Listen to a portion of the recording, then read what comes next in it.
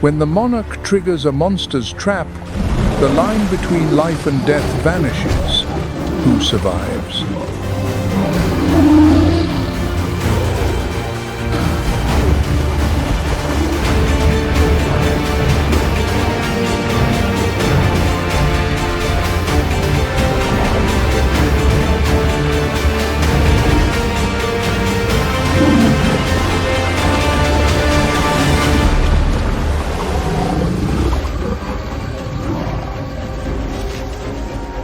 The true king of the Savanna has returned to his throne.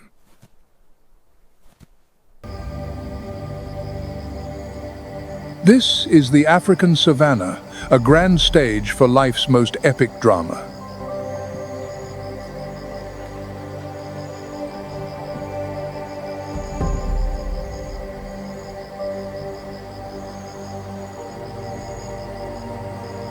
Here, power manifests in many forms.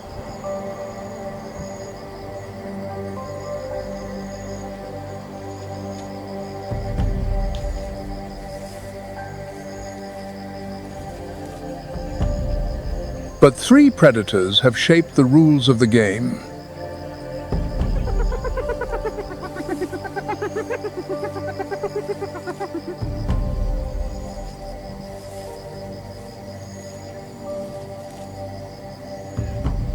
They are rival dynasties, each with a unique strategy for survival.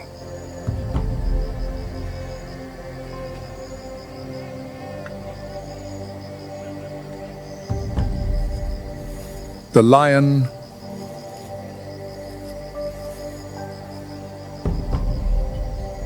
the leopard, and the hyena.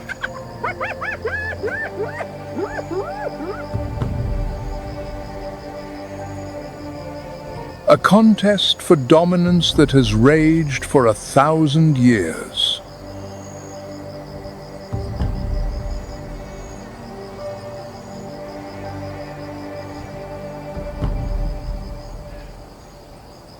At the apex of this order is the lion, an icon of strength and discipline.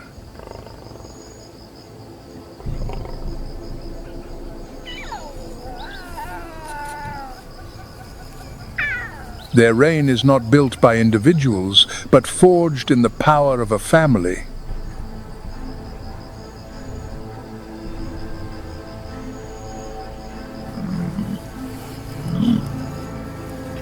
A pride of lions operates like a true military unit, where loyalty and roles are clearly defined.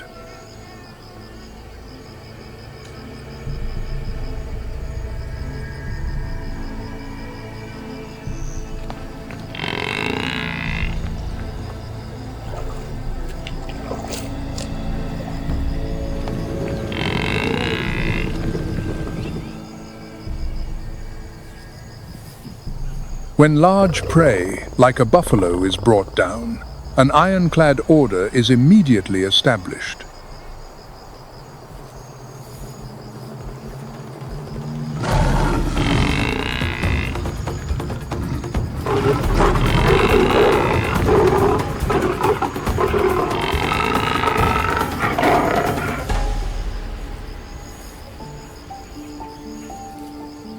The dominant male always eats first.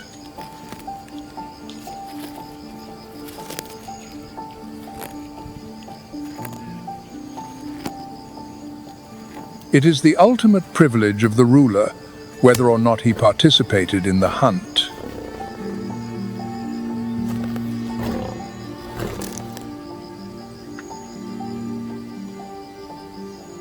To protect this rich source of nutrition and the future of their bloodline, the males form a brotherly coalition.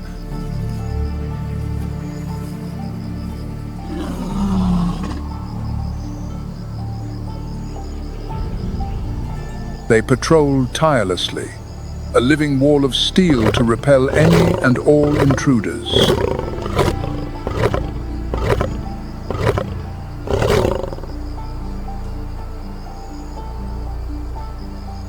Because in this fiercely competitive land, the bond of blood is the only key to maintaining the throne.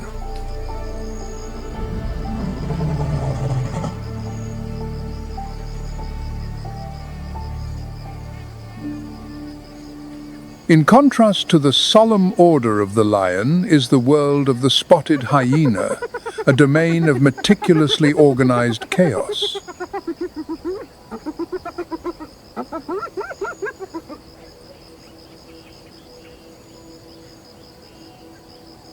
Do not be deceived by their appearance. Hyenas are astonishingly successful hunters, with a success rate of over 60%.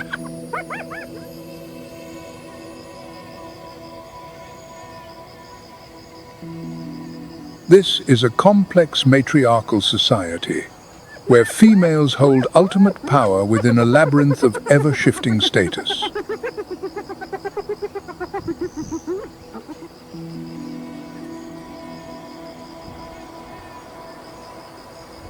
If lions rely on unity, for hyenas, unity is a foreign concept.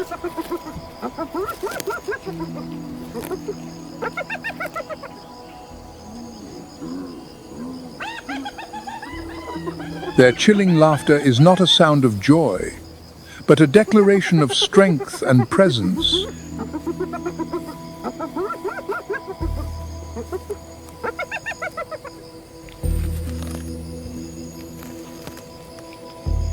With a devastating bite force of up to 2,000 pounds force, they are the most thorough of scavengers. From bone and horn to hoof, all is crushed by their powerful digestive systems.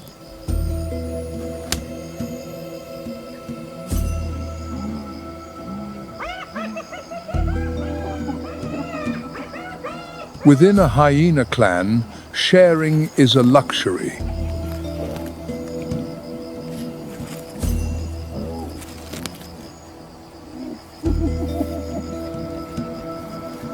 This is a ruthless free market economy. The swiftest survive.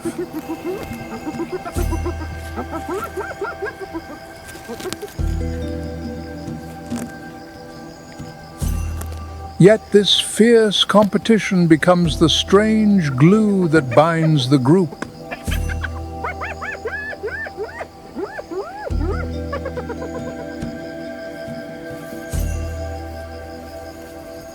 They may cooperate to fell their prey, but moments later will fight one another for the very last morsel.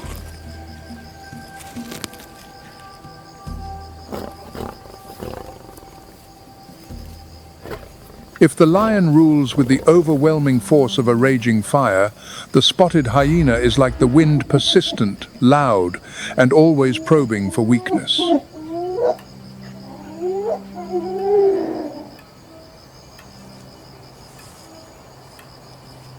Between them lies not just a routine contest for survival, but a calculated war of annihilation to assert dominance.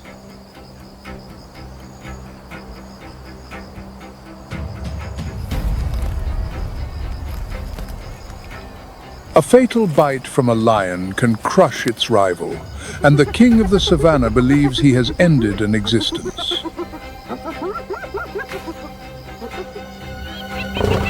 But the hyena does not fall so easily. With skin as thick as armor and exceptionally dense bones, they are born to withstand the most brutal of assaults.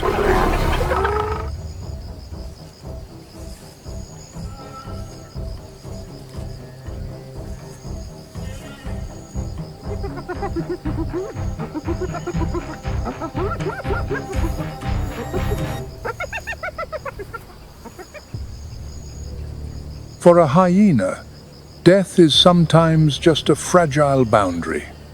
Knocked down, they can still tenaciously escape, retreating to await another chance.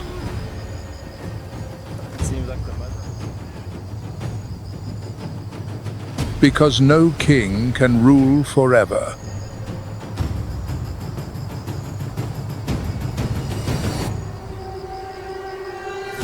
When the fire begins to fade, when swift legs slow and sharp teeth wear down, the balance of power will shift.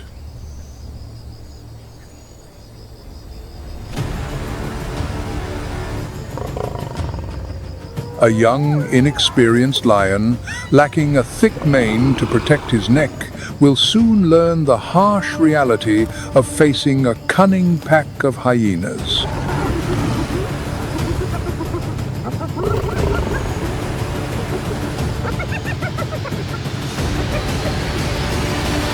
Amid the piercing laughter, the young king is forced to surrender his prize.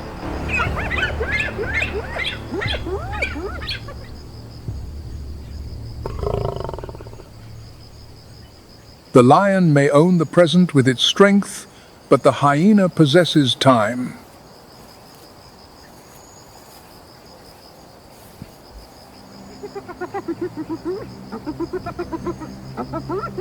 They do not need to win immediately, they only need to wait for the flames to die down.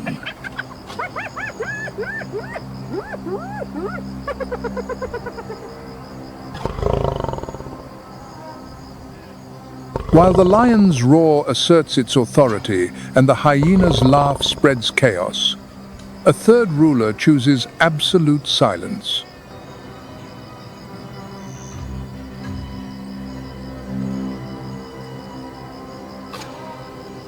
This is the leopard, the ghost of the Savanna.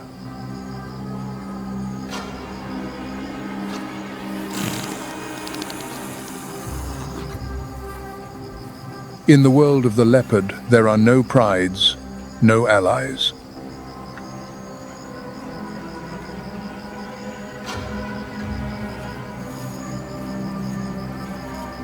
Its only strategy is to become invisible.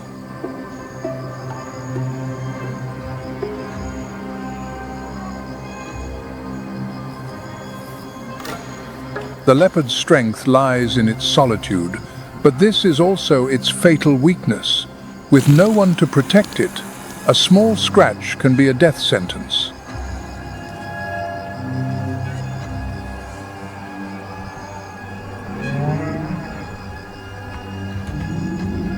Thus, it does not chase with the frenzy of a hyena, but measures every millimeter, reading the landscape like an architect of survival.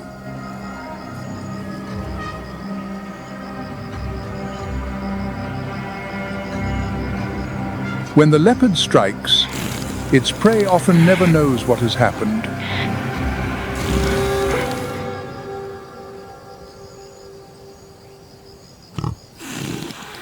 And to protect its prize from opportunistic thieves, it performs a phenomenal feat of strength.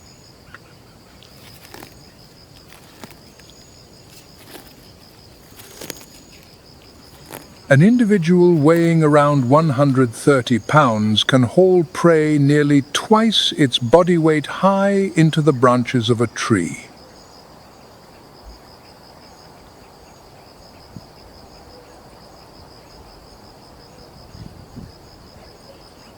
Conceal to approach, disappear to finish.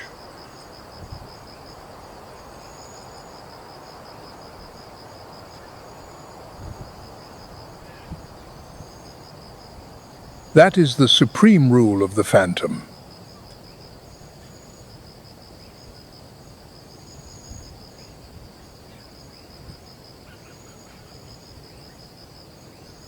To survive amongst giants, this great cat has chosen a unique tactic: to dominate vertical space.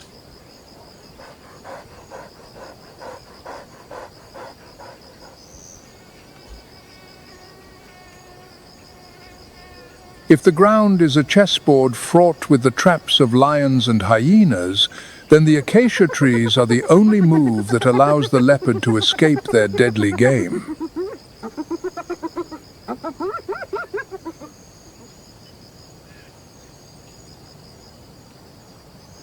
In the eyes of this solitary predator, a tree is not just a plant, it is a fortress.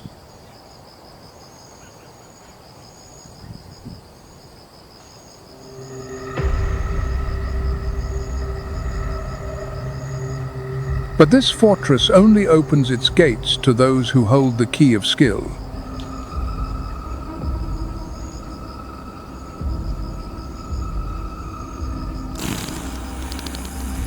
The leopard's body is a masterpiece of adaptation, with fast twitch muscle fibers and a shoulder structure lacking a collarbone, affording it rare flexibility.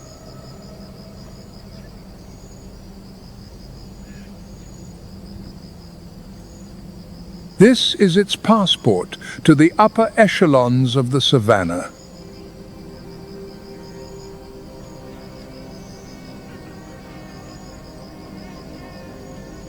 Lions, in contrast, are designed to dominate the ground.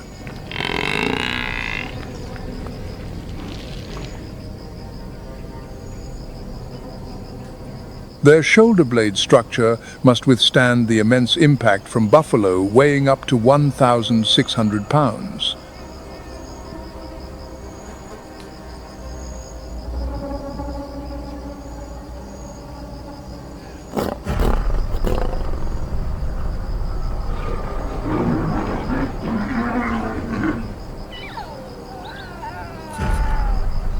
Although a lioness can sometimes climb, making a treetop a home is another story entirely.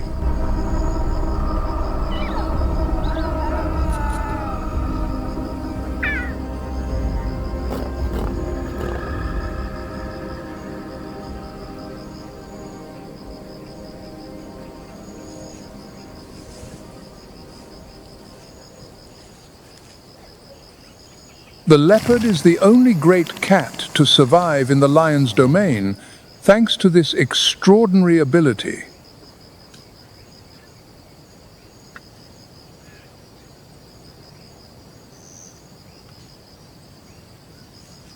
However, the acacia tree cannot shelter it forever.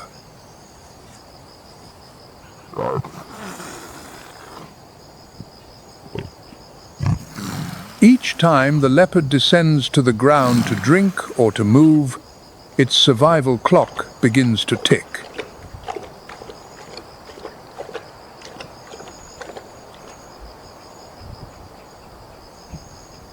This is an uneven fight. 420 pounds of lion against the leopard's mere 130 pounds.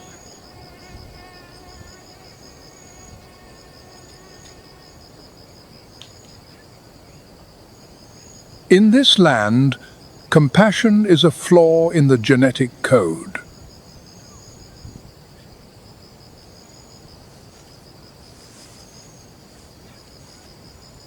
The lion maintains its power through strength. The leopard sustains its life through shadows and wisdom.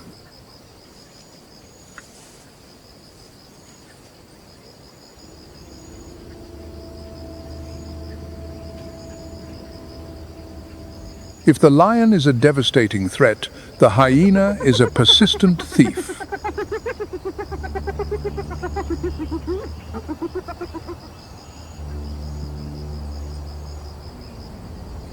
Between the leopard and the hyena exists a fragile truce, based on the brutal economics of calories and time.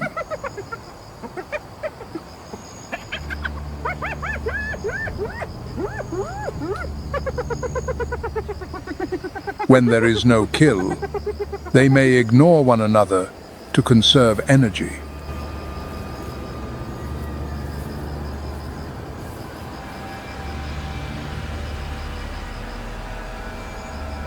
But when the scent of blood fills the air, all rules are torn asunder.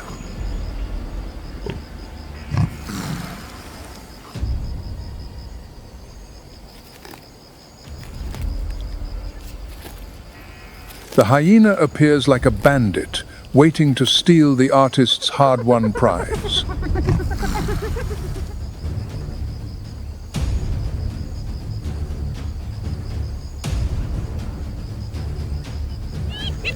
The leopard has paid for every morsel of meat with sweat and patience. If robbed repeatedly, it will starve.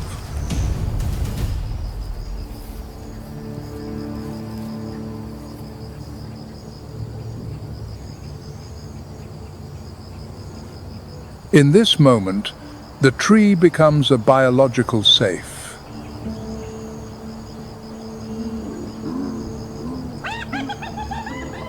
While the hyena's pelvis is optimized for long-distance endurance on the ground, it is utterly helpless when it comes to climbing.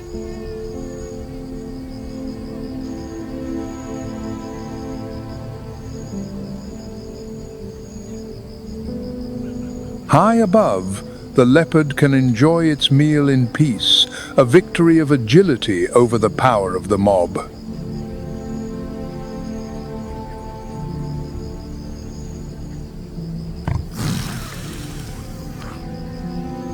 This relationship is a continuous, tense cycle between solitary technique and persistent collective.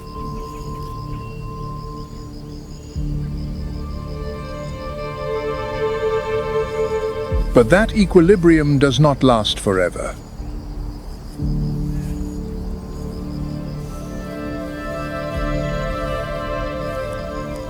As the harsh dry season reduces the last waterholes to thick mud, a new phase begins.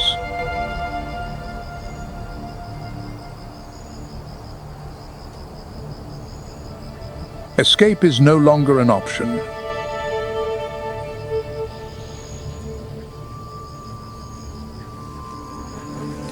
Direct confrontation becomes inevitable.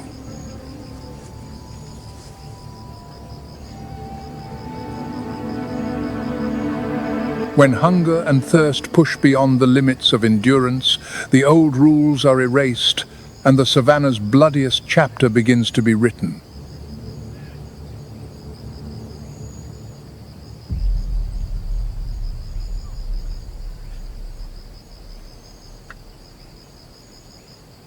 The war for power is not fought by 3 dynasties alone.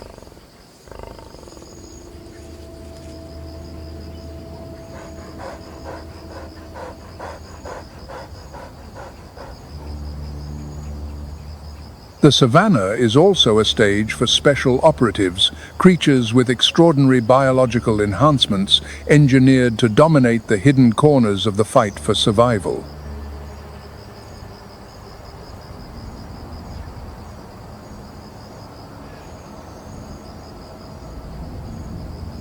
We begin with nature's Formula One car, the Cheetah.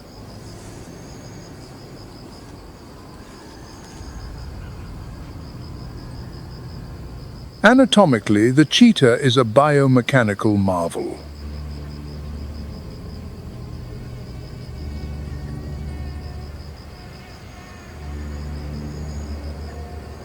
Its nostrils, lungs, and heart are oversized for its body, maximizing oxygen intake.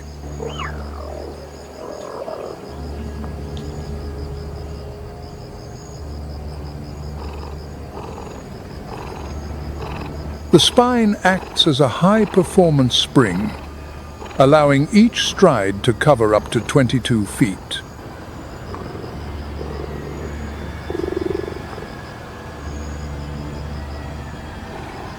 And its long tail functions like a gyroscopic rudder, ensuring perfect balance through turns at speeds of up to 60 miles per hour.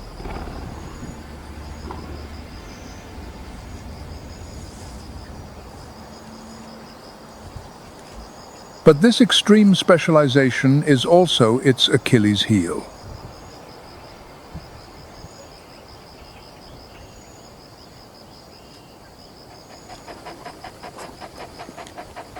Its claws are non-retractable, which provides better grip, but means they lose their sharpness.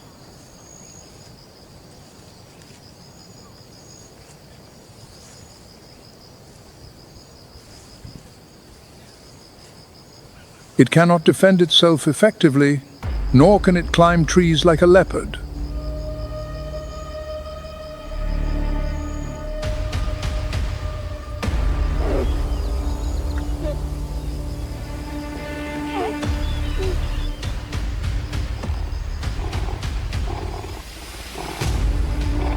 The cheetah is a sprinter, not a fighter.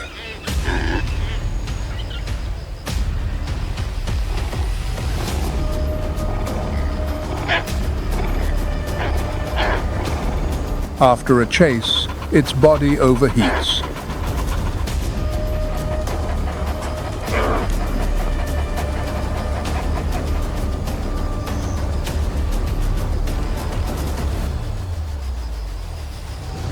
It needs at least 20 minutes to recover.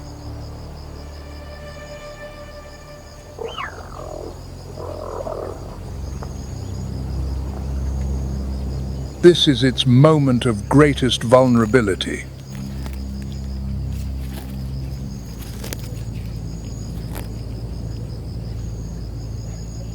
On the Savanna, the winner of the hunt is not always the one who keeps the meal.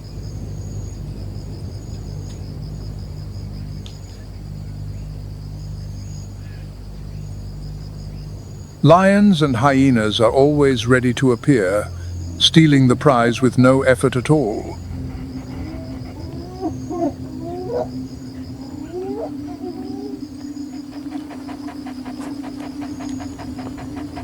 The mortality rate for cheetah cubs can be as high as 90%, mostly due to hyenas.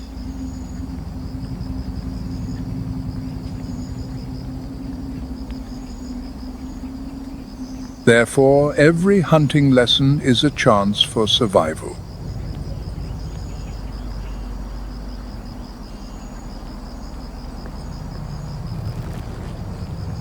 They learn to attack the weak point on the prey's neck, turning the victim's own momentum into a weapon.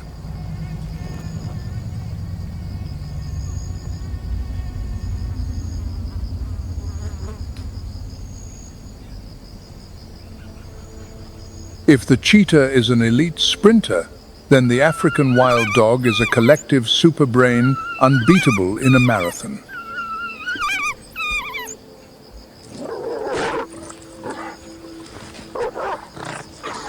They are the most efficient predators, with a success rate that can reach up to 80%.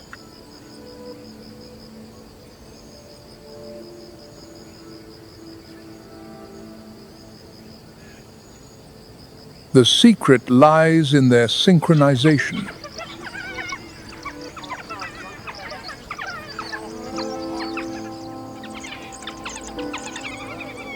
They move as a single entity with a single purpose.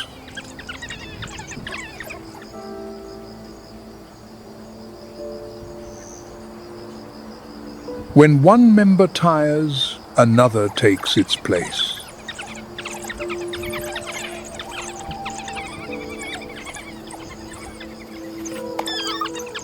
This is the art of the relentless pursuit.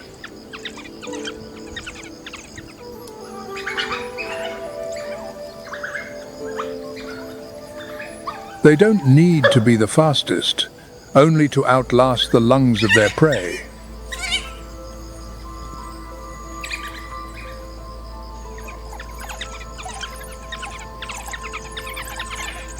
And most impressively is how they share their food.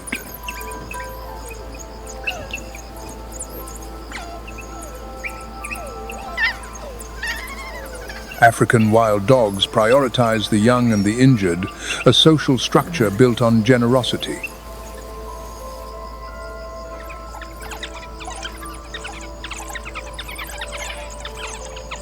But this same unity also makes them vulnerable to disease.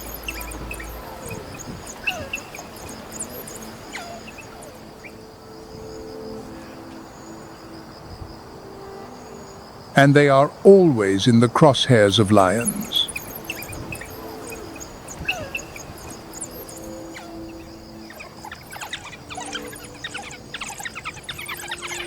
Their existence depends entirely on the strength of their family bonds.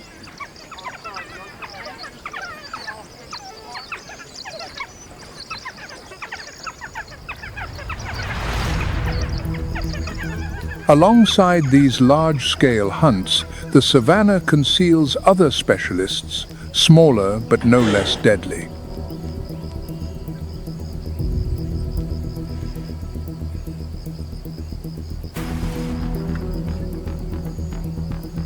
Welcome to the Savanna's air defense system, the Caracal.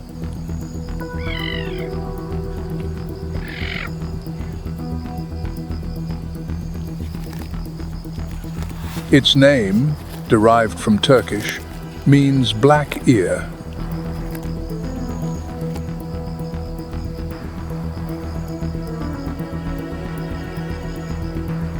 Do not be fooled by its medium build.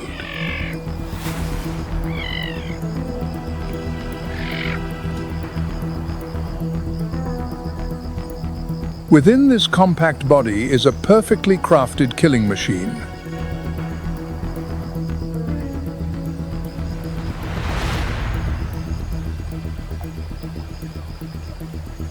The characteristic tufts on its ears are not merely for decoration.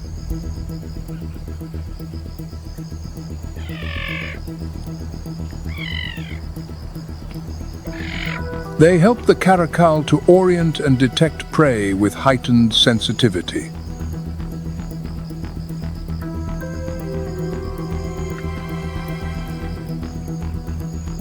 This solitary hunter is a master of patience and concealment, capable of taking down prey nearly its own size.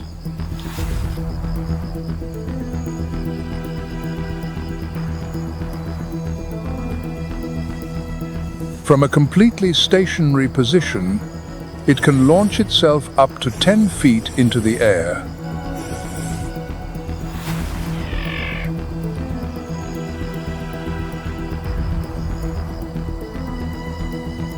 A lightning-fast strike, a perfect fusion of nerves and muscle, quick enough to snatch a bird from mid-flight.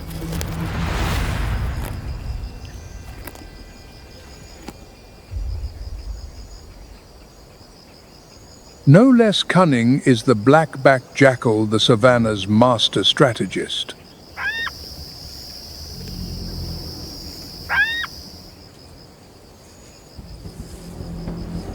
It is not as fast as a cheetah, nor as strong as a leopard, but its brain is far quicker than many predators of its size.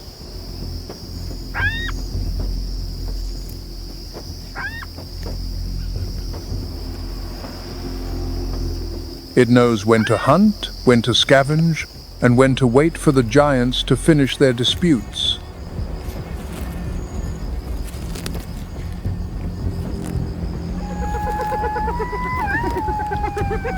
A born opportunist, it survives by reading its environment with an unmatched acuity.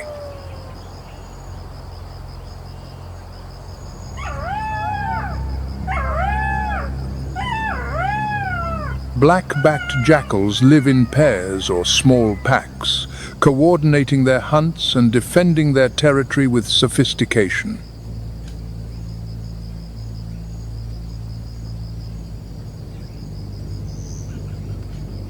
They often use howls or scent markings to communicate, warning their kin and avoiding unnecessary conflict.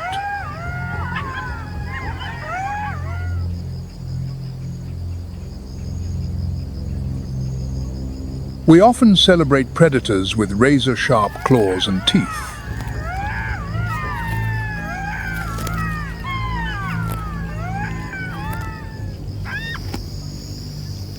But survival is not defined solely by the power of a bite.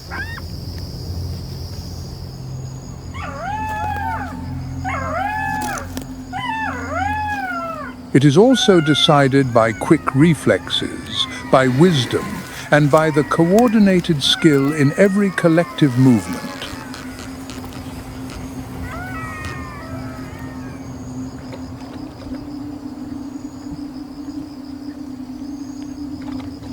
If predators are poker masters, then their prey are brilliant strategists.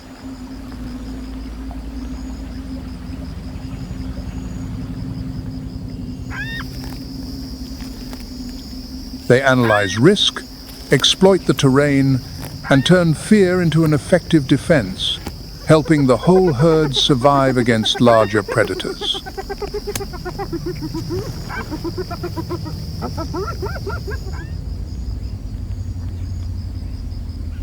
Furthermore, the black-backed jackal is superbly adaptable to a variety of environments, from vast savannas to dense woodlands and arid grasslands.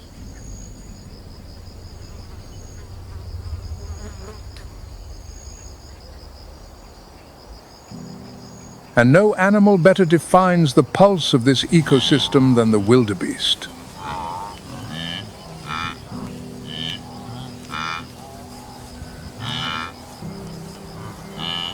Every year, over 1 million of them undertake the Great Migration, a journey of more than 620 miles.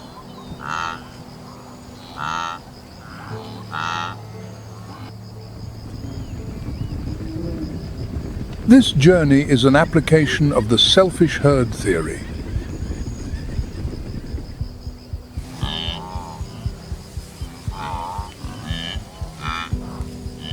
To survive, you don't have to outrun the lion, only the unlucky wildebeest next to you.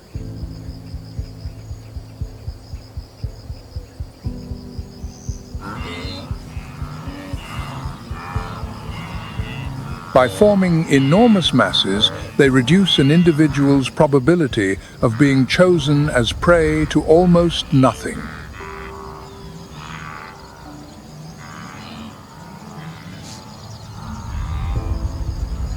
Studies show this migration is not random.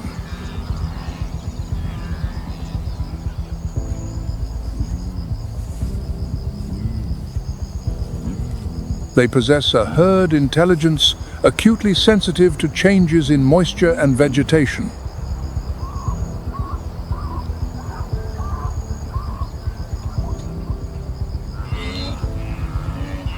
Even the timing of their births is a strategic move.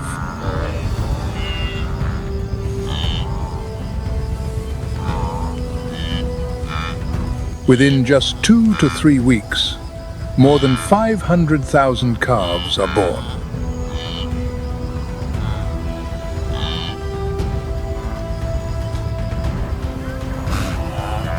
This is the phenomenon of predator saturation.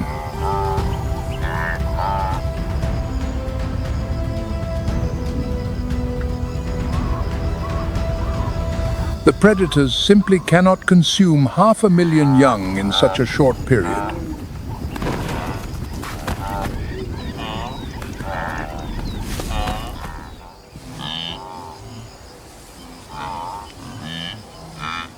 The wildebeest also forms an impressive alliance with the plains zebra.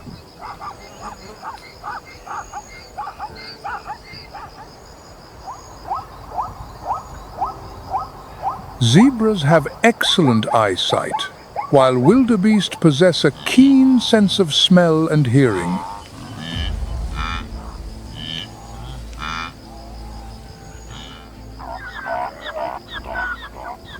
Together, they form a three-dimensional early warning system.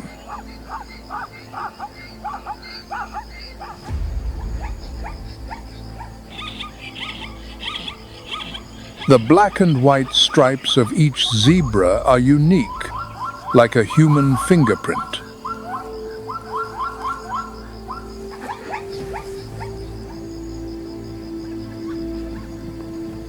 One theory suggests that when the herd gallops at 35 miles per hour, the stripes merge into a confusing visual maze.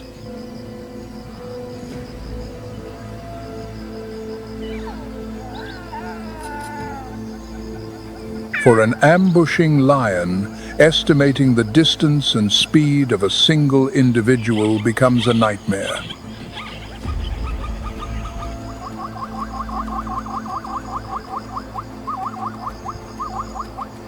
Zebras are also born fighters with a tight-knit social structure.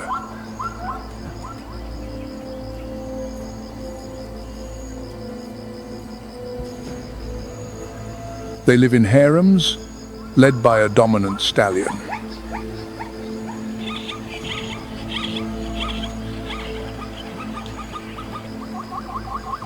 The stallion is both commander and living shield.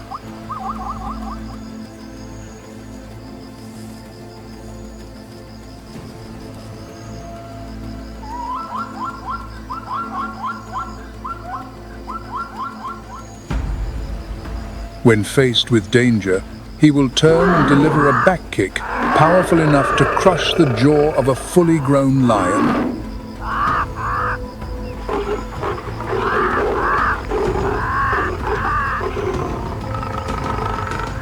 He is also a hardy pioneer.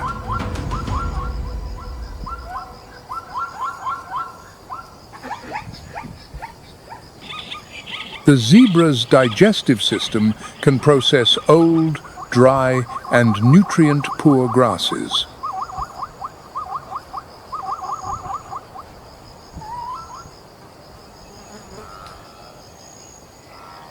They go first, clearing the tougher vegetation, and in doing so, open the way for other species to access the food beneath.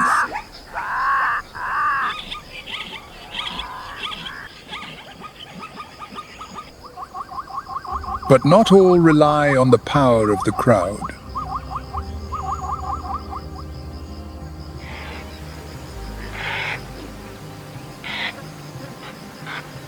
The leap of the Impala is a direct challenge to fate.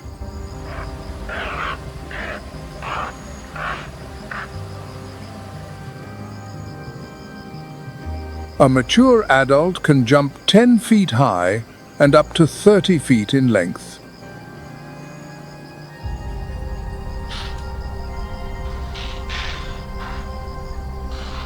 This is a psychological tactic known as stotting, a way to display fitness and discourage a pursuer.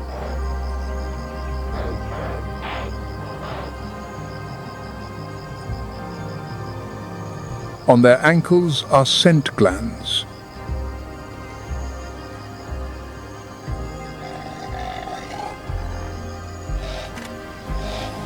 As they twist in mid-air, they release pheromones, helping the herd stay in formation even in the dark of night.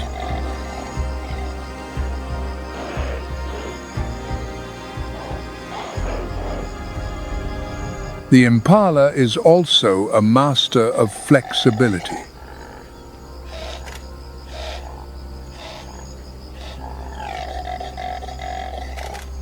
They can browse on leaves and graze on grass, allowing them to maintain good condition year-round.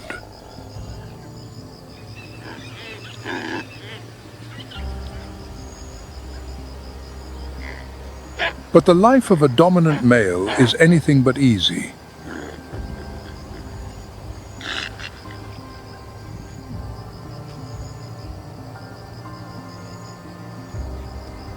He must constantly patrol, stay vigilant, and fight off bachelor males.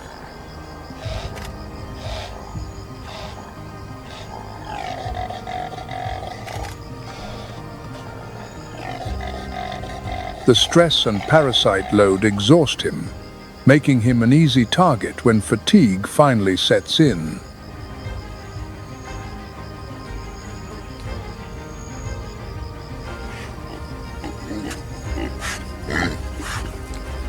And then there are those who, when cornered, will not hesitate to fight back.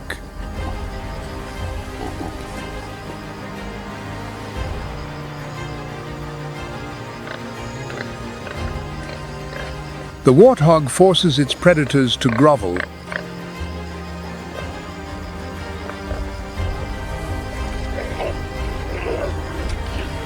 To catch this small but solid creature, they must slide across the hot earth, braving sharp thorns.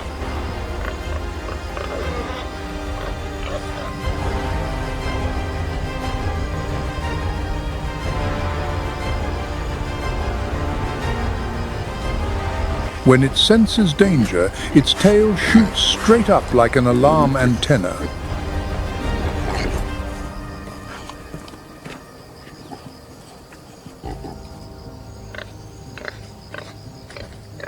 From the fleshy warts on its face that act as shields, to the narrow burrows that become fortresses, the warthog is a true warrior.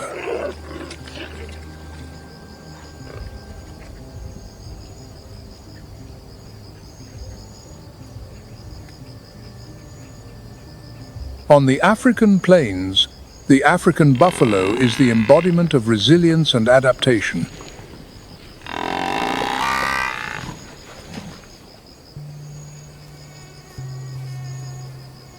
They spend much of their time grazing, using their ruminant digestive system to extract maximum value from the arid vegetation.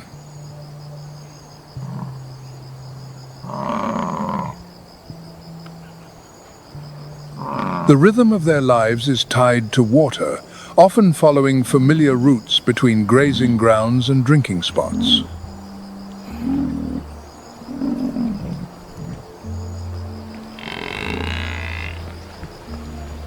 Within the herd, everything operates on subtle cues. A small shift can redirect the entire collective.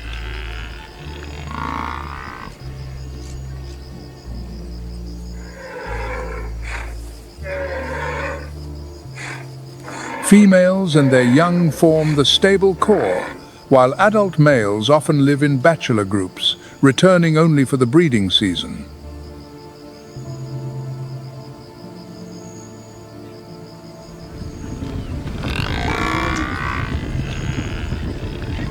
Their ability to remember terrain helps them locate seasonal water sources and pastures with precision.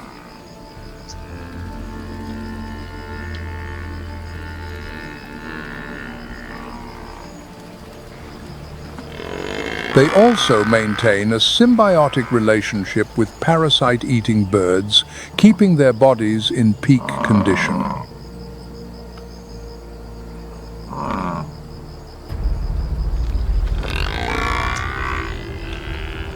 For the most part, buffalo move slowly, conserving energy under the harsh sun.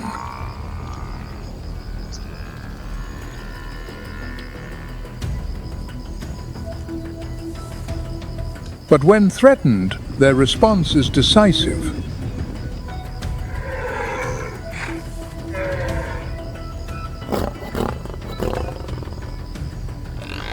Instead of panicking, they hold a tight formation, ready to confront danger if necessary.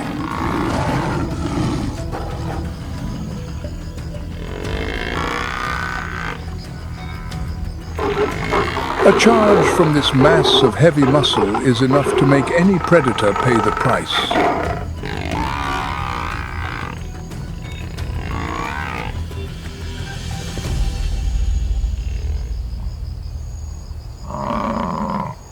The buffalo does not seek conflict.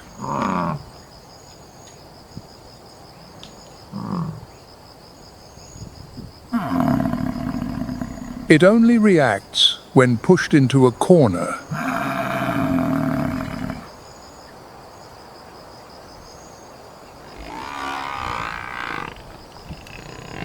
This combination of a placid lifestyle and a powerful response has ensured their enduring survival.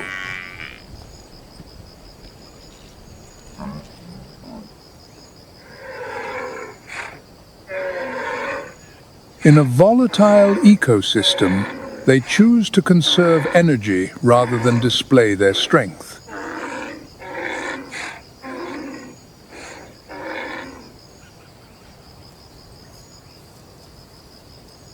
And it is this very balance that has made them one of Africa's most successful herbivores.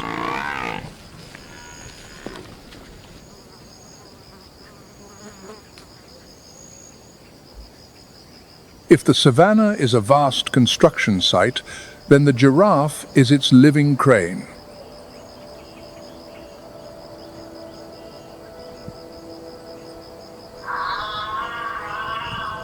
With a height of some 18 feet, it can reach the tender leaves at the tops of acacia trees, a food source beyond the grasp of most other species.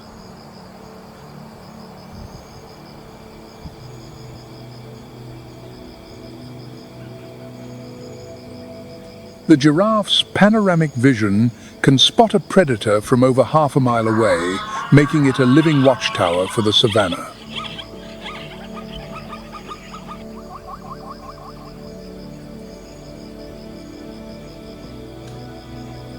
To pump blood up that long neck, its heart must generate extremely high pressure, nearly double that of a human.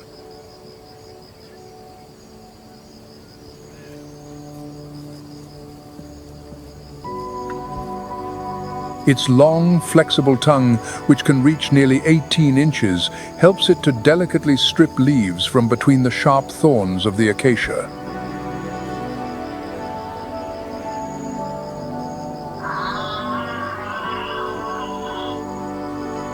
Thick skin and specialized saliva also help to minimize injury when feeding on thorny plants.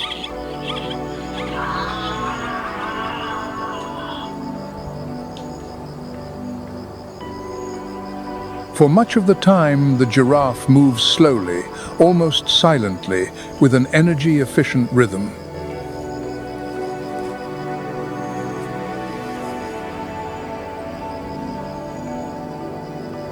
They need only a few hours of sleep a day, usually taken in short naps lasting just minutes.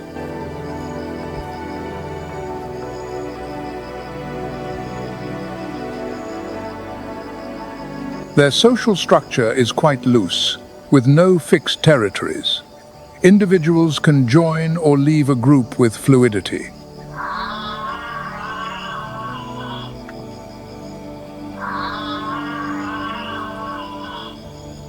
Mature males sometimes engage in necking, using their necks and heads to strike one another to establish a hierarchy.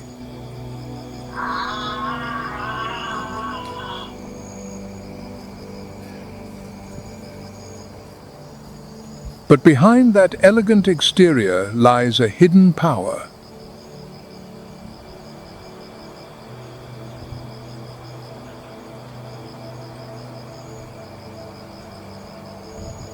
When cornered, it can deliver a kick with enough force to cause serious injury to a predator.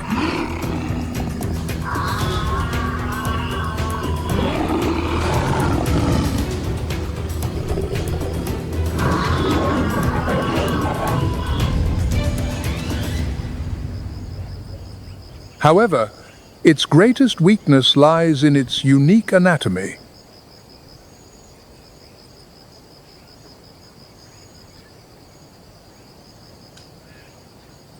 When it bends down to drink, it must splay its front legs wide, breaking its center of gravity.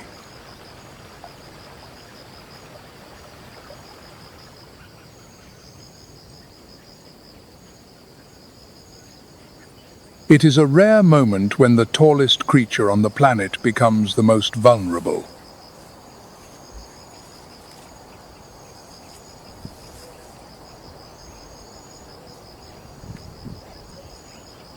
And on the Savanna, a single second of imbalance can decide one's fate.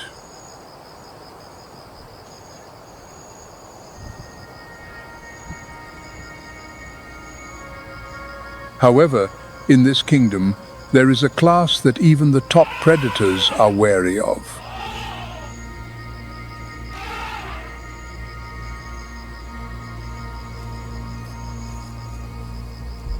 They are the giants, the silent shapers of this entire land.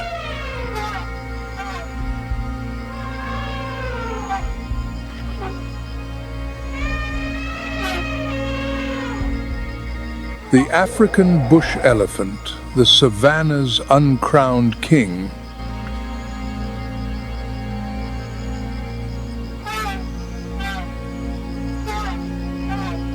a body weighing up to 12,000 pounds, carrying the memories of years of survival through the harshest of dry seasons.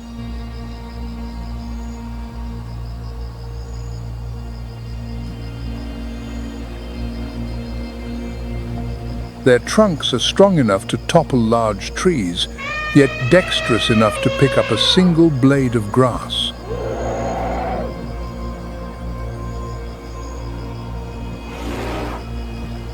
The elephant's true power lies in its memory and understanding.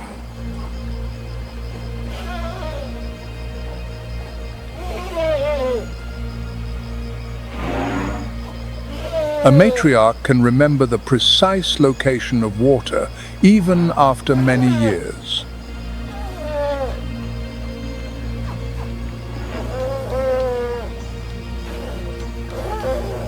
They communicate using deep, low-frequency sounds that travel for miles through the ground, connecting the herd even when they are far apart.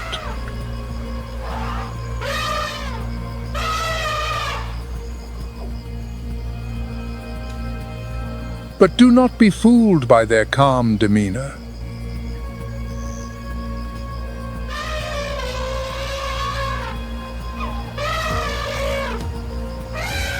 When a bull elephant enters a state of must, he becomes extremely aggressive, ready to attack anything in his path.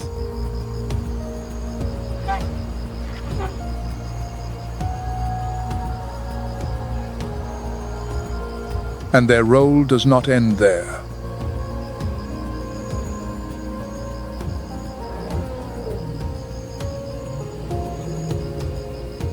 By clearing smaller trees, elephants help larger ones to thrive, helping to maintain the balance of the entire ecosystem.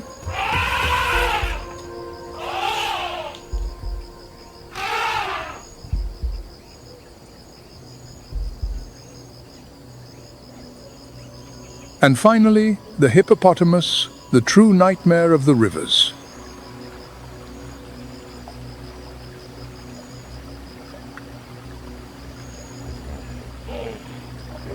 Weighing up to 6,000 pounds, it is responsible for more fatal attacks on humans in Africa than any other large animal.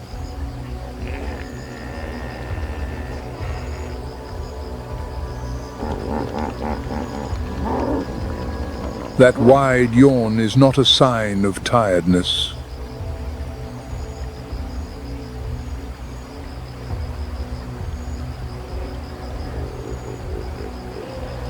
It is a direct threat.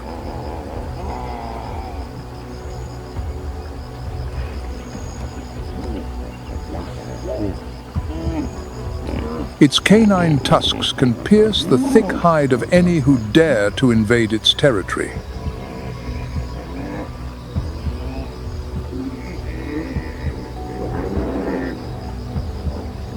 Contrary to its clumsy appearance, the hippo doesn't really swim.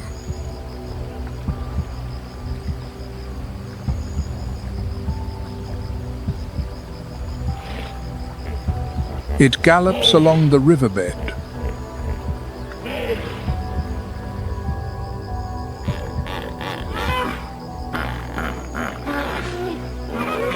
On land, it can reach speeds of nearly 20 miles per hour, fast enough to catch an Olympic sprinter.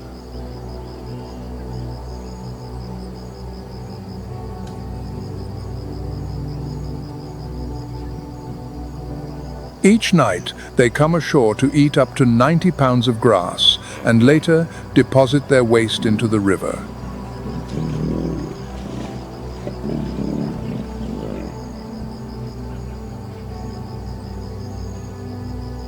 This waste provides up to 70% of the silicon required by the aquatic ecosystem.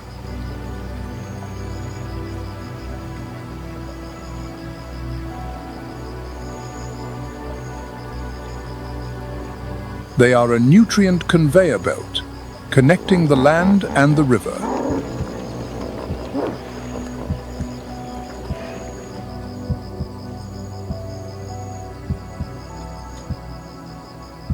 But the most unpredictable thing about the hippopotamus is its temperament.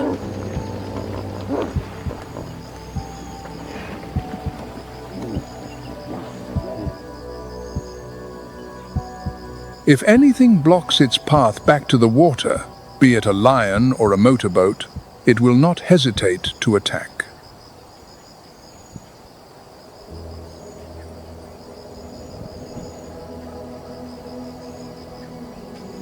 As the sun sets behind the acacia trees, the power struggle temporarily subsides in the darkness of night.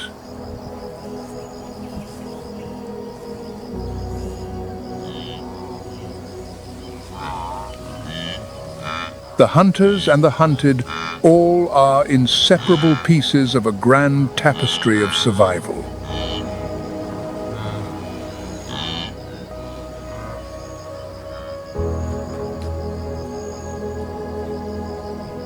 Here, death is not an end, but a transfer of energy to nourish the next generation.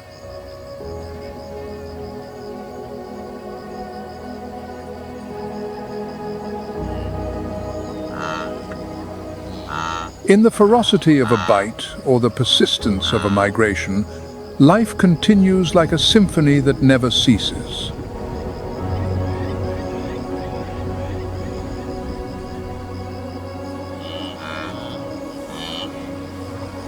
It is the brutal and wondrous beauty of nature, where every breath is a victory, and every creature is writing the next chapter in the history of this planet.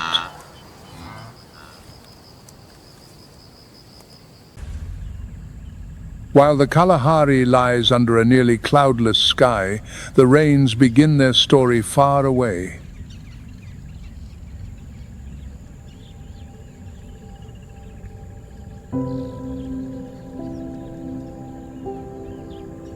There, among mountains and plateaus, begins a journey of water that defies both time and distance.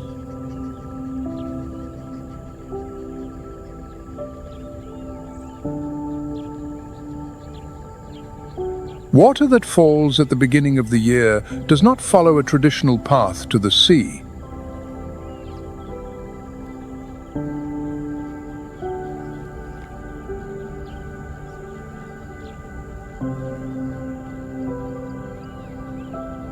Instead, it embarks on a long, meandering journey through rivers that cut across the savannas.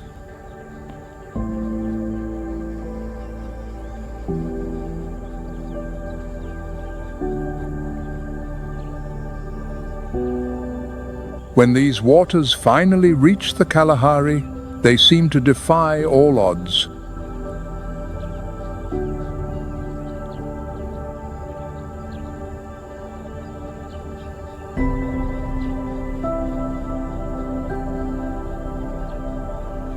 They slowly inundate the desert, nourishing the parched land and creating the world's largest inland delta.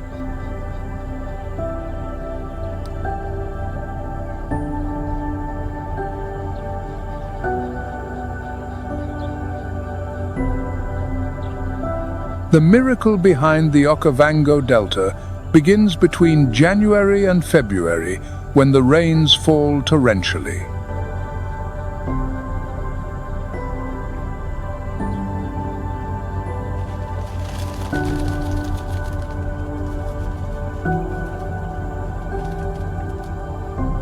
These waters travel hundreds of miles, gaining strength and volume along the way.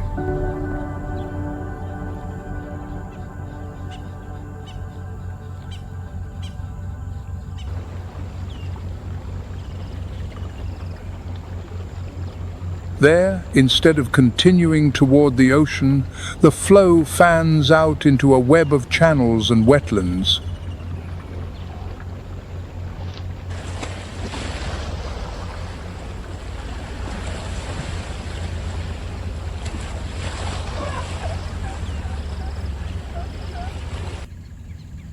At this moment, the sands fill with water, aridity turns to fertility, and life explodes.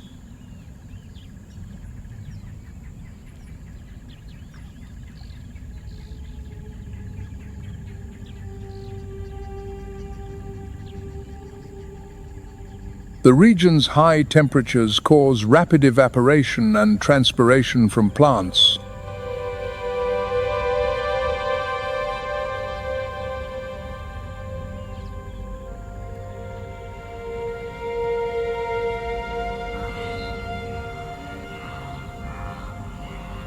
The flooding reaches its peak between June and August, precisely during Botswana's dry winter season.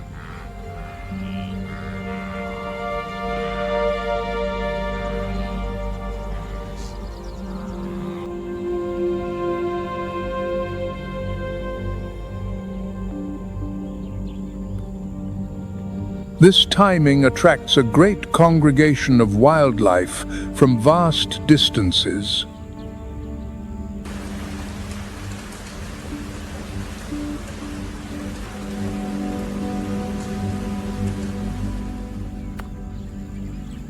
The delta's flat terrain, with a variation of less than 7 feet over an area of nearly 6,000 square miles, facilitates this spread.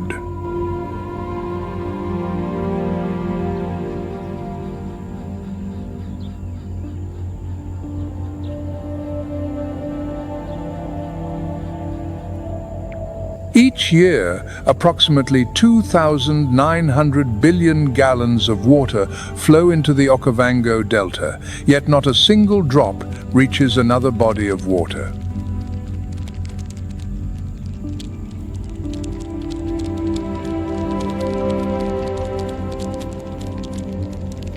Intriguingly, the Okavango's greatest architects are not elephants, but termites.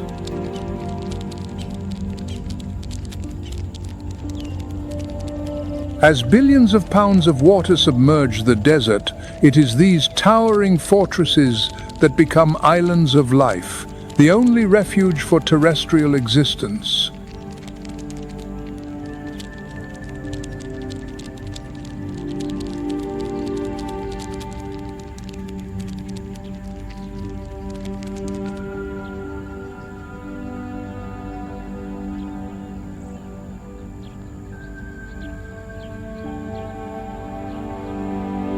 The region's climate is marked by summer concentrated rains, with an annual average of about 18 inches.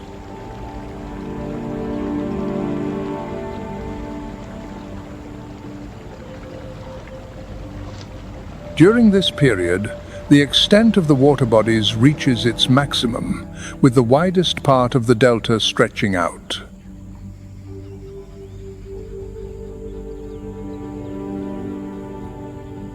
The phenomenon known as the Okavango River's flood pulse is one of its most impressive displays.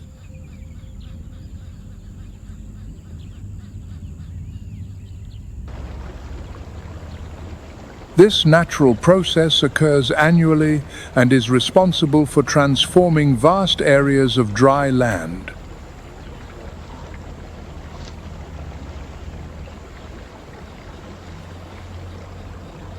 The pulse is a crucial event as it ensures the renewal of aquatic habitats.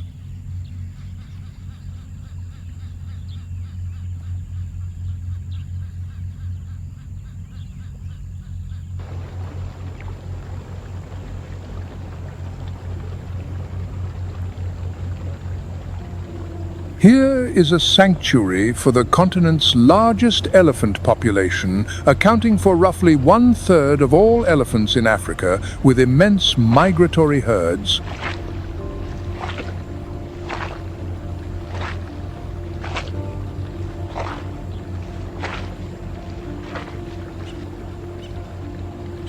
The area is home to 164 mammal species, including lions, leopards, cheetahs, hyenas, and African wild dogs.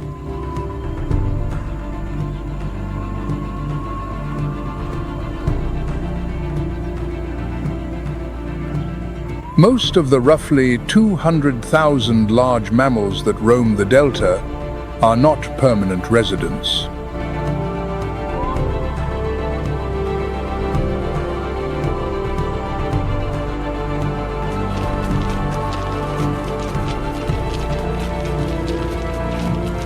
They are nomads, led by the rhythm of rain and vegetation.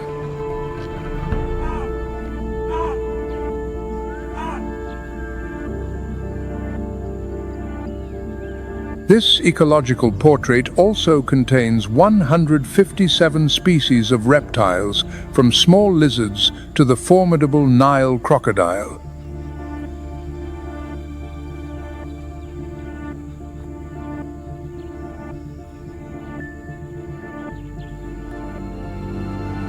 It is a paradise for wildlife observers and a natural laboratory for scientists.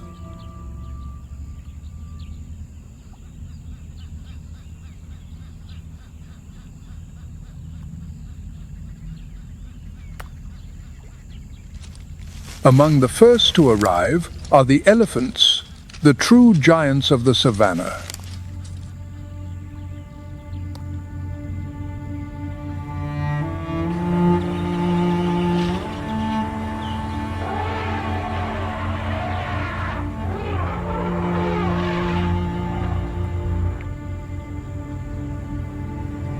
With pounds of weight bearing down on each step, this is the world's largest land animal.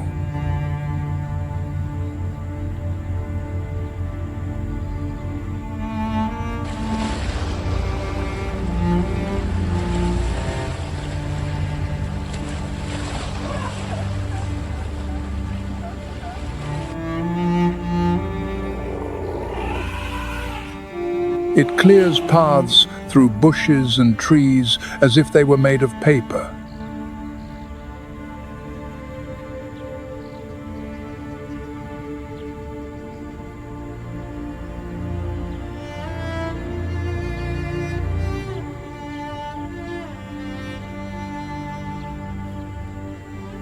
Here, in the beating heart of the Okavango Delta, where water dances over the arid lands of the Kalahari.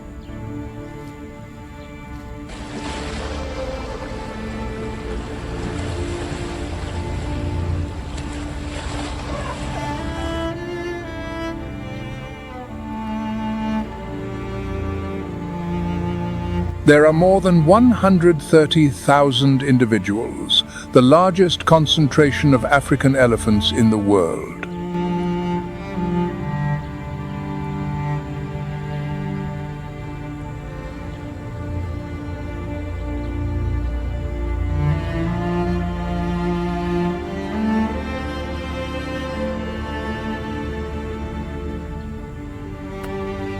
This giant can smell the liquid treasure from miles away, even under pounds of sand.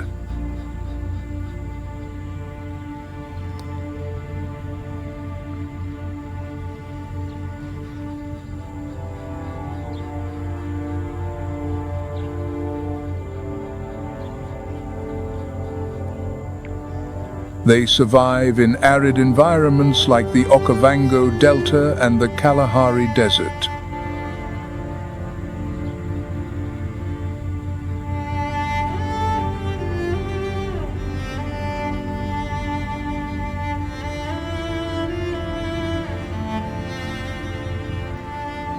Part of this success comes from an almost magical ability: the power to detect the presence of underground water.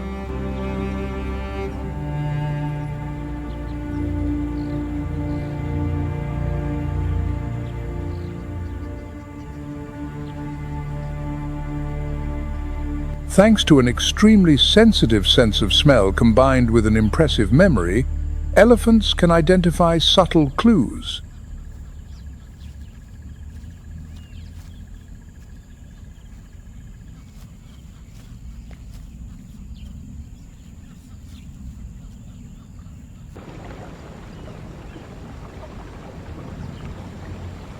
They are the desert's natural well diggers, capable of excavating wells with their feet and trunks.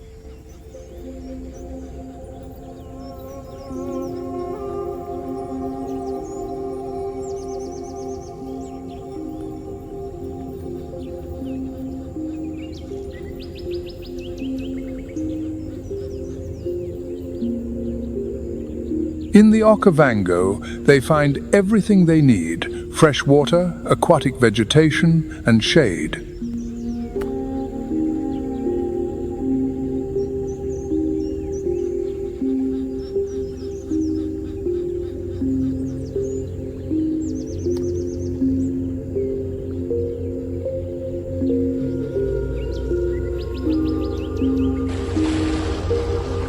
With their dexterous trunks, they uproot plants, break branches, and dig holes, creating small pools.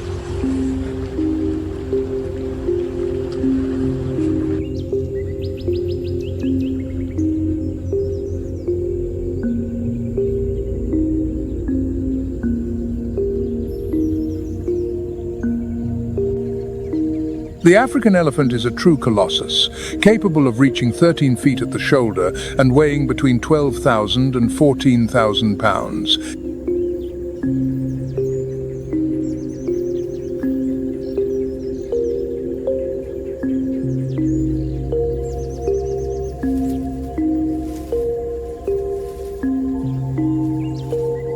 Its body is a living wall, covered in thick, wrinkled skin, etched with scars.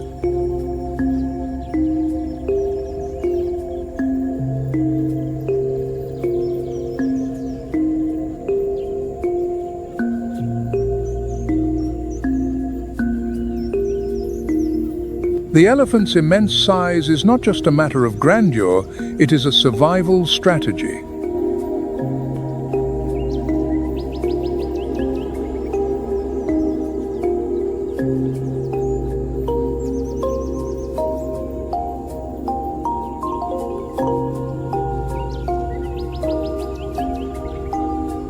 With its long limbs, it can cover great distances in search of water and food.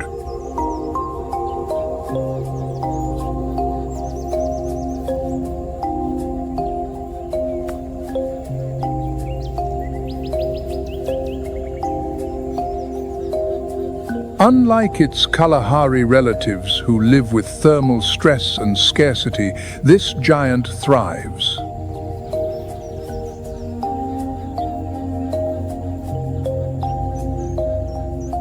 It is a resilient survivor, reinventing itself between drought and flood.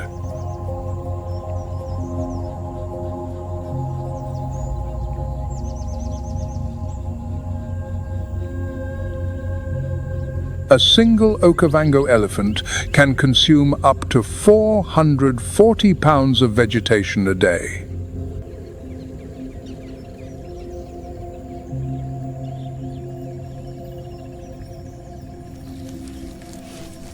With its multifunctional trunk, it spends up to 16 hours a day foraging.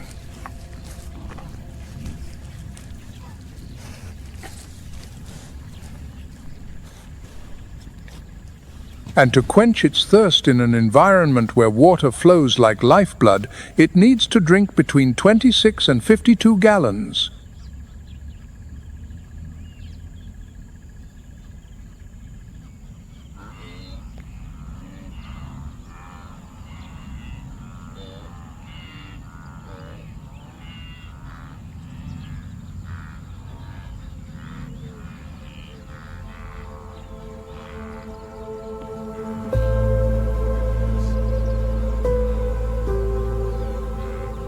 Close behind the elephants are the African buffalo, moving in large herds, ever watchful for danger.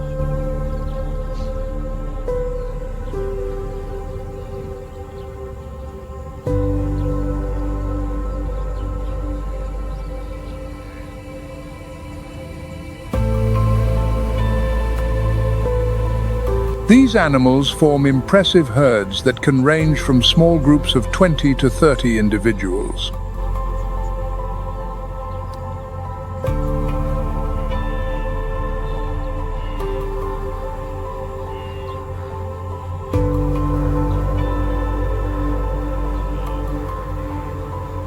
An adult can stand up to 5.5 feet at the shoulder with a robust body over 10 feet long.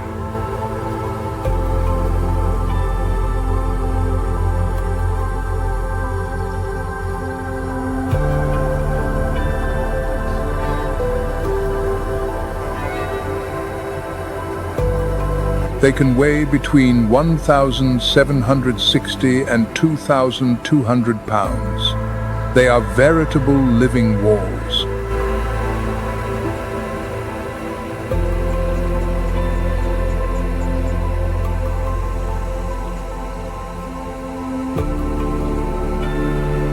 Living in areas of dense vegetation and fertile lands, the Okavango buffalo feed on grasses.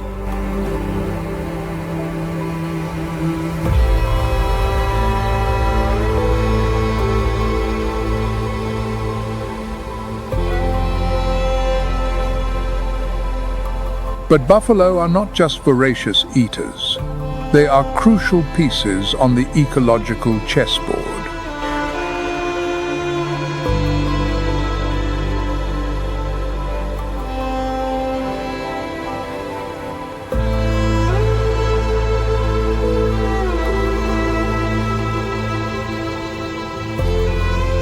By grazing in large groups, They keep the grass short, clearing paths for smaller species.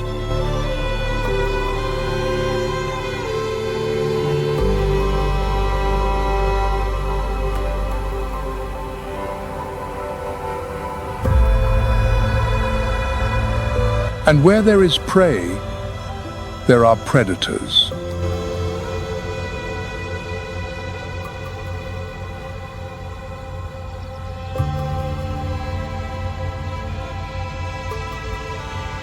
This relationship of predation and defense maintains the population balance among species.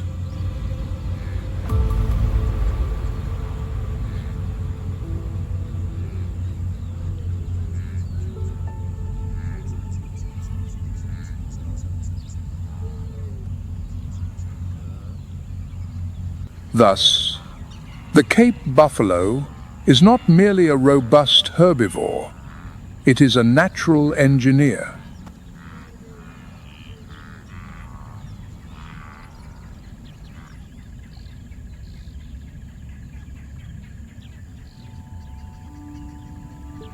In the wild kingdom of the Okavango Delta, where water shapes the cycles of life,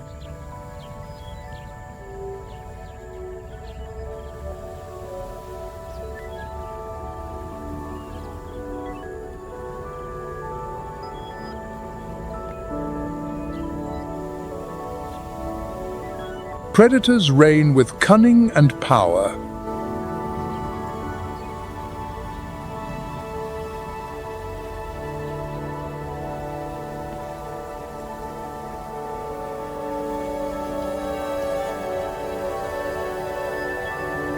This humid sanctuary, one of Africa's richest, is home to a formidable roster of hunters.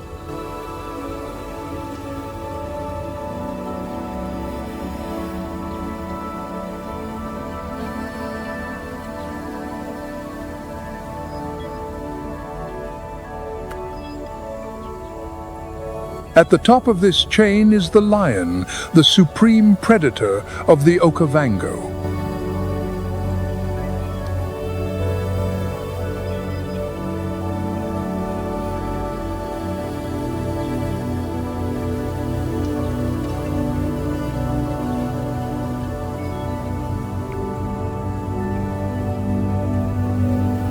With bodies weighing over 440 pounds and powerful jaws, lions are the brute force of the delta.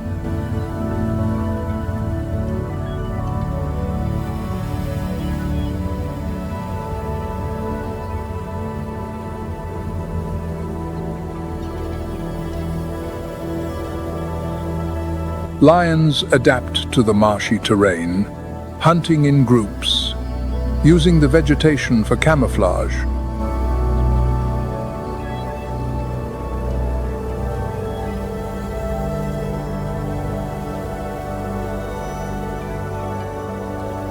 Unlike lions in other regions, these have developed stronger paws for navigating the wet ground.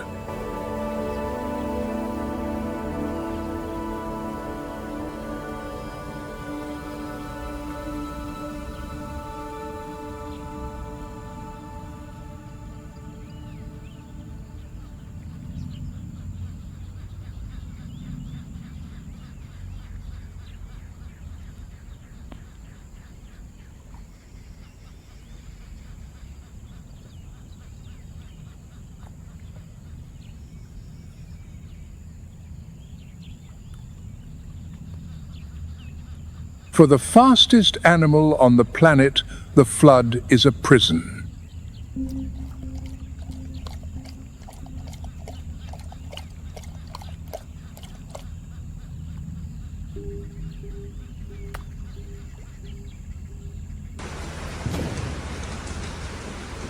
Its advantage of 75 miles per hour becomes useless when the ground turns to marsh.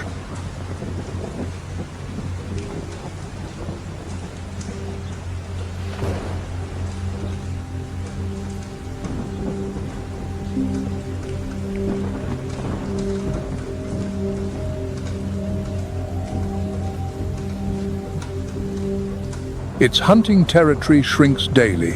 Raising cubs in this waterlogged world is a race against starvation.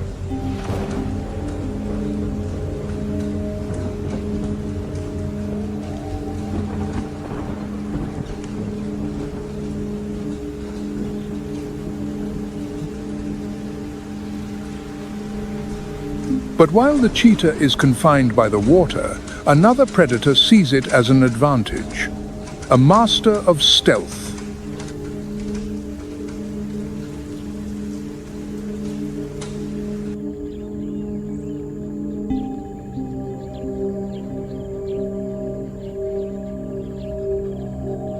The leopard, unlike the cheetah, it is a solitary and silent hunter.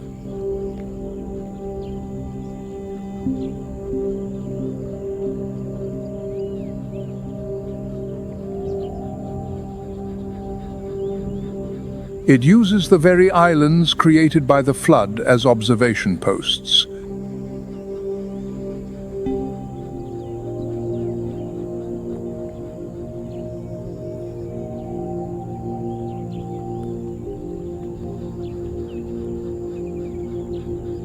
And with wide paws that distribute its weight, it moves through this marshy world with lethal patience.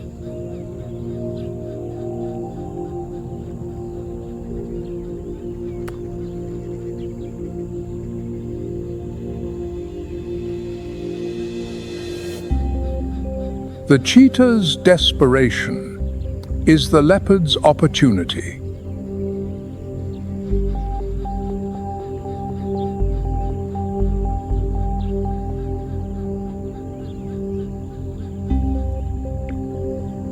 Unlike the cheetah, which relies on speed and relatively open areas,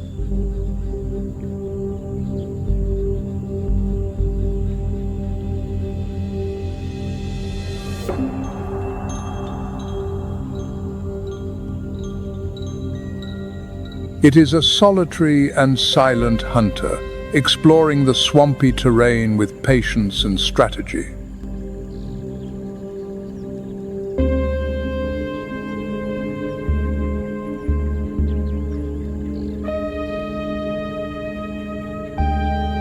It uses trees not only as shelters, but also as observation posts and safe larders.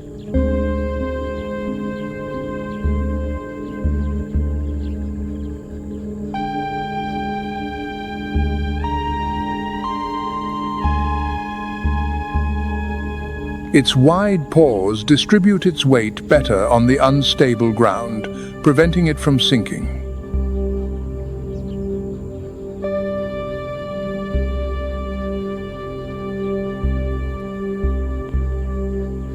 Its flexible diet is also a significant advantage.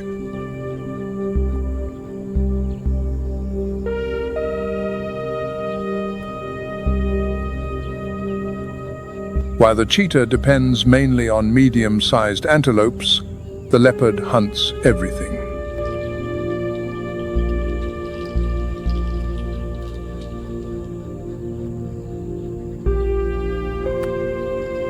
The cheetah, more vulnerable, often avoids confrontations and prefers to hunt at specific times.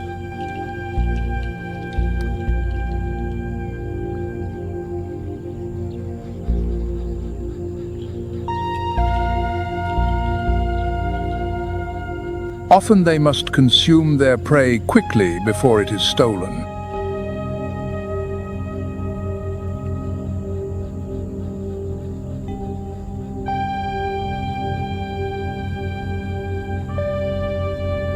The leopard, on the other hand, stronger and more aggressive, uses stealth as its main defensive weapon.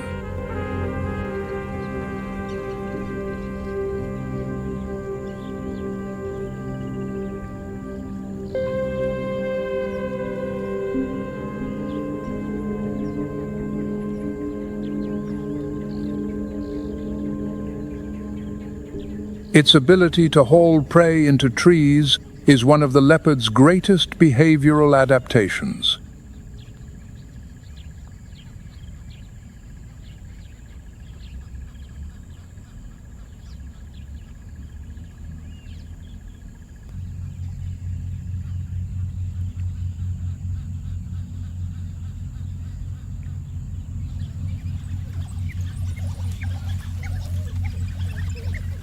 In the Okavango Delta, one of the most impressive and effective hunters is the African wild dog.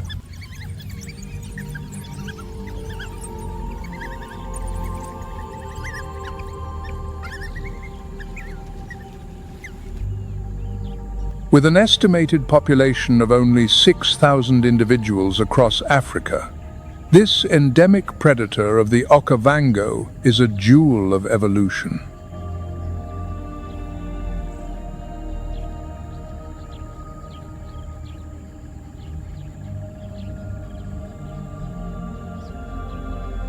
Their strength lies in cooperation and communication, essential for their highly coordinated hunting strategy.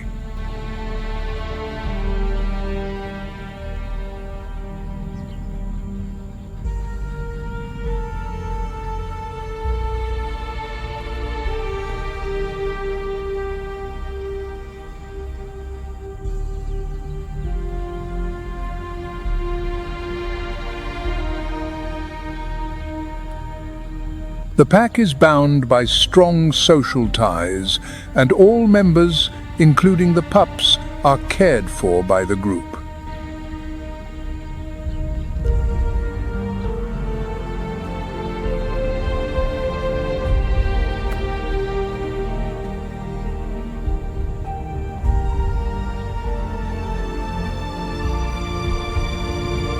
This cooperative behavior extends beyond hunting. The dogs also share food equitably.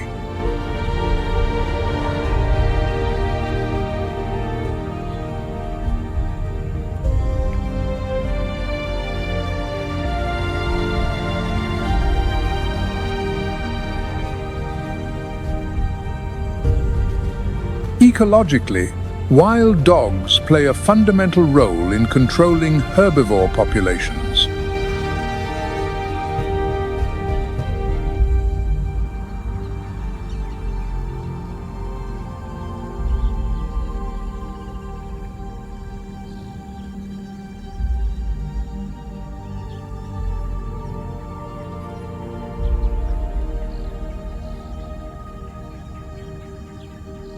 Their presence is crucial for the ecosystem as they help shape the diversity and health of the habitat.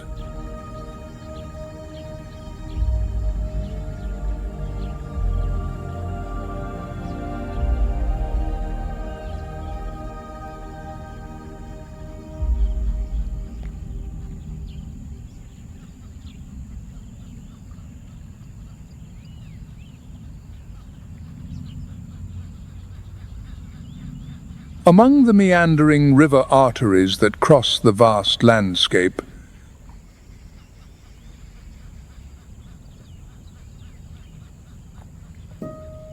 the hippopotamus is a constant presence, both familiar and powerfully imposing.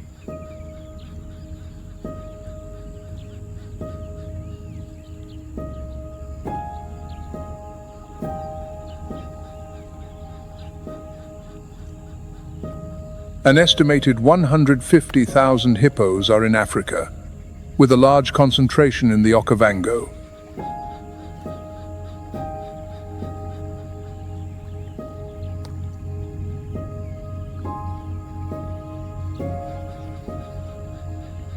These semi-aquatic giants spend most of the day submerged in the cool waters.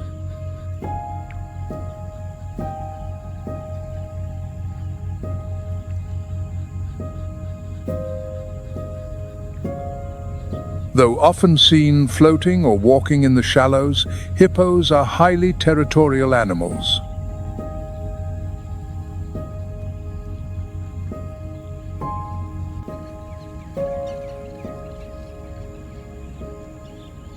At night, they emerge to graze on land, consuming large quantities of vegetation.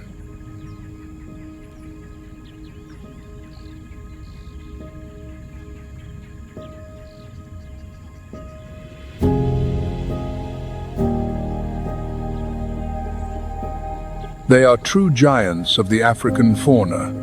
An adult hippo can measure up to 15 feet in length.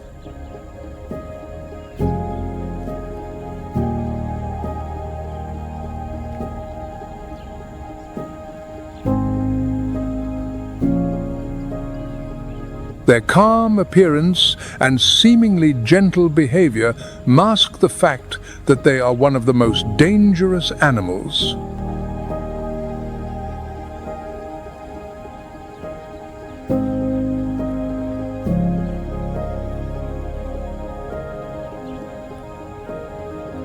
With powerful jaws and sharp canine teeth that can reach 20 inches in length, they are extremely aggressive.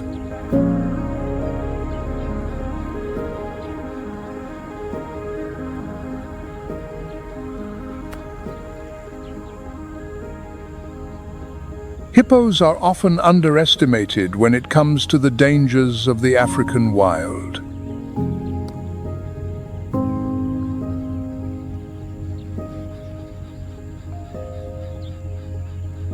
But the reality is that they are one of the most dangerous animals on the continent.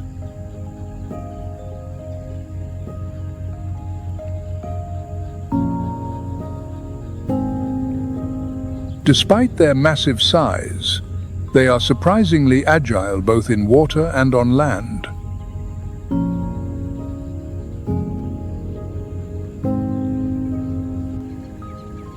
Their combination of size, strength, and speed is unmatched.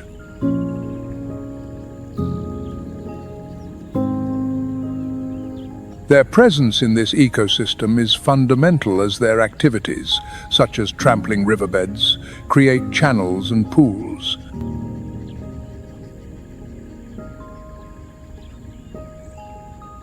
One of the most iconic groups of the African savanna thrives in complete harmony.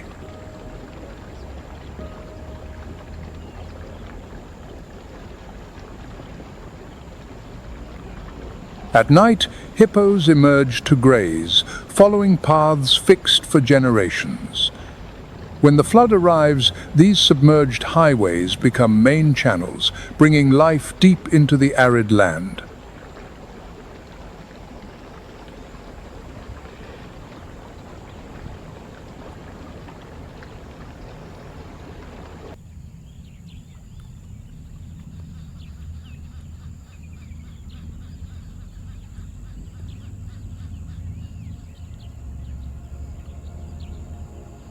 Antelopes belong to a diverse group within the Bovidae family, the same as cattle, goats, and sheep.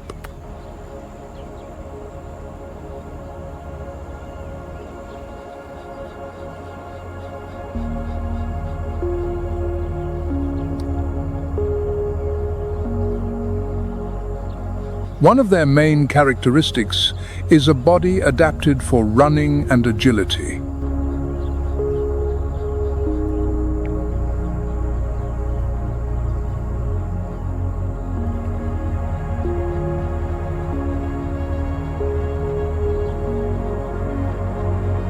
They are herbivores, feeding on grasses, leaves, and in some cases, aquatic plants.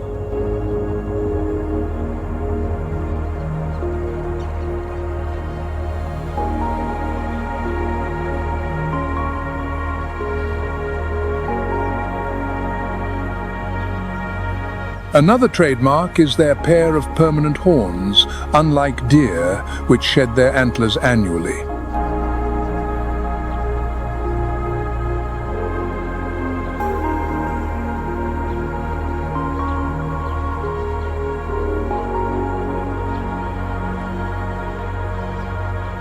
Antelopes are also distinguished by their highly developed senses.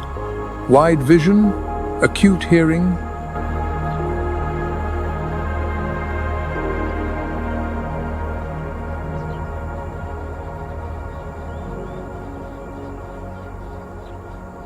This combination of attributes, motor skills, sensory abilities, and social strategies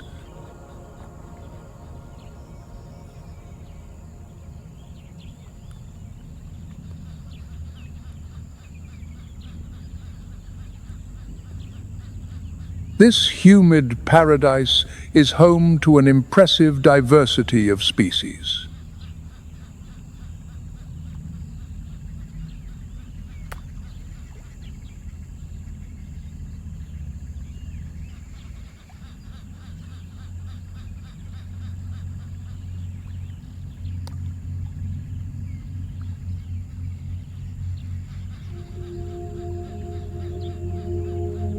Among the most numerous is the black lekwe, a subspecies of the lekwe antelope perfectly adapted.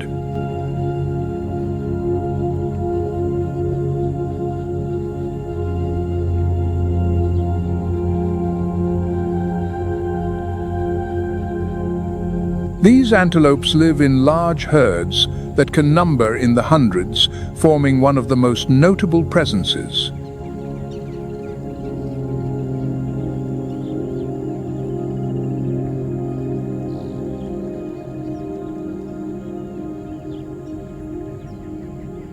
The lechwe is easily recognizable by its golden brown coat with a lighter underside and dark hind legs.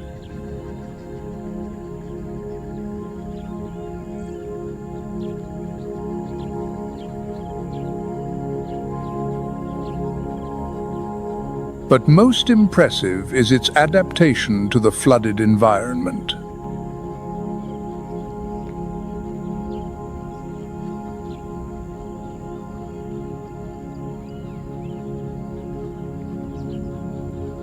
Males possess long, lyre-shaped horns used in battles for dominance and territory.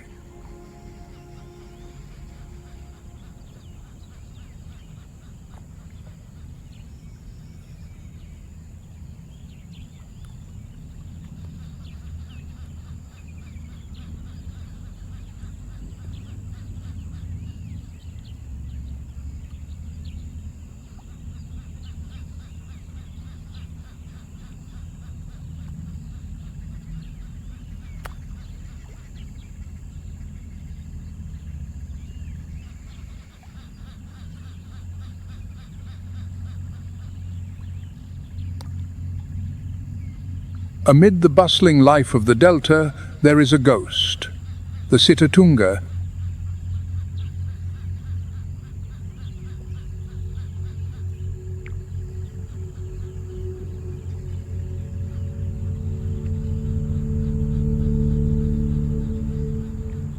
It has a water-repellent, oily coat and specialized hooves for walking on reeds.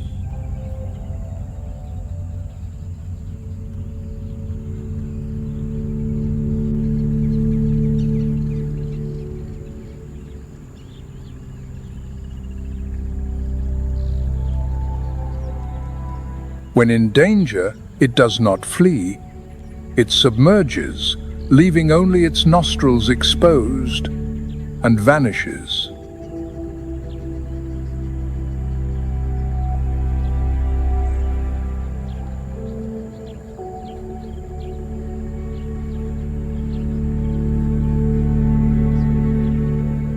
Among the winding channels and mopane forests is one of the most elegant and numerous animals.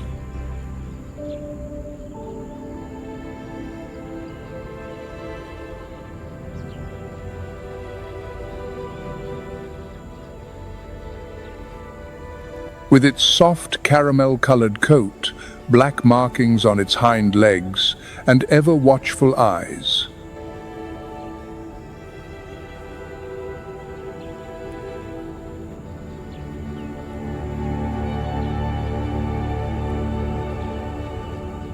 they do not just see danger, they practically feel it.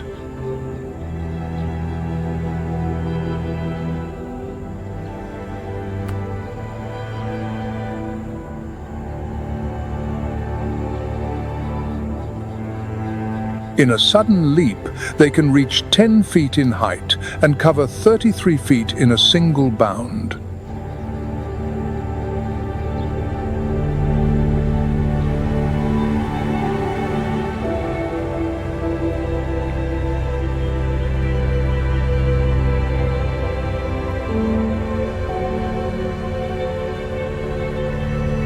During the mating season, males fight for territory with impressive displays of strength.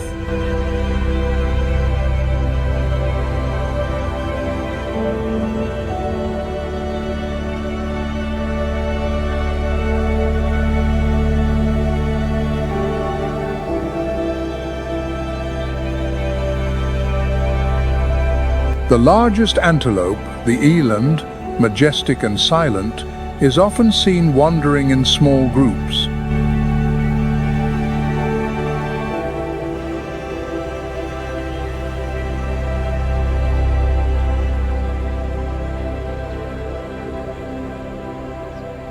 Although not the most numerous, its imposing presence makes it unmistakable.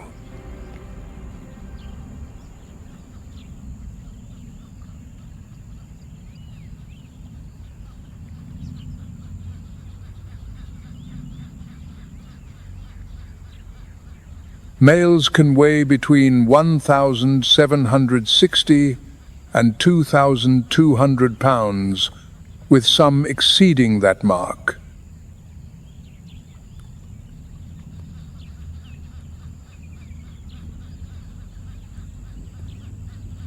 Despite its enormous size, the eland is a surprisingly agile animal.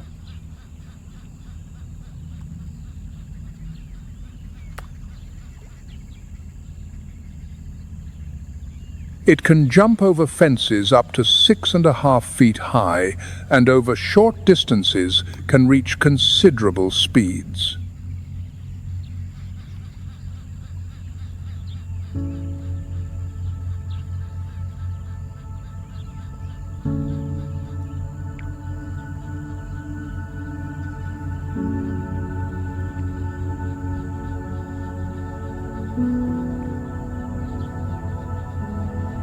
The greater kudu is slightly smaller than the eland, but equally striking in size and unique features.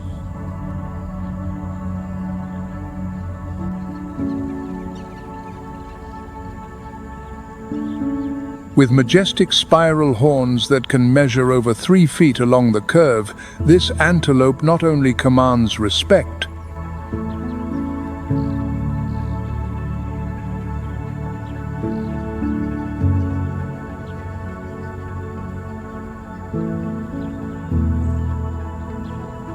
an adult male can stand up to 5 feet 3 inches at the shoulder and weigh between 420 and 595 pounds.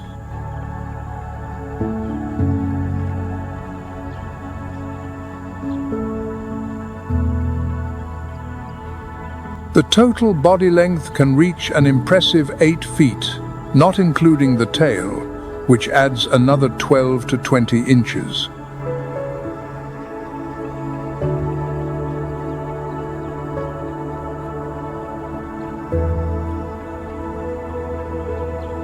On its back, vertical white stripes run like brushstrokes painted by some ancestral artist.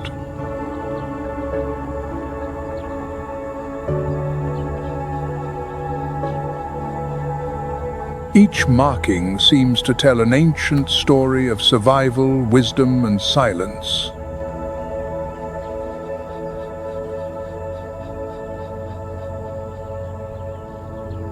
The kudu moves with a surprising lightness for such a robust animal.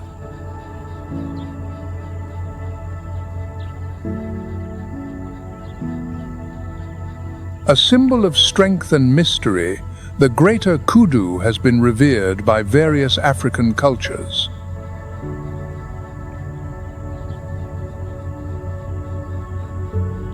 Its presence inspires respect not only in its natural predators but also in people.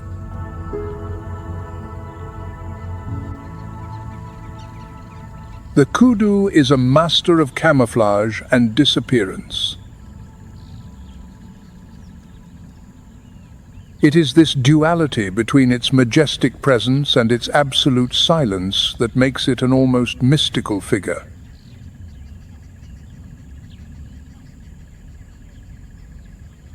Together, these antelopes not only enrich the visual landscape of the delta, but also sustain the food chain.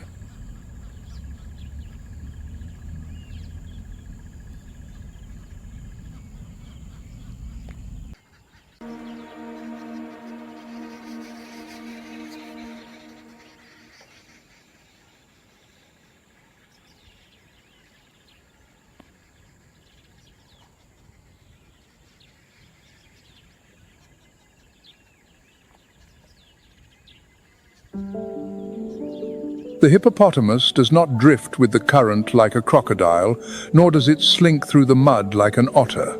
It walks with a steady tread each night from its deep water refuge to the banks to feed.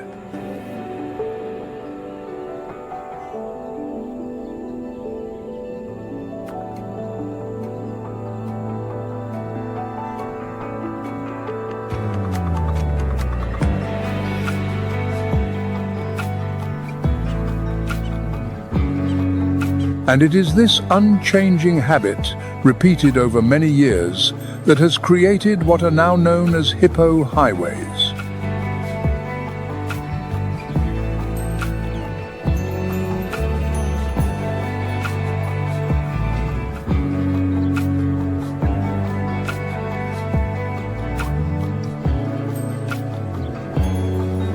What were initially simple pathways have, over time, evolved into a complex network of channels connecting shallow pools and remote marshes with the delta's central flow.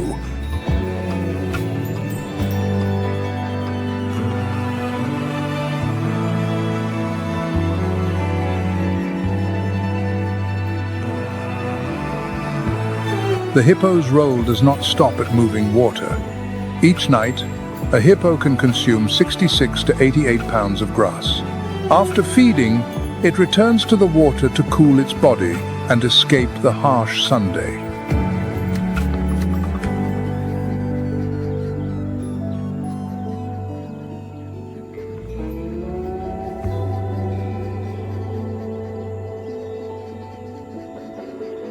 And then, in that water, it releases a large amount of waste, a natural fertilizer rich in nitrogen and phosphorus, which promotes the growth of algae and plankton.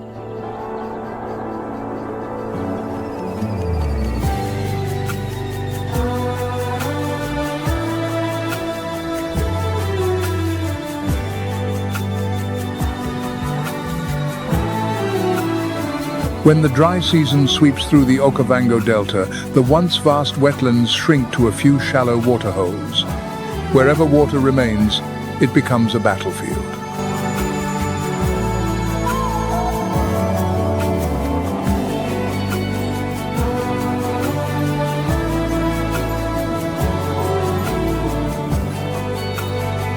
From a distance, a group of lions approaches. The heat is intense. Their throats are parched, but to take a sip of water, they must confront the true ruler of these waters.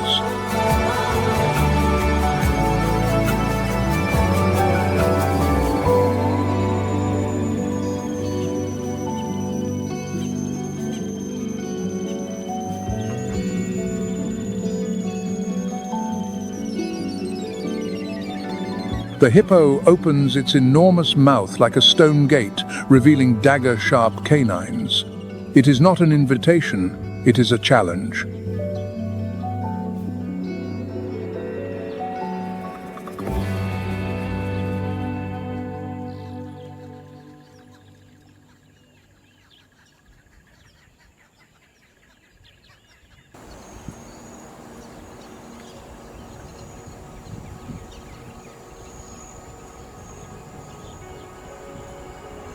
Endless green grasslands with abundant water sources provide a vast amount of food.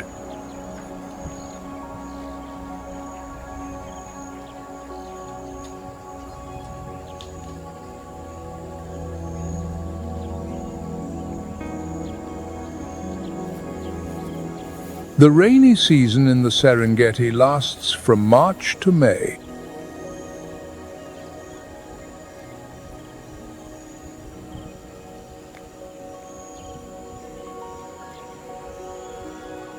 Following nature's call, the animals gather in the Seronera River Valley and the southern plains.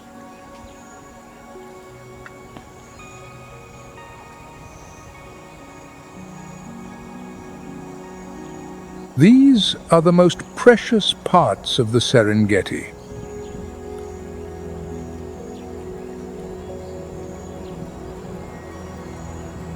The riverine forests and marshlands are some of the most spectacular wild landscapes on the planet.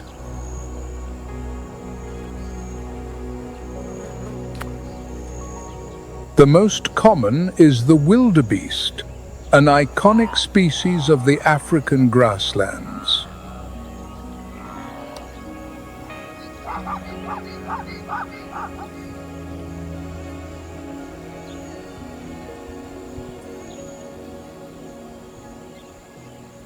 They have a robust body structure with a length of about 8 feet and a shoulder height ranging from 4 to 5 feet.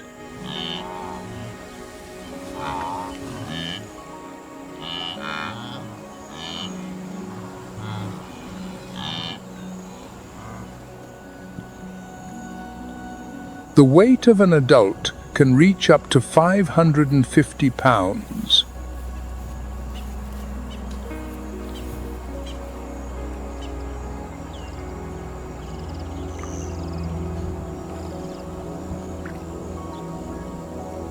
Their brownish-grey coat and characteristic curved horns make them easily recognizable.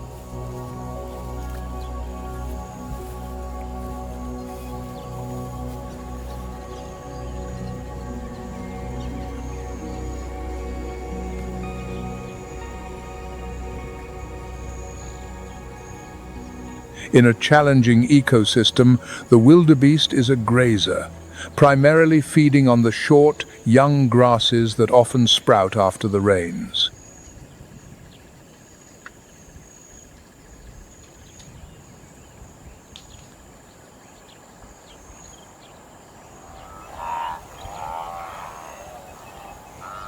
They eat continuously, consuming a large amount of grass to sustain their massive bodies.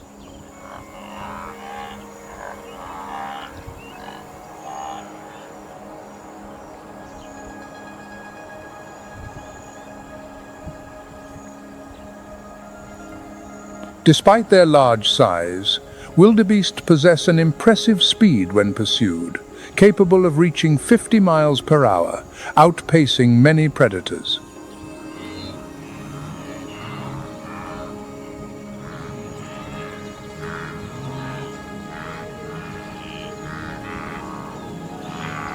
Their heavy footsteps are synchronized as if guided by a divine force.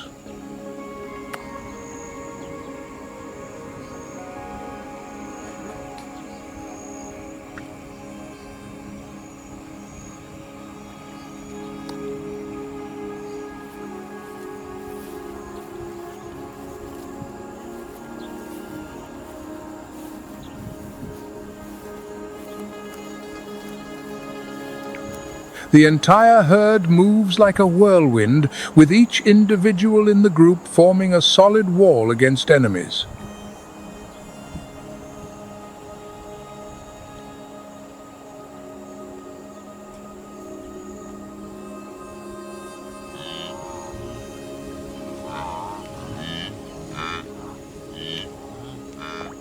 Their unity and survival skills are a gift from the Creator, representing a resilient will and a spirit of mutual protection.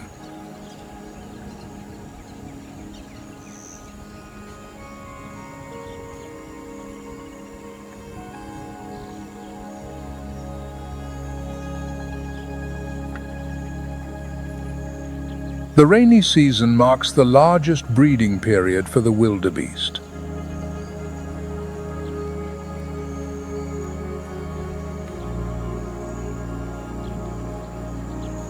About 500,000 calves are born in the first few weeks, ensuring survival through the advantage of numbers.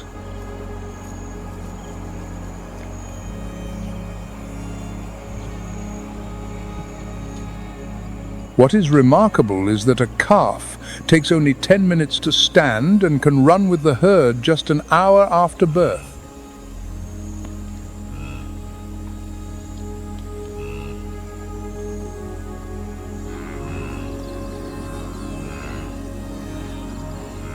This is a crucial factor for their survival.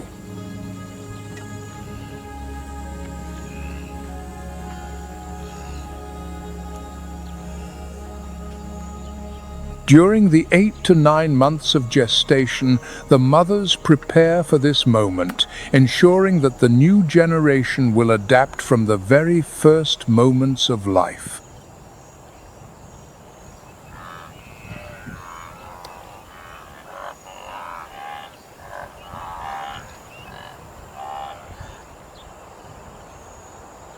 The wildebeest, the main migrant of the Serengeti, plays a significant role in maintaining the grasslands.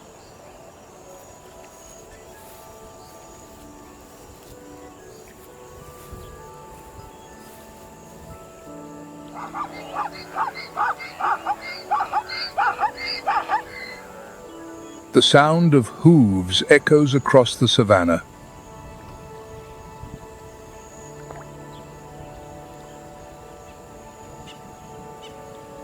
And the zebras are the brave pioneers heading towards the greenest pastures.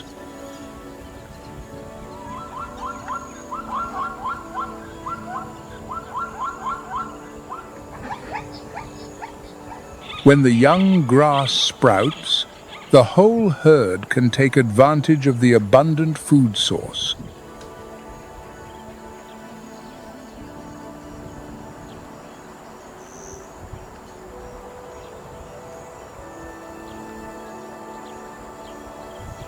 Their migration contributes essentially to the life cycle of the savanna.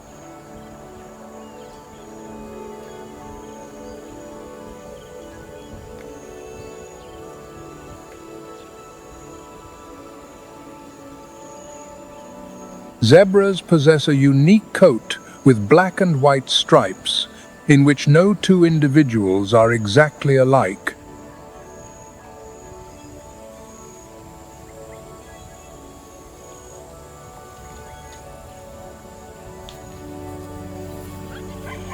Their stripes not only contribute to their extraordinary beauty, but also provide special protection.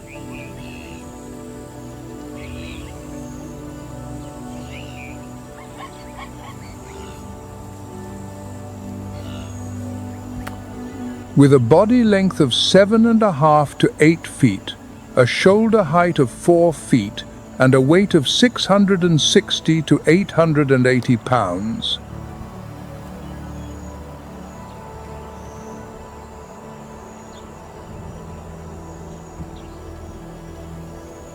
when needed, zebras can accelerate up to 40 miles per hour, becoming black and white flashes across the savanna.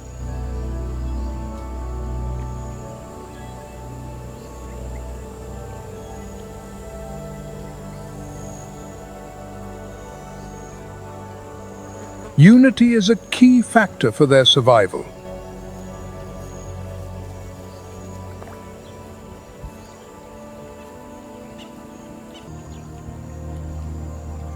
Continuing the journey across the Serengeti grasslands, the herds of Thompson's gazelles add vitality to the landscape as they head towards the lush pastures that sprout after the first rains.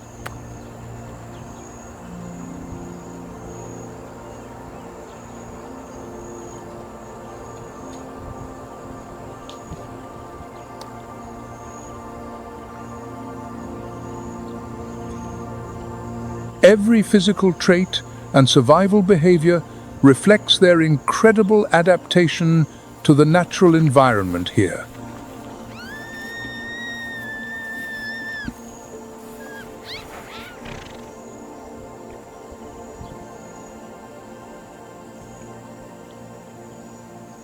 The Thompson's gazelle, with the scientific name Eudorcus thomsonii, is easily recognizable by its elegant appearance.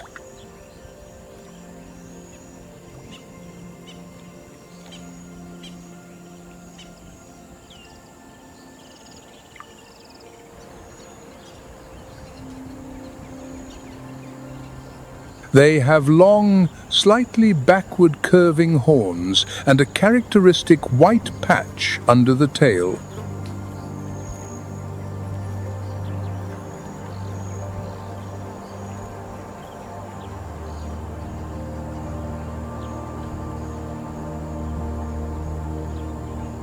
A black band running along the flanks creates a distinctive contrast on their light brown coat.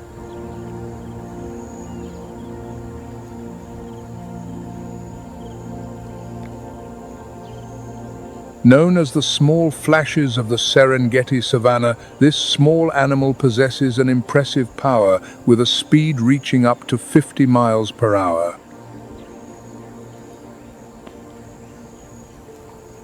The Thomson's gazelle exhibits special survival skills in the harsh environment of the Serengeti, with a behavior called stotting.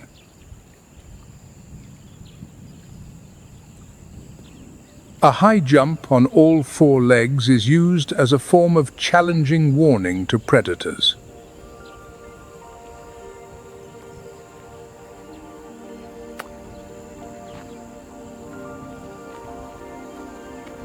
The rainy season is a crucial time for the reproduction of the Thomson's gazelle.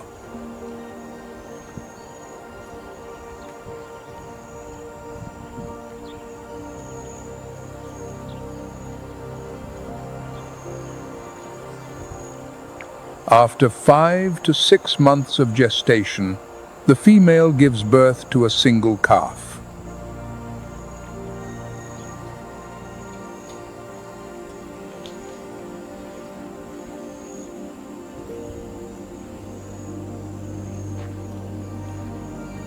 The newborn calf must adapt quickly to the harsh life, ready to follow its mother and the herd through all challenges.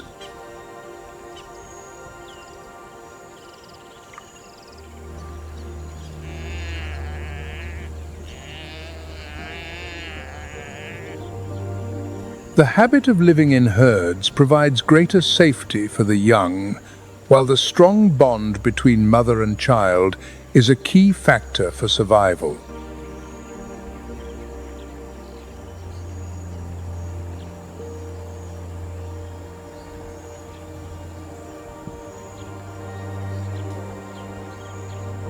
With the agile nature of grazers, the Thomson's gazelle contributes to the balance of the ecosystem and is an essential prey for predators.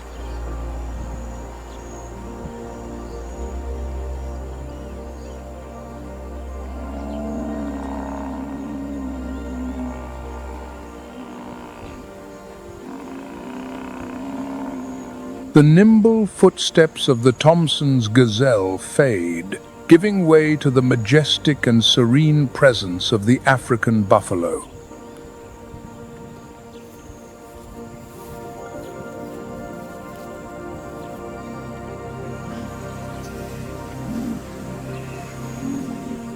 Moving slowly through the moist grasslands, the African buffalo takes advantage of the fresh young grass and abundant water sources that the rainy season brings.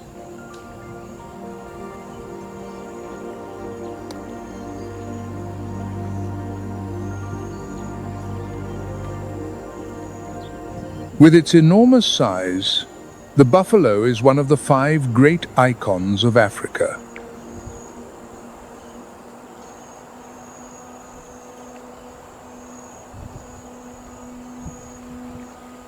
Their large, thick, backward-curving horns can be up to 3 feet long, not only protecting them from predators, but also symbolizing resilience.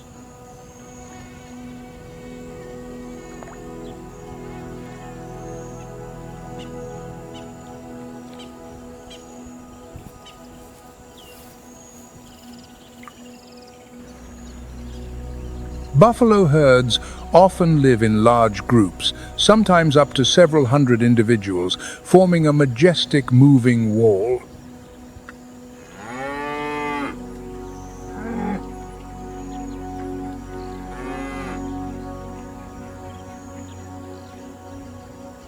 Unity is a key factor for their survival.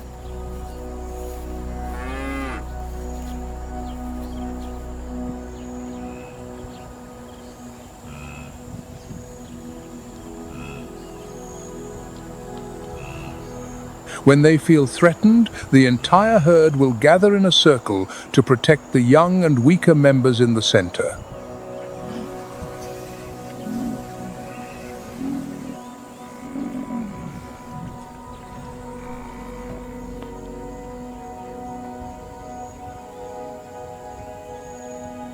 This is an expression of the love that God has placed in his creatures, where sacrifice and courage become a shield protecting the herd from all enemies.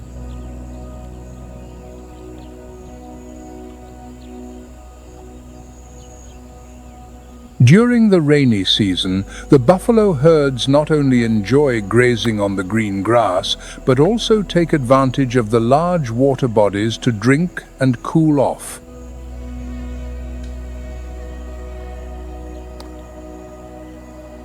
When water and young grass are abundant, the buffalo herd enters its most active breeding season.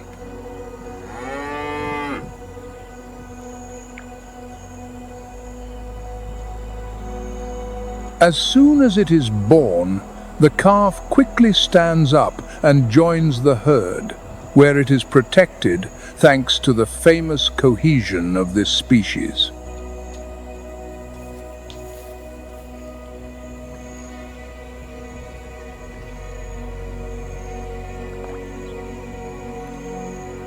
As one of the large grazers, the buffalo not only helps control the growth of weeds, but also promotes the regeneration of vegetation.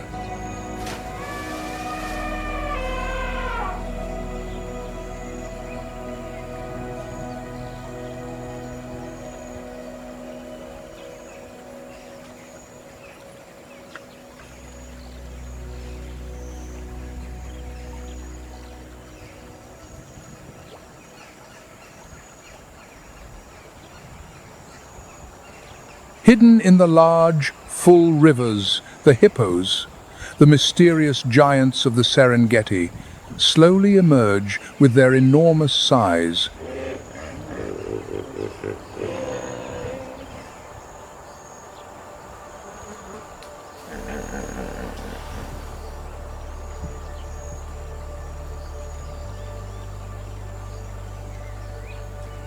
The characteristic thick, light grey skin is almost hairless, except for a little around the muzzle.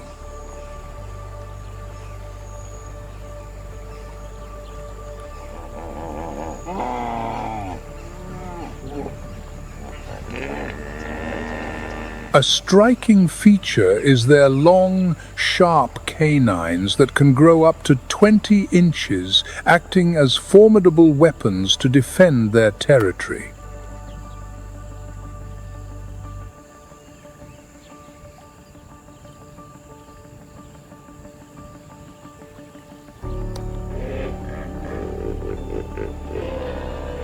With their wide lips and extremely strong jaws, hippos can generate a bite force of up to 1,800 psi, one of the strongest in the animal kingdom.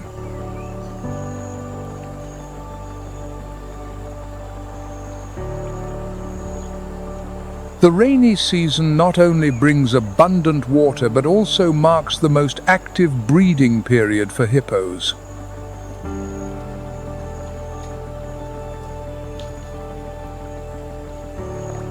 When born, a hippo calf weighing from 55 to 110 pounds can already swim and dive instinctively, always staying close to its mother and sometimes resting on her back.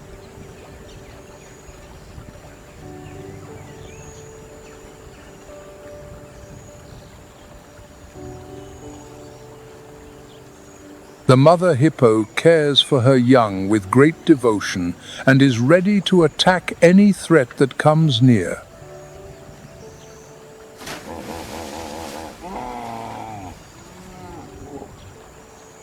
Hippos defend their territory and their pod fiercely.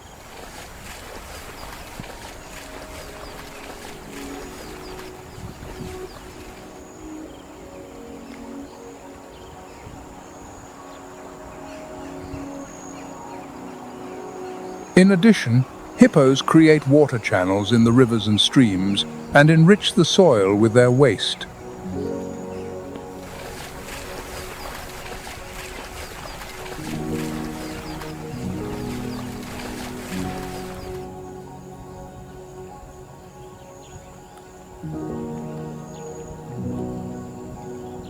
As the first rays of dawn touch the dew-covered grasslands of the Serengeti, a tense silence blankets everything.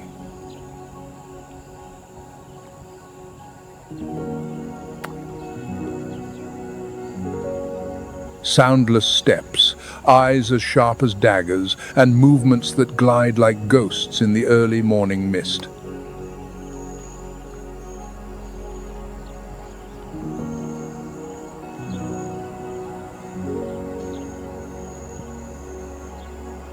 That is how the lion, the most formidable predator, prepares for the hunt.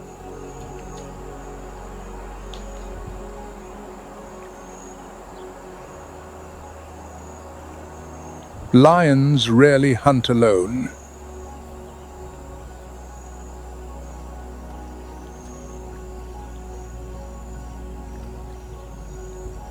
Danger seems to have been forewarned long ago.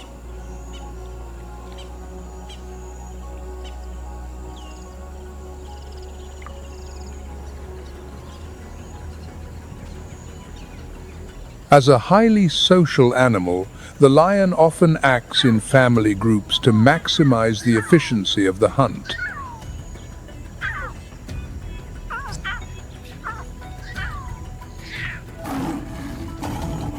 The pounces and bites of the lion are an absolute terror for the grazers of the Serengeti.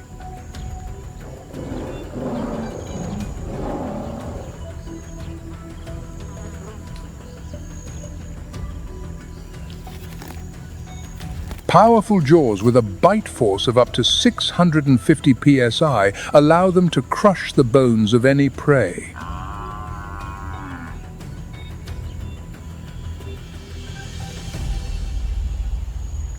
The formidable power of the lion is a majesty and authority bestowed by the Creator, a symbol of protection and leadership.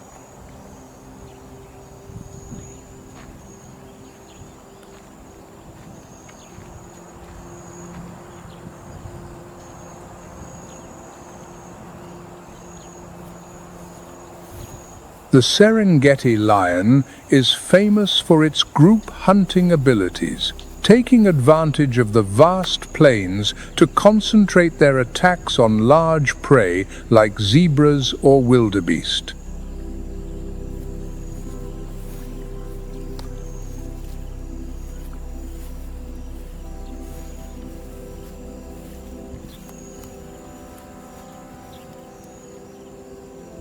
The pride of lionesses begins the hunt.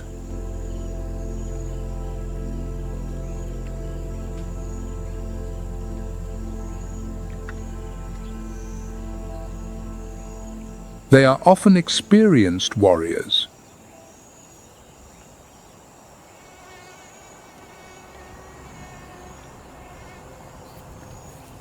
Their target today is a giant.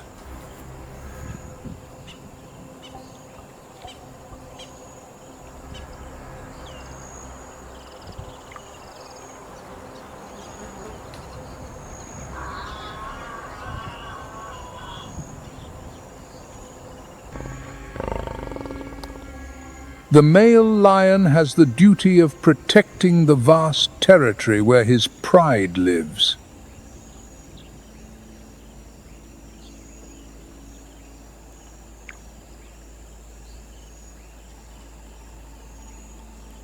They use their strength and majestic manes to display their authority.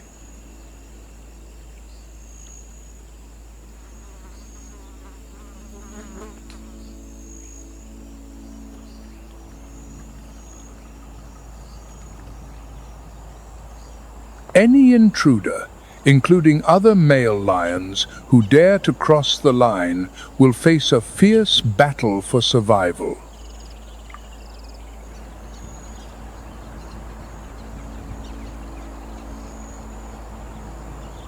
The family bond in the Serengeti lion pride is reflected not only in hunting, but also in the care of the young.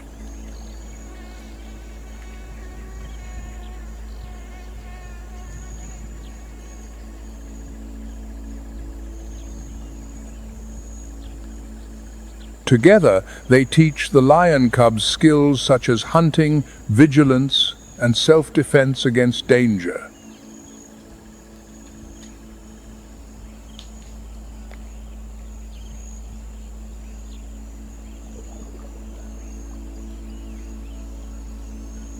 In the Serengeti, the lion is not only one of the most fearsome predators, but also a symbol of unity and sacrifice for the family.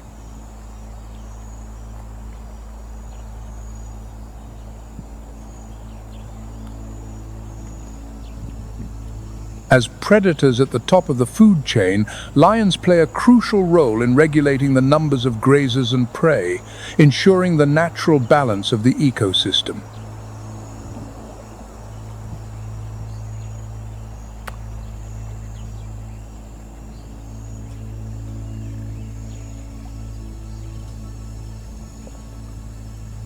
In the quiet dawn of the Serengeti,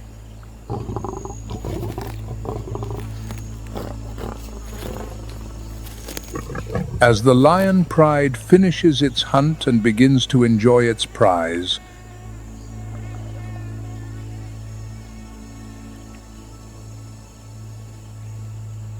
the dark figures of spotted hyenas appear.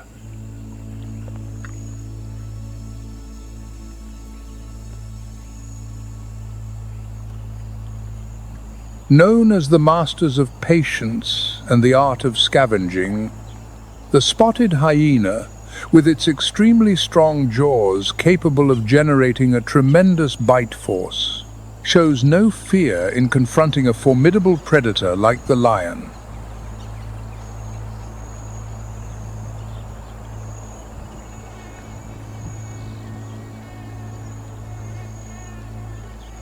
However, spotted hyenas are not merely passive scavengers.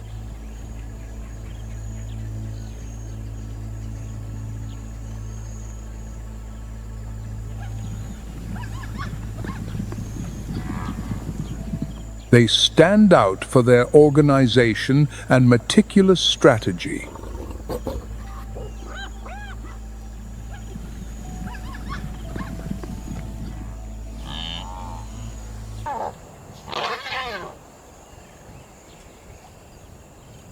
The abundance of food during this period provides the best conditions for the mothers to care for their young.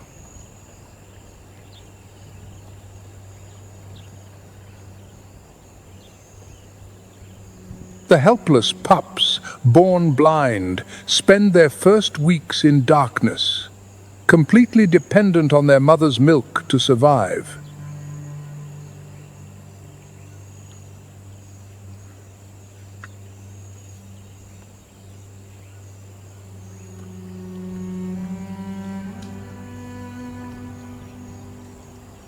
When they are strong enough, they begin to leave their den, following their mothers on hunts, learning to stalk and scavenge in a world full of challenges.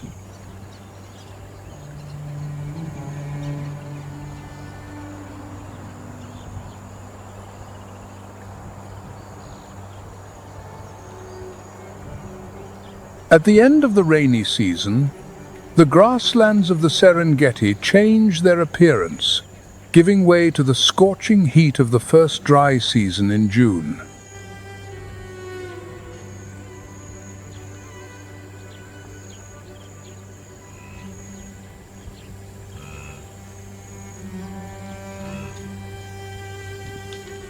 Left with no other choice, the herds must begin an arduous journey to the north, where there is still some water and food.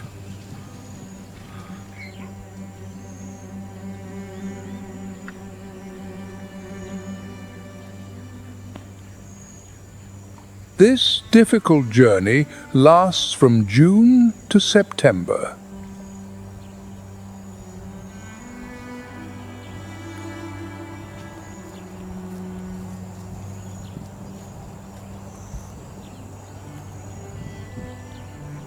Under the scorching sun of the Serengeti, the scattered acacia forests and the Grumeti River appear as the only oases.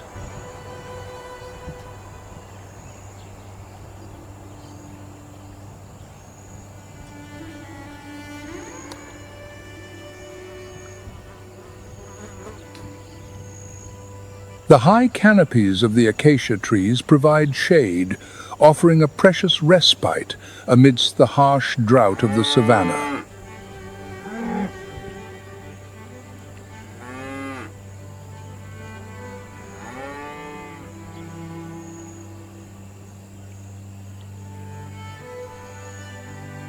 The clear water of the Grumeti River sparkles under the sun, becoming an essential source of life for thousands of exhausted creatures seeking to quench their thirst.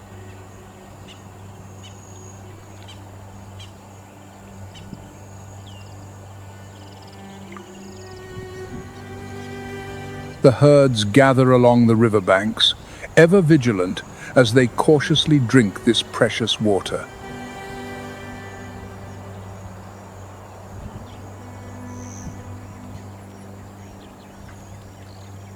Here, every drop of water represents hope, a motivation to continue the arduous journey to the north.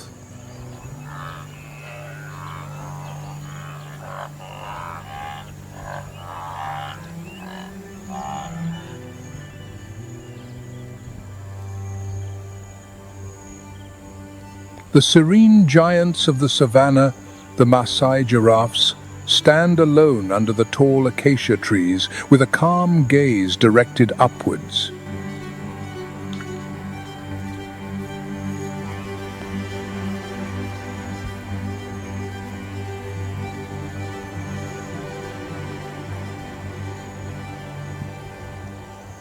With their long legs and a neck over 16 feet high, the Maasai giraffe comfortably enjoys the freshest leaves at the treetops.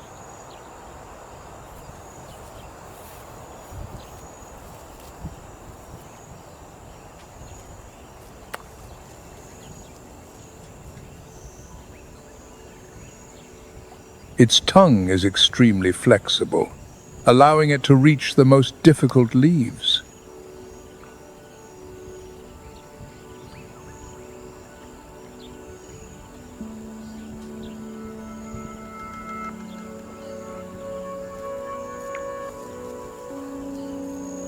They live a separate life, rarely competing with other grazers.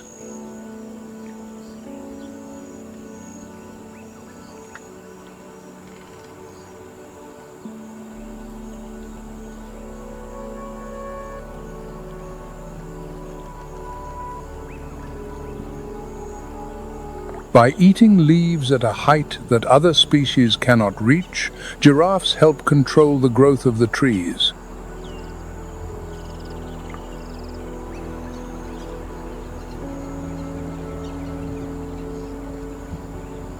The coat of the Maasai giraffe, with its dark spots on a brown background, not only helps them camouflage in the sparse acacia forests, but also reflects elegance and pride.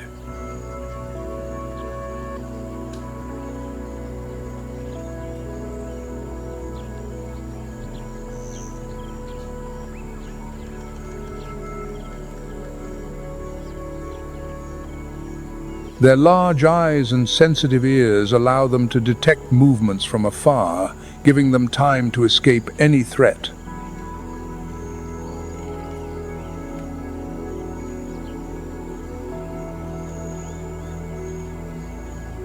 In the arid lands of the Serengeti, as the first rays of sun begin to light up the horizon, the ground trembles under the steady steps of the silent giants.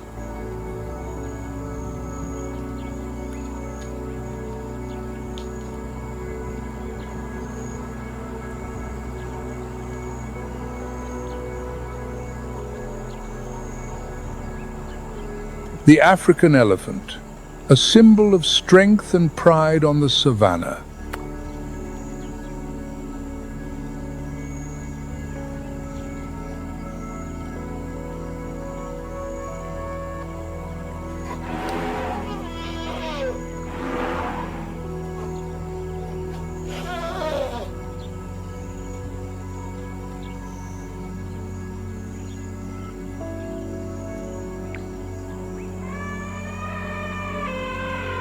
They advance through the withered bushes and the dust sparkling under the harsh sun with a height of up to 13 feet and a weight exceeding 6.5 tons.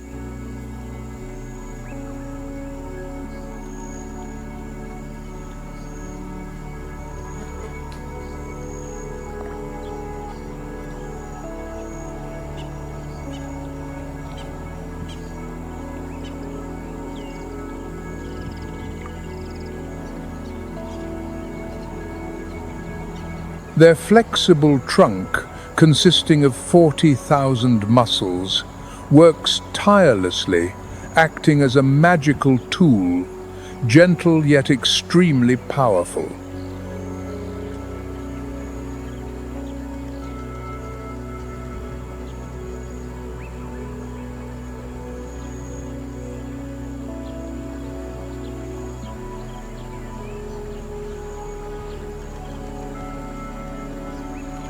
Each year, elephants create dozens of such water wells, providing a vital source of life for antelopes, zebras, and countless birds.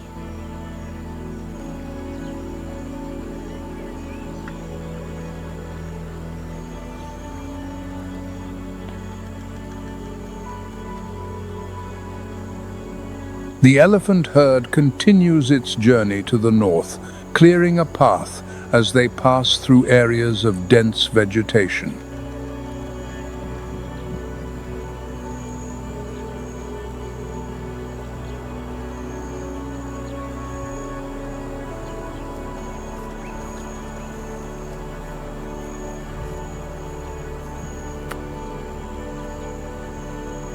Each day, the herd consumes a huge amount of food, up to 660 pounds, including leaves, grass, and bark.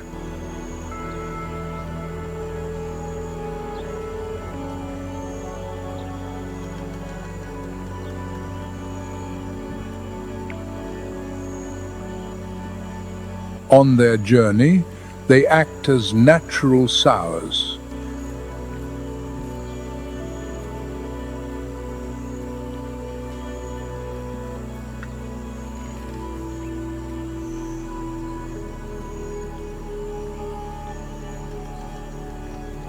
When they eat fruits and grasses, they transport the seeds and scatter them everywhere.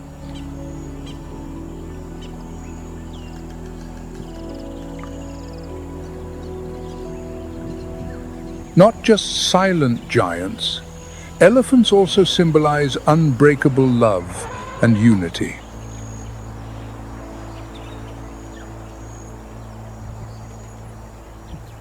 They live in family groups, following in the footsteps of the matriarch, usually the oldest and most experienced female.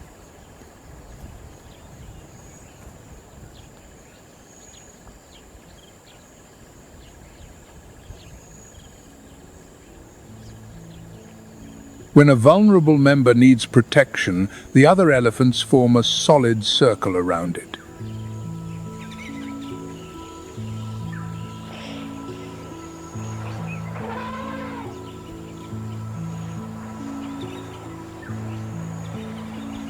At dusk, as the elephants stroll leisurely, they leave behind deep footprints, vital water wells, and the seeds of new life in the Serengeti.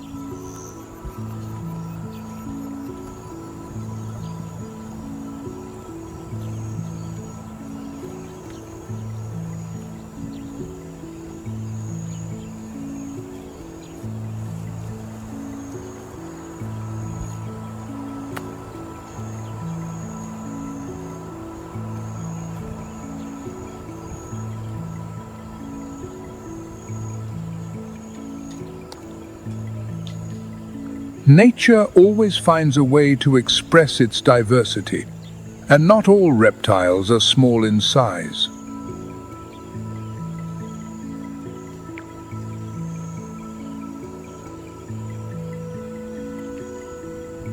The Nile monitor lizard is one of the most impressive creatures of the Serengeti.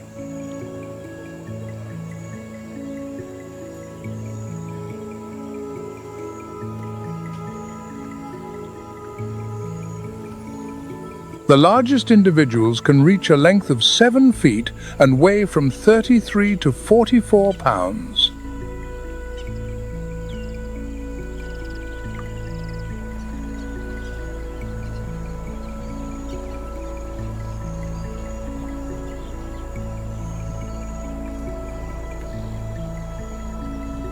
This is one of the largest lizard species in Africa.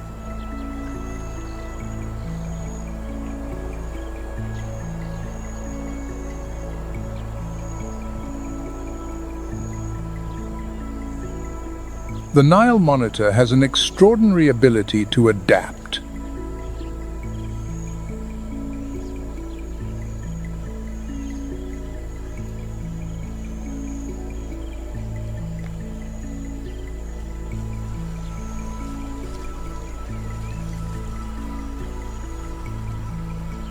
Its long, powerful body, covered in brown scales with yellow bands, allows it to camouflage perfectly in the dry grass and dark soil landscape of the Serengeti.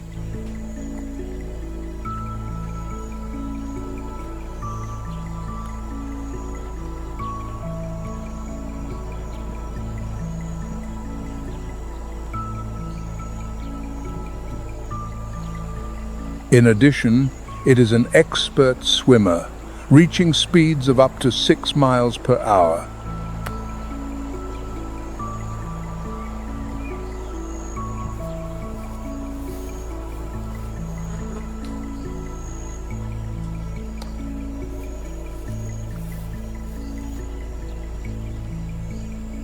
The Nile monitor is an omnivorous reptile with an extremely varied diet.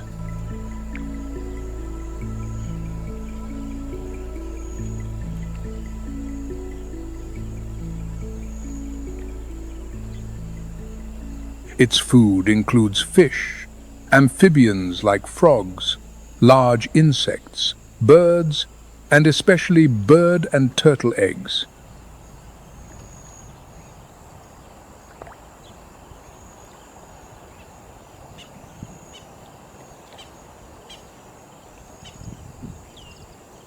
In the Serengeti ecosystem, the Nile monitor plays a crucial role in regulating the numbers of small animals.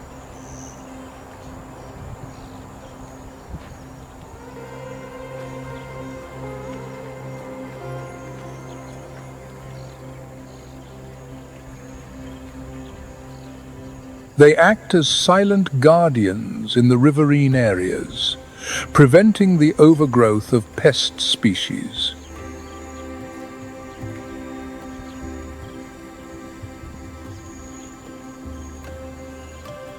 Under the scorching heat of the Serengeti dry season, a dark shadow appears silently among the low bushes and dense foliage.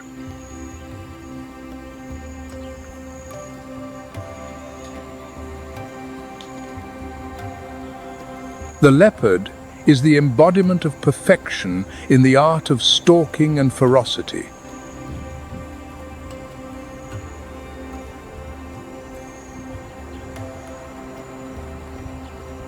Unlike other predators, the leopard does not need to display its strength or cause a commotion.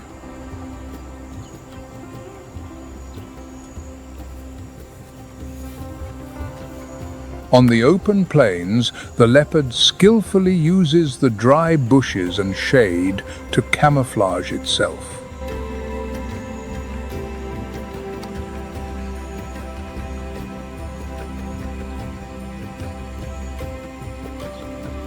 Thanks to its exceptional climbing ability, the leopard drags its prey up to the highest branches.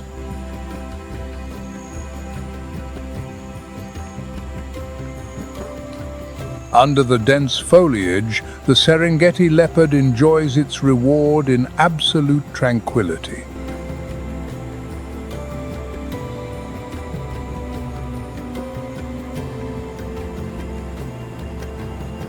The leopard is not only a silent and formidable predator, but also a symbol of outstanding survival instinct.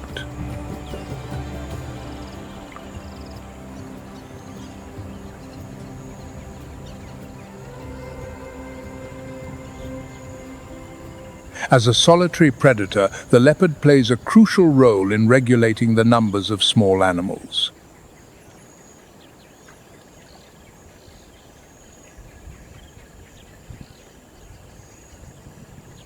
July marks the beginning of the arduous Great Migration on the Serengeti Savanna.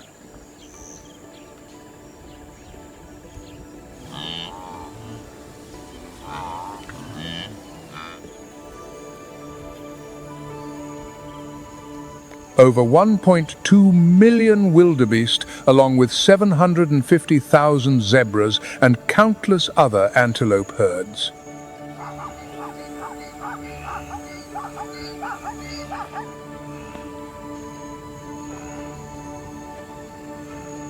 They advance in long lines stretching for hundreds of miles to the north.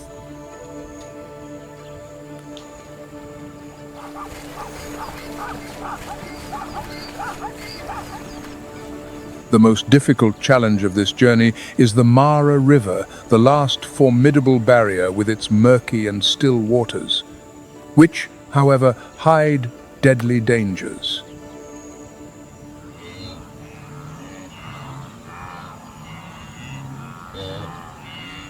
Many animals fall from exhaustion. Some become prey to the monsters of the Mara River.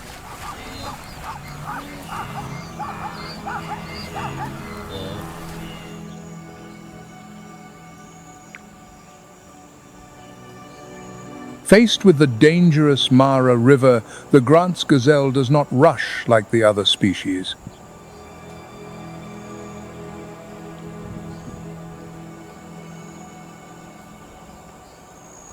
They calmly search for alternative routes, taking advantage of the spaces around the riverbanks to stay out of reach of the aquatic predators.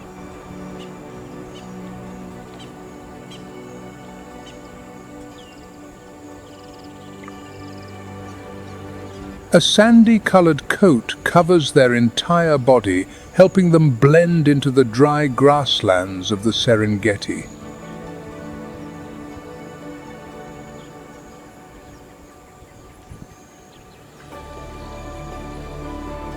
A black band runs from the leg to the flank, clearly dividing the white fur below from the brown fur above, becoming a distinctive identification mark.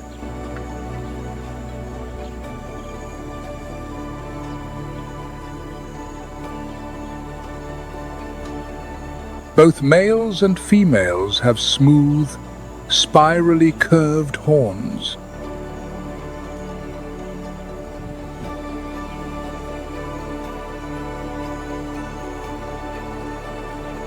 The Grant's gazelle stands out for its incredible survival ability in an arid environment.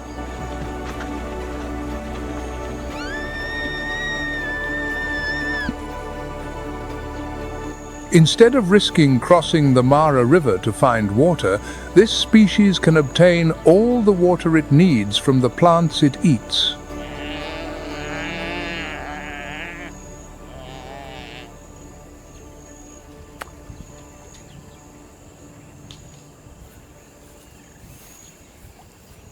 This is a rare and almost unique trait in the world of antelopes.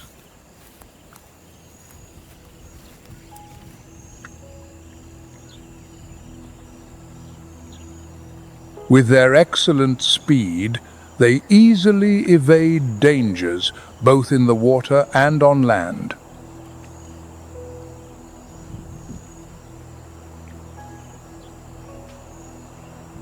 While the Grant's gazelle finds its way around the Mara River to avoid the underwater dangers, another predator is stealthily approaching on the vast plains.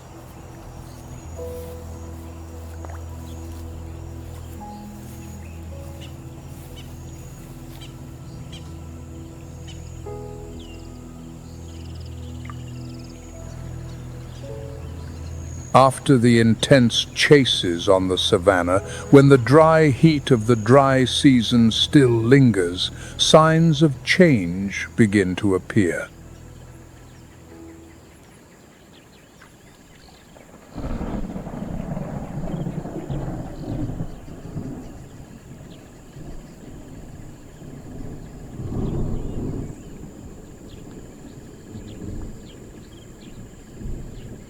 Thick clouds appear on the horizon, carrying a promise from the sky.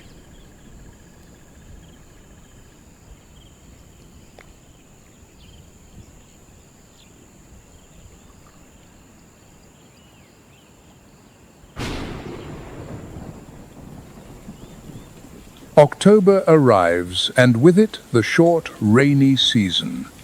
A powerful transition that awakens life and soothes the harsh traces of nature.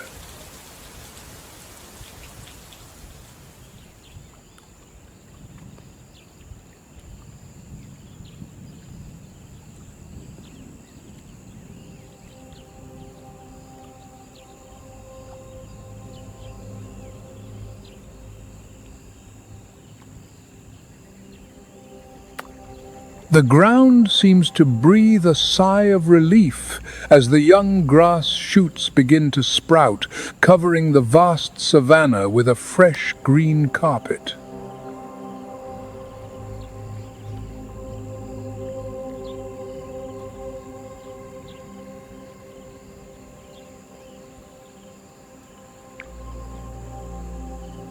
In response to nature's call, the herds once again begin their migration to the promised land, where an abundant life awaits them.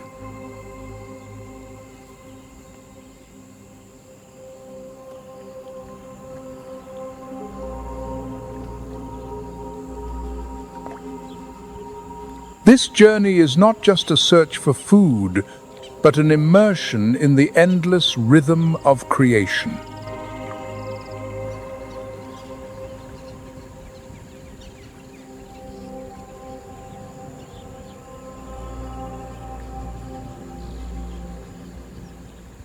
When December arrives, the migratory cycle closes with the return of the dry season.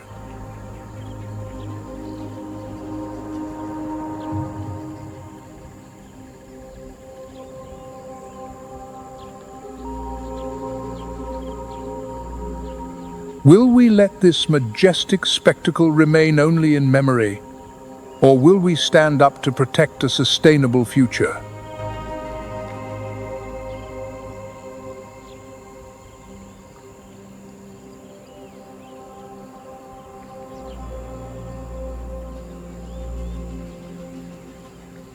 An urgent cry for help echoes from the Serengeti, where the largest migrations on the planet are under threat.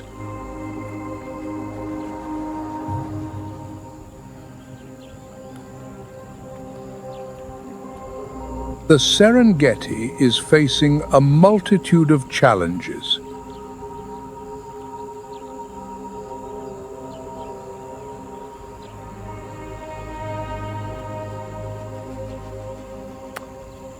These problems not only come from natural phenomena, but also silently arise from the invisible interventions of man.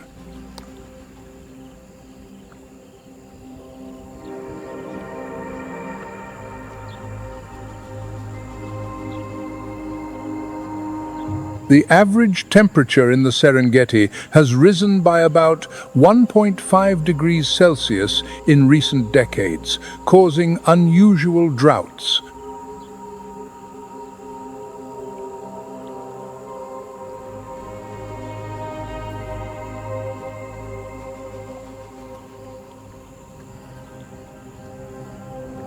More alarmingly, in the last 40 years, the number of large mammal species in the Serengeti has decreased by 70 to 90%.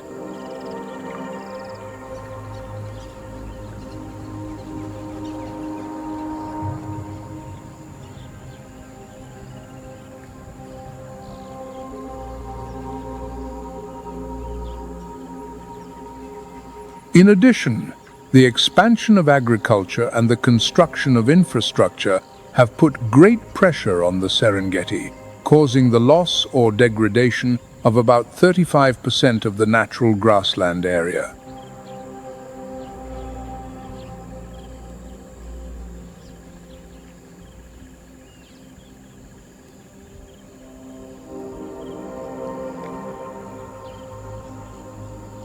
The Serengeti ecosystem, with its majesty and splendor, is facing unprecedented challenges.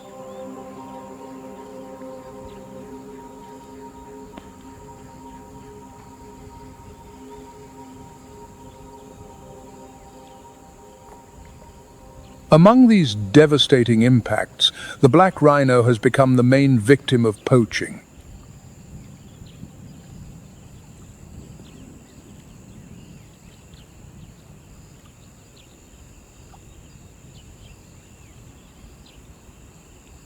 However, in the Serengeti, a ray of hope continues to shine as the number of black rhinos has increased tenfold since the 1990s.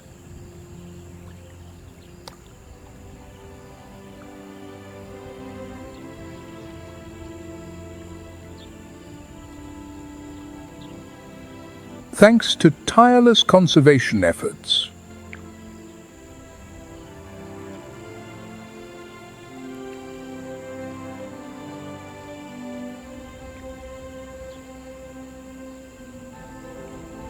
The Rhino Conservation Project, led by the Frankfurt Zoological Society, has implemented anti-poaching measures.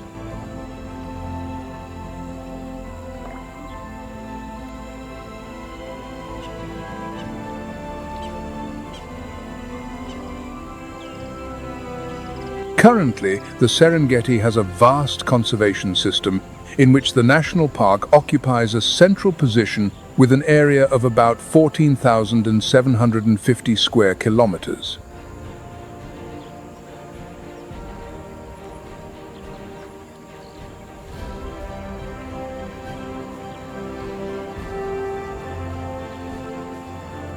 The Serengeti ecosystem includes many wildlife reserves in Tanzania and Kenya.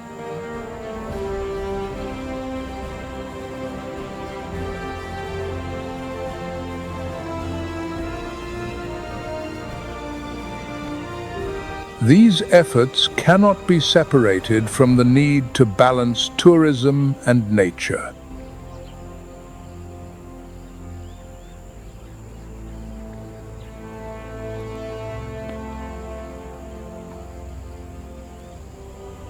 This is not just an effort to save nature, but also an act of respect for creation, where God has given us the wild beauty to protect and preserve it.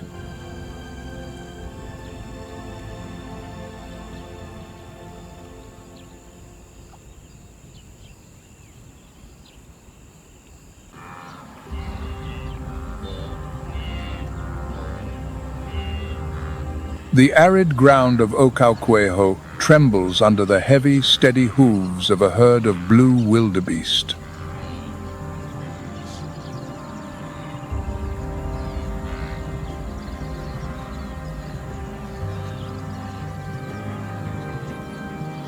Standing about 4 feet at the shoulder and weighing an average of 440 pounds, these antelopes possess a muscular, powerful build.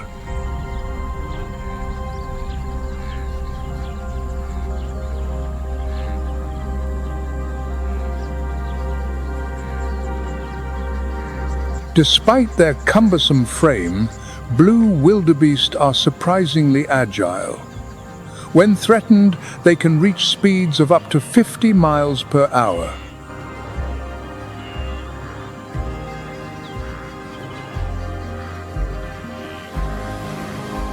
These animals live in herds, from a few dozen to several thousand.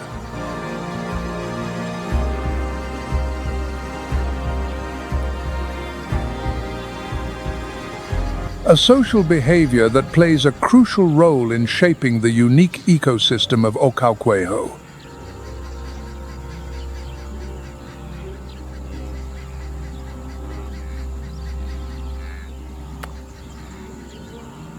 As specialized grazers, blue wildebeest primarily feed on the short grasses that grow quickly after the rains.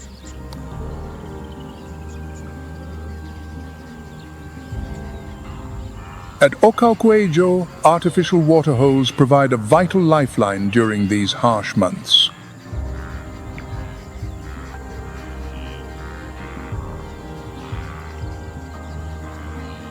The wildebeest often gather at these drinking spots in the early morning or late afternoon.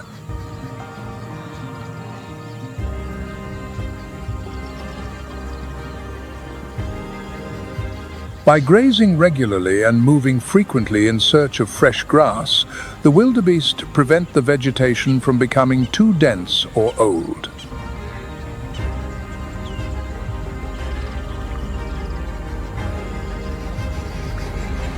Their feeding habits encourage new plant growth, allowing the landscape to renew itself after each rainy season.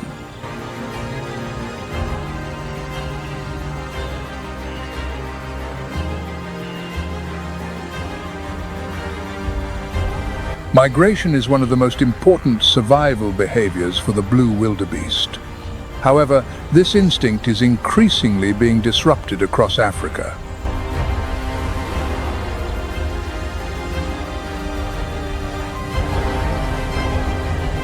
Man-made barriers, an expanding road network, and land development have fragmented their habitat.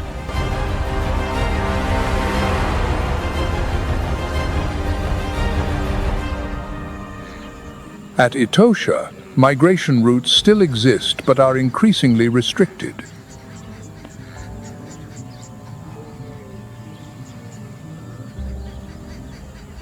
Scientists warn that as migration corridors shrink, isolated herds face the risk of declining genetic diversity, an invisible but serious threat to the species' long-term adaptability.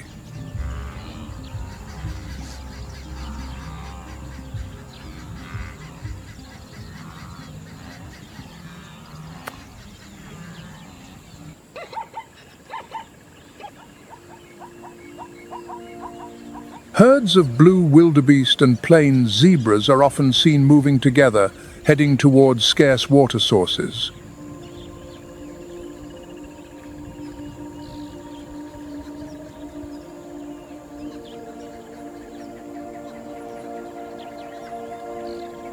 As a medium-sized species among Africa's wild equids, the plain zebra stands about 4 feet at the shoulder and can weigh up to 770 pounds.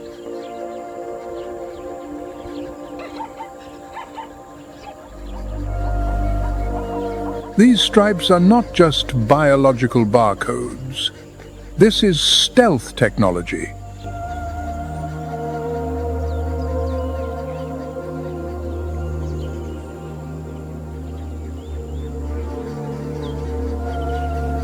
To the compound eyes of blood-sucking flies and colorblind predators, the movement of hundreds of black and white stripes creates an optical illusion called motion dazzle, making it impossible to single out a specific target.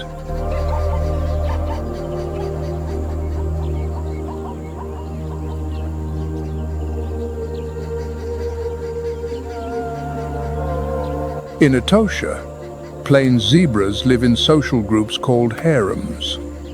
Small units consist of a dominant stallion, several mares, and their offspring.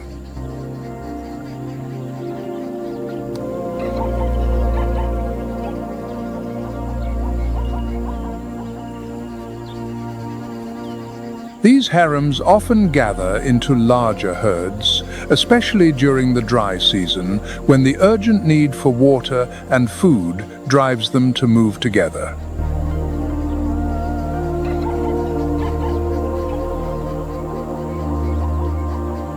Seasonal migration is a characteristic survival strategy of the plains zebra.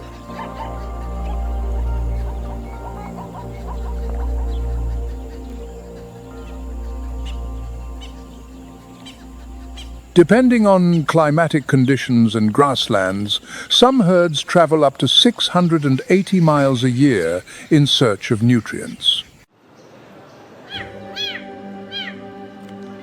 However, the Ngorongoro crater is not just a sanctuary for flamingos and black rhinos, it is also an enclosed domain where predators reign.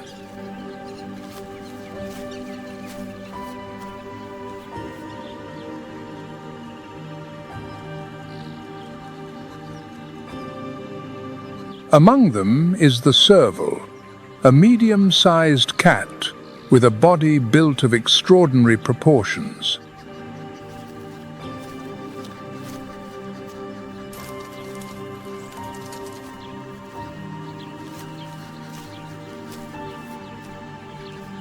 Its long legs, especially the hind limbs, give it an impressive shoulder height of nearly 2 feet.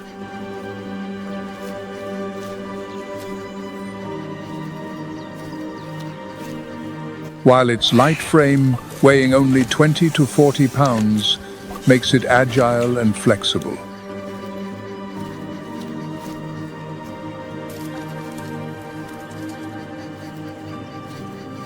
Its oversized ears, erect like twin satellite dishes, are tuned with exquisite precision, able to catch the faintest rustle in the tall grass.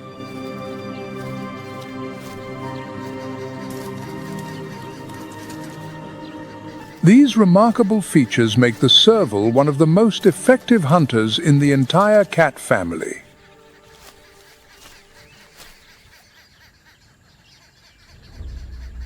On the ever-rustling grasslands of Ngorongoro, this elusive cat has perfected its hunting skills. It freezes the moment it detects prey, usually rodents, ground birds, or small snakes.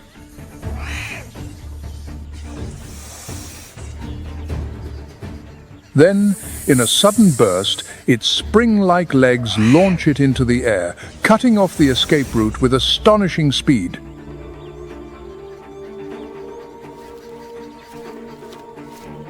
With the longest legs relative to its body size of any cat, a serval can leap 6.5 feet high to catch a bird in flight.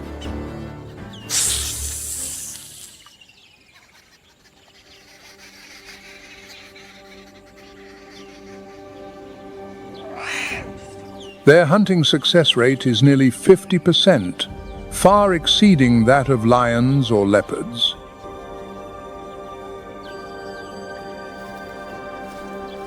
An adult serval can consume an average of 4,000 rodents, 260 snakes, and 130 birds in a year.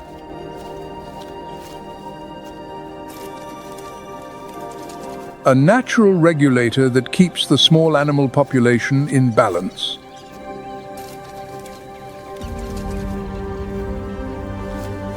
They are most active in the cool hours of dawn and dusk. But for mothers raising cubs, the rhythm changes.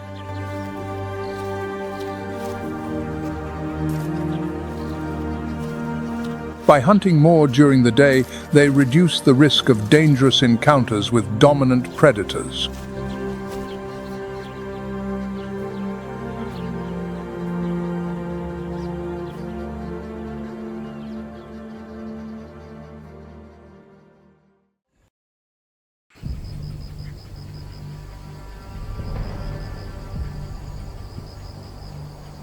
In a brutal kingdom, power is not inherited, it is seized.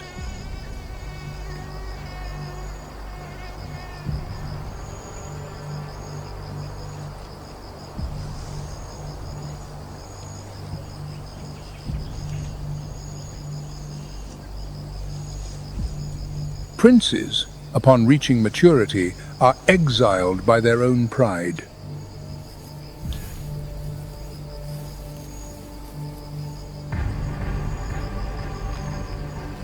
From this adversity, they must forge alliances, driven by a single ambition, to return and overthrow the reigning monarch.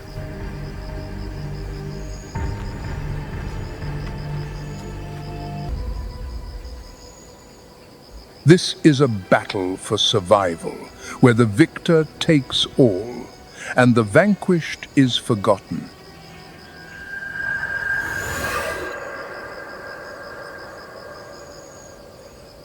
On the sun-scorched plains, hunger is the guide.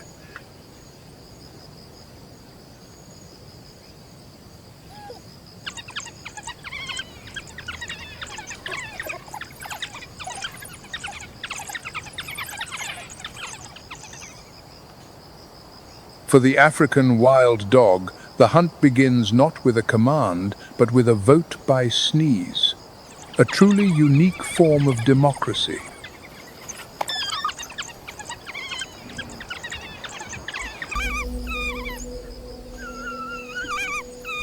But betraying their ferocious appearance is a society of empathy. They share their food with the weak and never abandon their own.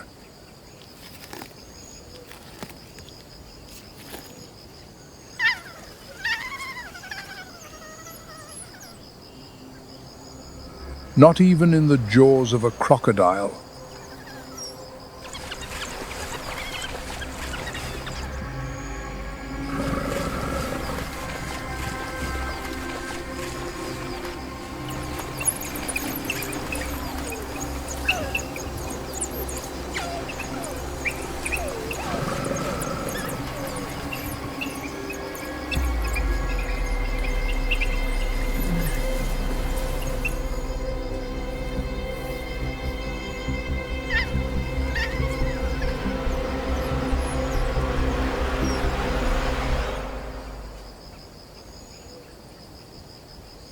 Nature, however, offers no pity.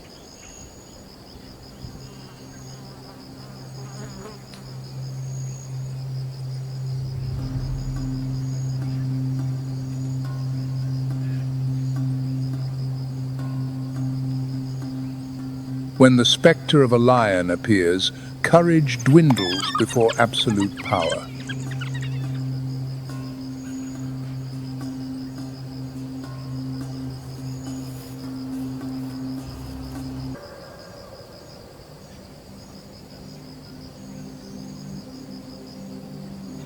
Through violence and cruelty, the exiled lions of yesterday have now truly ascended to the pinnacle of power, spreading terror to fortify their throne.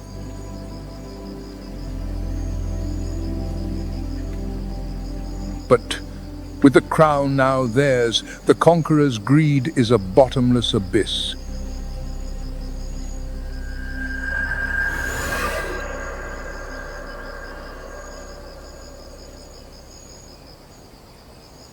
Arriving in an unclaimed wilderness,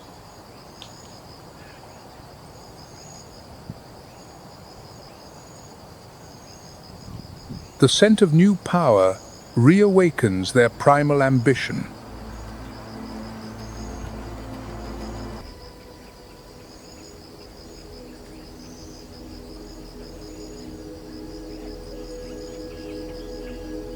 From devoted allies, they become the most vicious of enemies.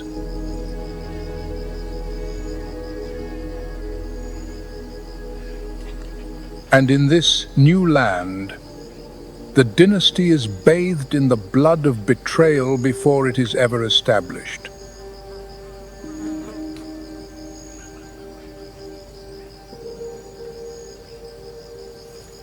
Across the grasslands, the cheetah lives in silence, far from the clamor of the wild dog pack.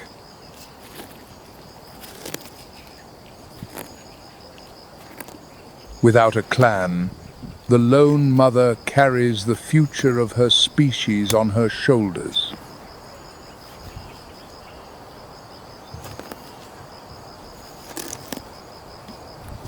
Nature has bestowed upon her cubs a remarkable disguise.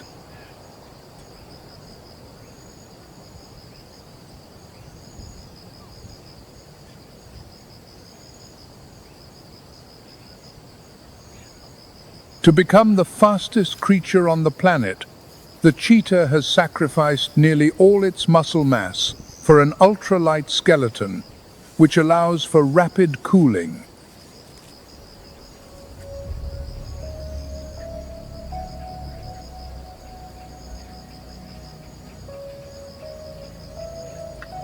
The ambush becomes a game of pure strategy.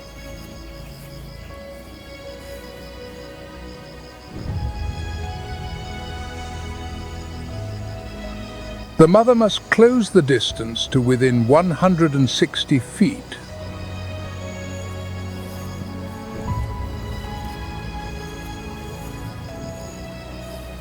This is the only range short enough to compensate for her inability to sustain a long chase.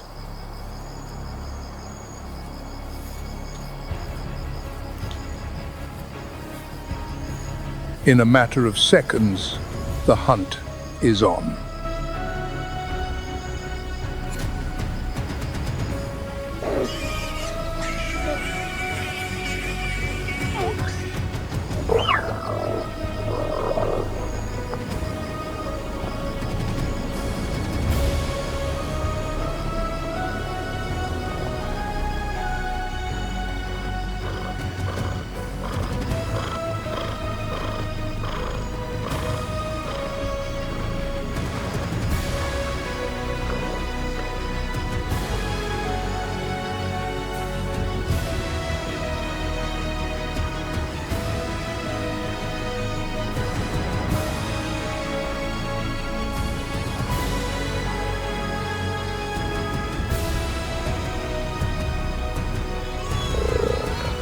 With small canines, the cheetah uses its jaws to clamp down on its prey's throat.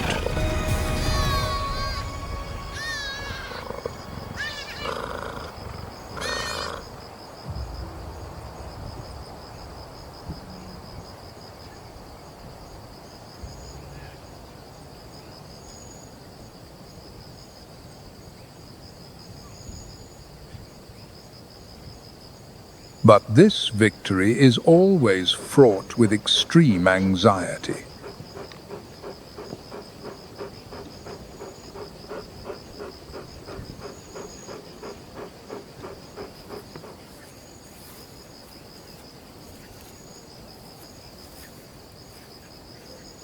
The mother must regain her breath while remaining vigilant against opportunistic thieves.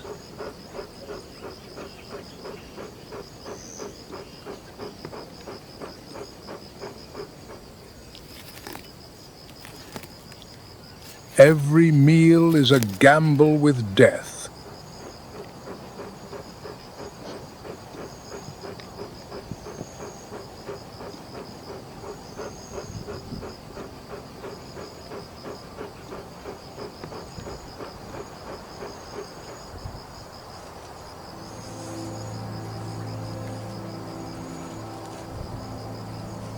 In the harsh reality of existence, today's games are tomorrow's instincts.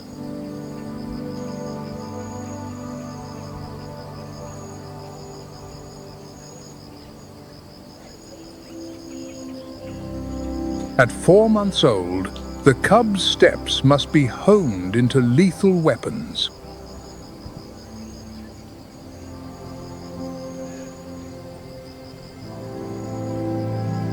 They must learn to confront, to subdue, and to control their still clumsy limbs.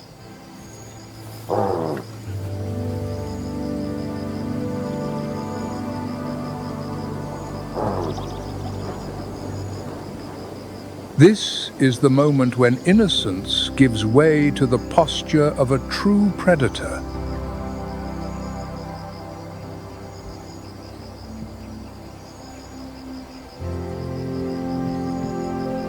The survival rate for cheetah cubs is just 5 to 10%, primarily due to other predators.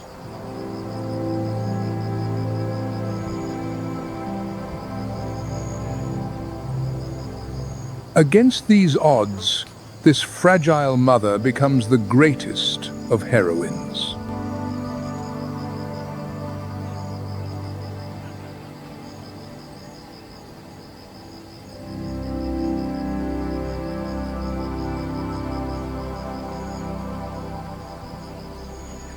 In contrast to the solitary burden of the mother, males choose to form coalitions.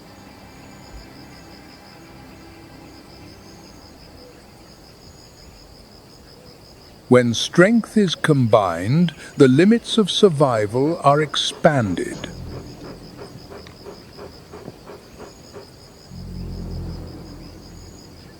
This cooperation increases their hunting success rate many times over.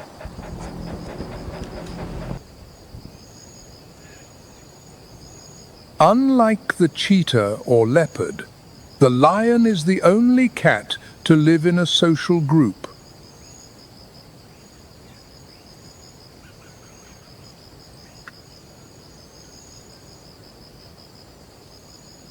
In their world, power is maintained by a complex social contract.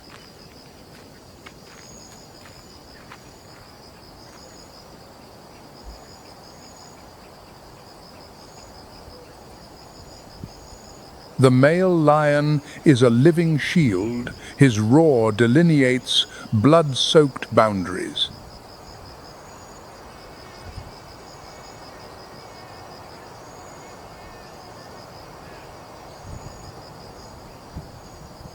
The lioness, the uncrowned queen, bears the entire responsibility of the hunt.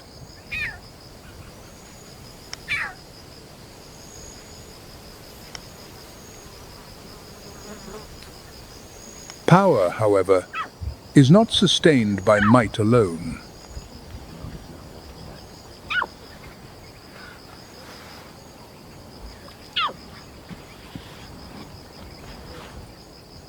The gestures of grooming and nuzzling are the highest rituals of allegiance.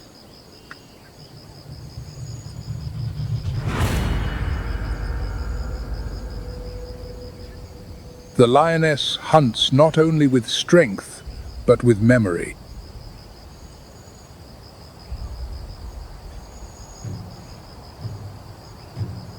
She remembers every entrance and exit to the warthog burrows within her territory.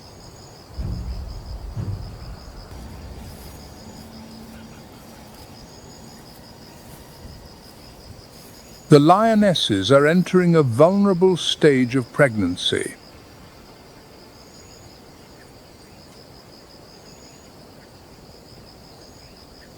Many believe the male lion only reaps the rewards, but he is in fact a seasoned warrior.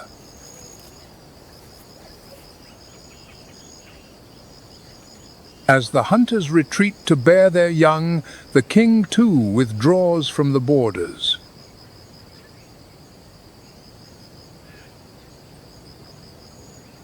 He forsakes his role as guardian to become a solitary hunter. As the lionesses grow heavier in the final stages of pregnancy, their bodies become sluggish.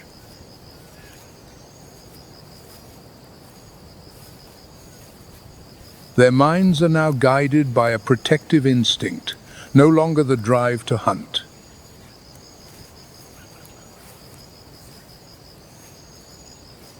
The weakening of the primary hunting force leaves the entire pride vulnerable.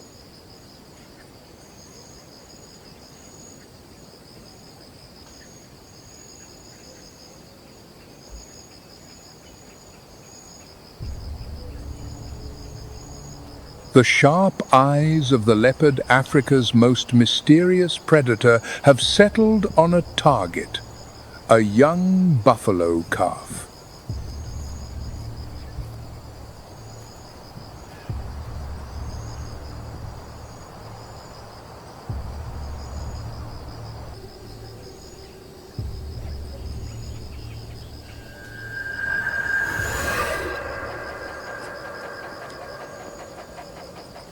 As a member of the Big Five, it has the second largest global range of any cat.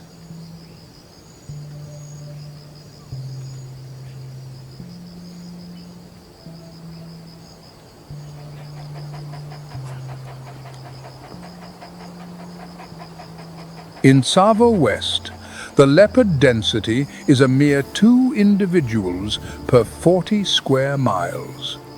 Low but stable.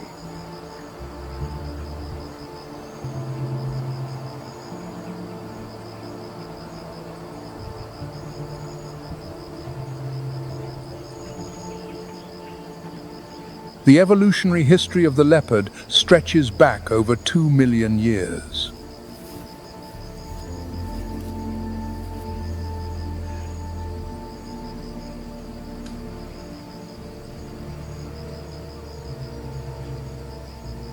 Its strategy is not one of size or speed, but of adaptability, power, agility, and precision.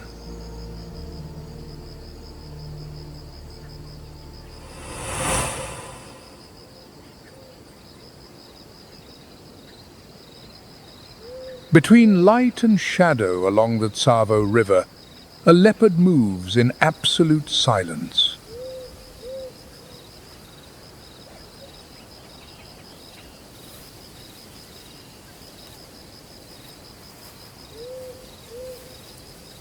Its rosette-patterned coat dissolves into the landscape.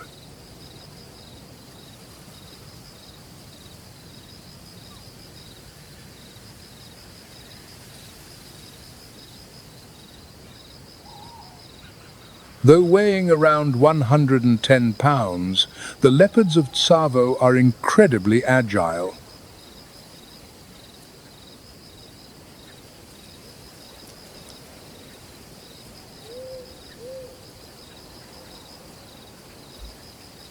It can leap nearly 20 feet and scale vertical trees with its razor-sharp claws.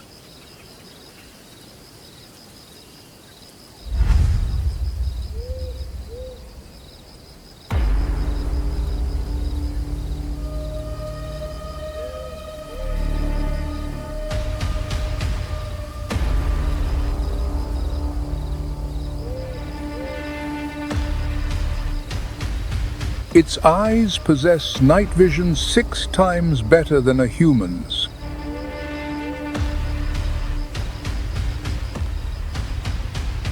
Once the distance is closed, a single pounce leaves nothing but the whisper of wind through the grass.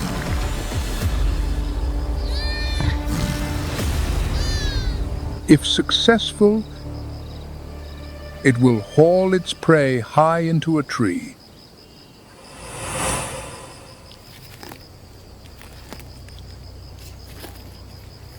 The leopard is not a fussy eater.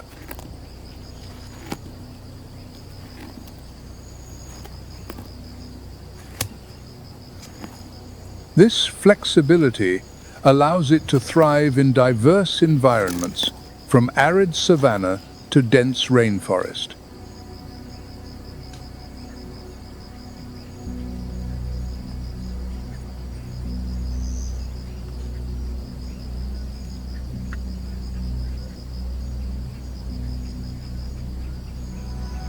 In the Tsavo food chain, the leopard holds the second position, surpassed only by the lion.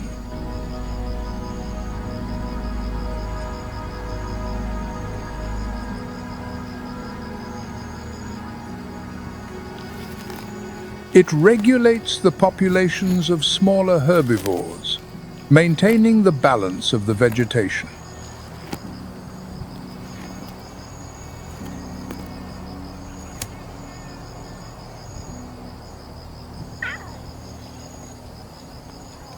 Meanwhile, the duties of motherhood are a sweet but inescapable burden. The lionesses have just given birth, their bodies yet to recover, their energy depleted. They now bear the responsibility of feeding themselves and their hungry cubs.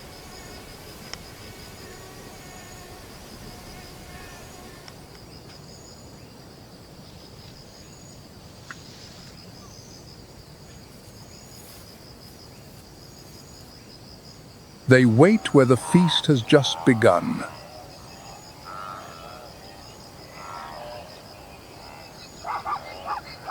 Zebra are the ideal target, rich in protein and less perilous than buffalo.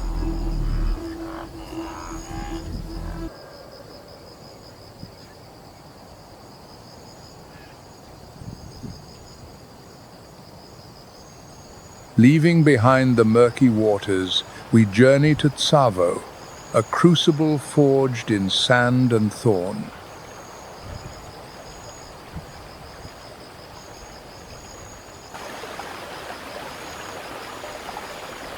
Here, The terrain is more than just a landscape. It becomes a silent killer.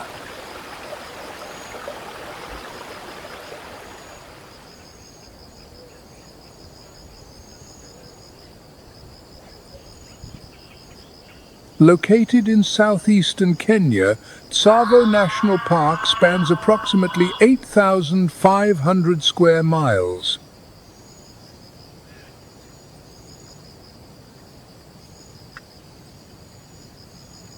It is one of Africa's largest and richest sanctuaries of biodiversity.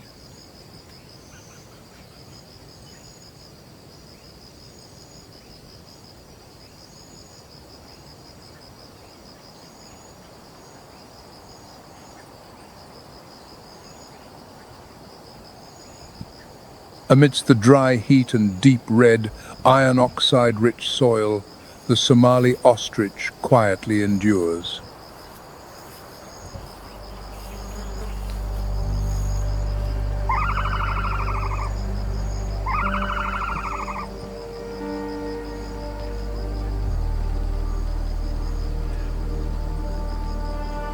This land is not an easy place to live, yet their every step is a testament to the art of survival.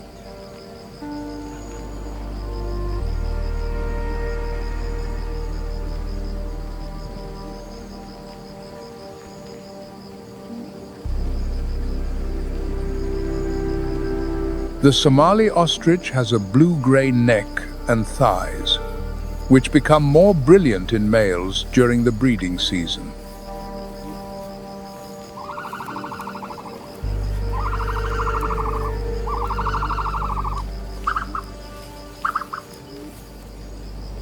Neither soaring nor stalking, they use powerful legs that can reach speeds of 45 miles per hour to escape.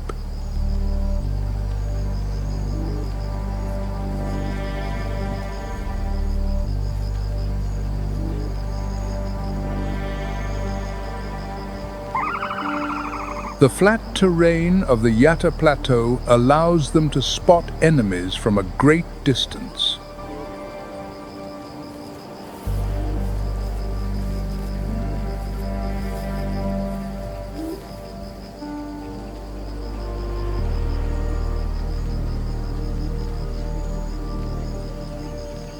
The Somali ostrich feeds on leaves, flowers, roots, seeds, and succulent plants.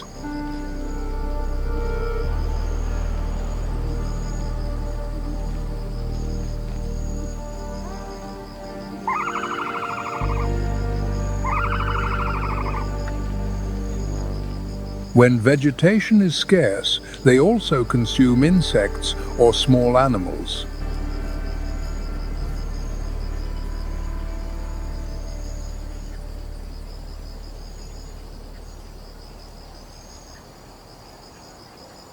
With its long legs and nimble concealment, the lesser kudu also writes a quiet saga of survival.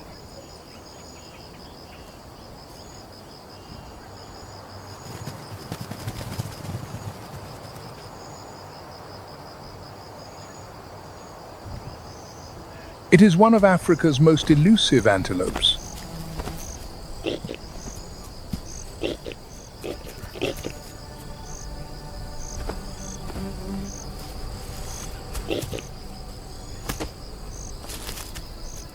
The lesser kudu's reddish-brown coat is marked with 11 to 14 vertical white stripes, effective camouflage in the dense vegetation.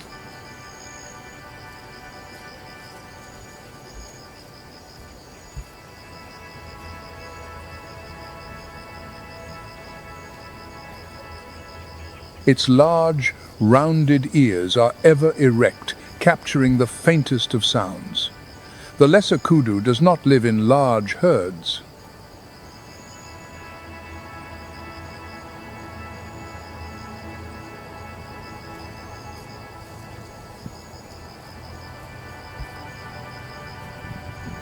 When threatened, they can leap nearly 30 feet in distance and over 7 feet high.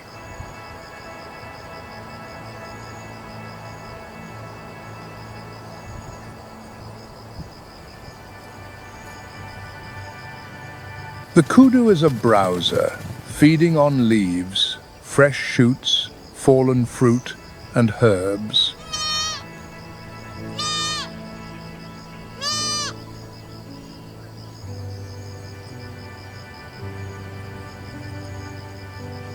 It rarely drinks water directly. The moisture from its food is its primary source.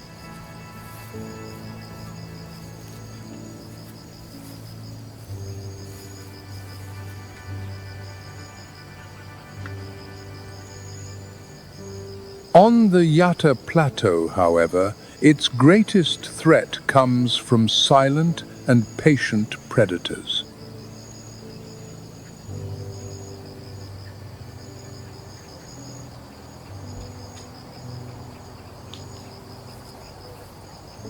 On the Dika Plains, there is another symbol of speed, the Thompson's Gazelle, or Tommy.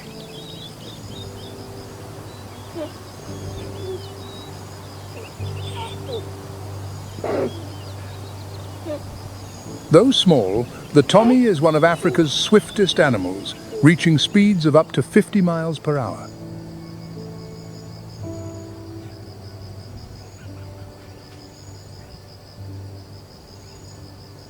Its greatest advantage is its ability to change direction abruptly while running, confounding its predators.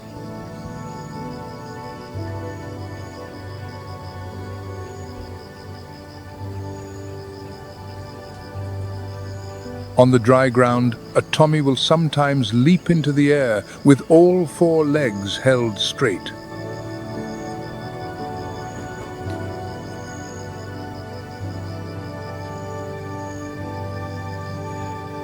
This behavior is known as pronking or stotting.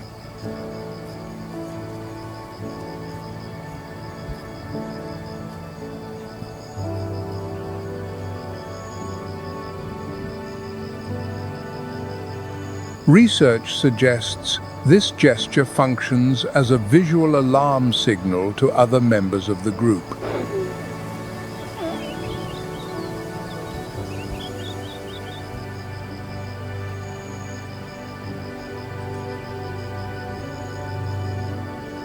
The Gerenuk, or giraffe gazelle, is one of the region's most peculiar species.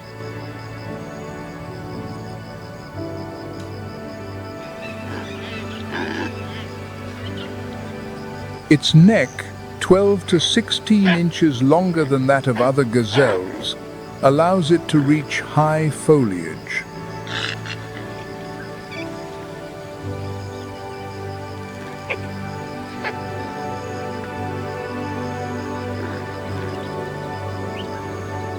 Standing on its hind legs to feed is a skill rare among African mammals.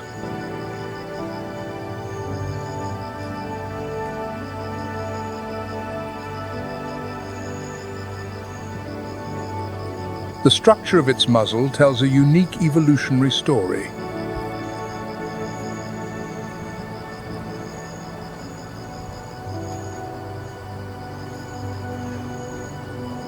A slender snout, a flexible upper lip, and a long tongue help it to strip leaves from thorny branches without injury.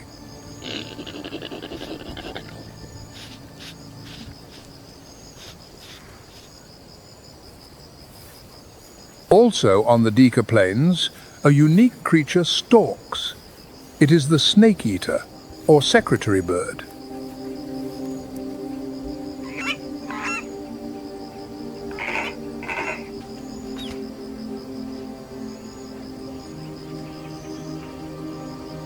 With the long legs of a crane, the head of an eagle, and a piercing gaze, it exudes an air of majesty.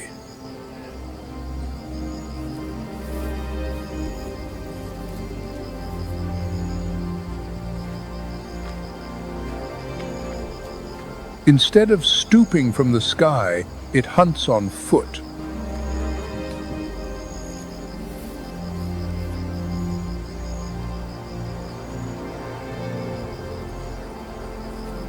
Its legs, the longest of any bird of prey, deliver a force 5 times its body weight. A single kick is enough to shatter the skull of a venomous snake.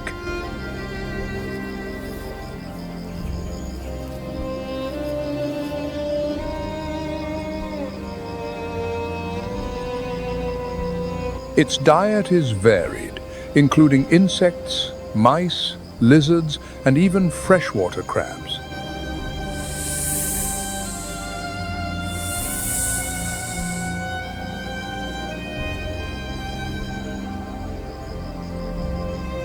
The name secretary bird may derive from the black crest feathers, resembling the quill pens of 19th century English clerks.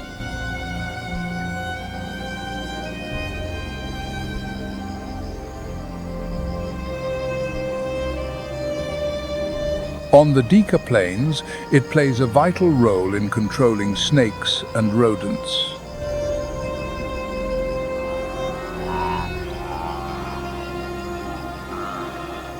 As the national emblem of South Africa and Sudan, it symbolizes vigilance and power.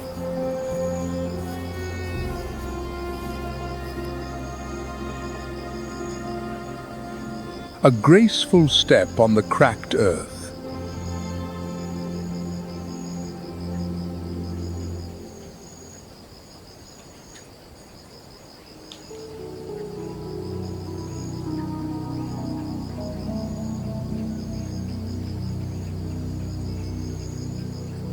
The East African crowned crane is a living emblem of the Savanna.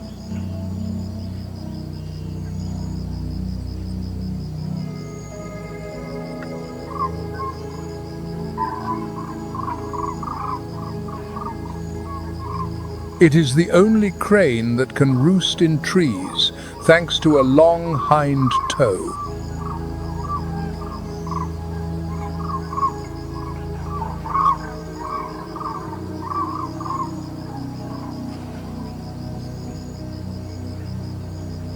Its silver-grey plumage contrasts with a crown of golden feathers, white cheeks, and a red gular sac.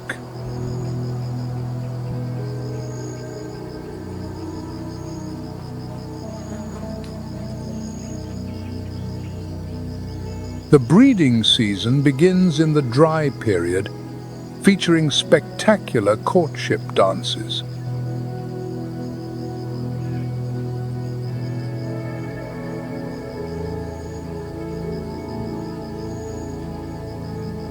Pairs flap their wings, bow their heads, and leap in unison to strengthen a lifelong bond.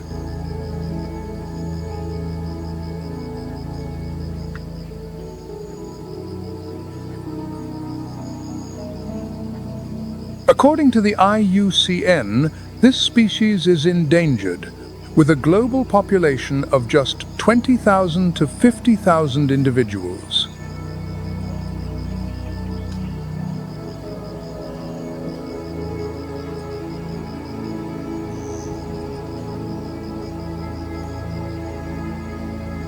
The causes include habitat loss, illegal capture, and pollution.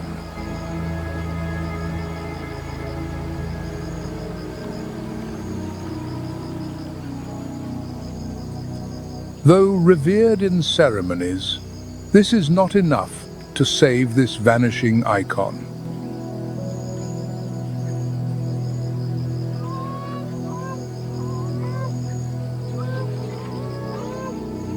In the arid lands of Tsavo East, the Galana River is one of the few green lifelines.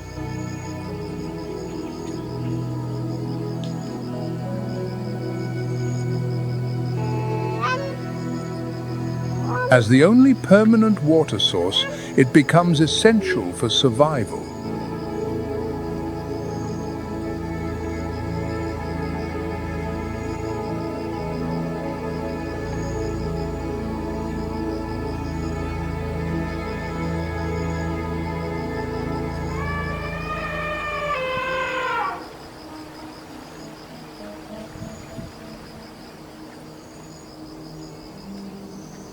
Along the Galana River, giant visitors are a common sight.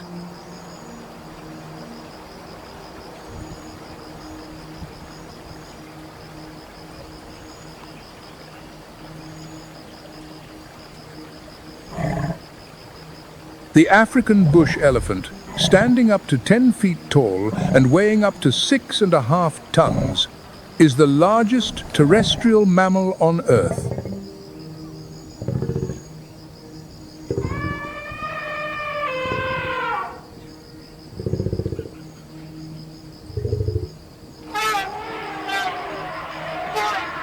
A layer of mud mixed with red laterite soil gives their skin its characteristic red hue, a symbol of Tsavo.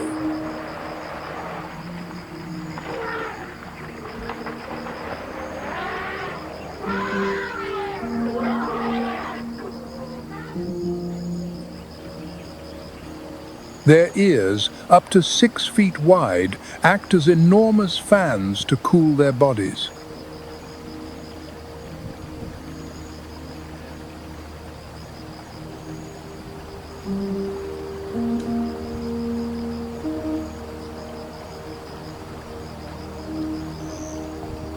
With over 40,000 muscle bundles, the trunk has countless functions.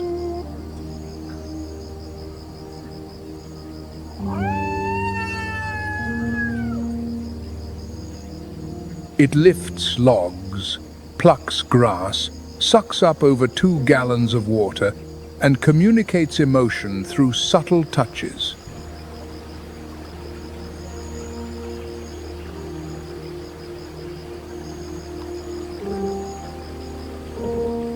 Their tusks are both weapons and tools, used to dig for water, strip bark, and in disputes.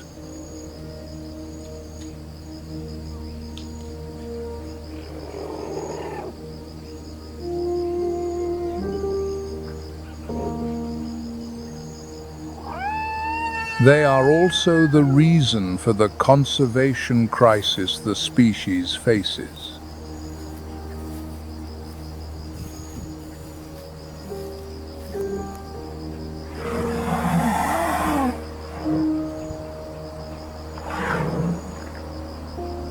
According to the IUCN, the African bush elephant, the species we see here in Tsavo, is now listed as endangered.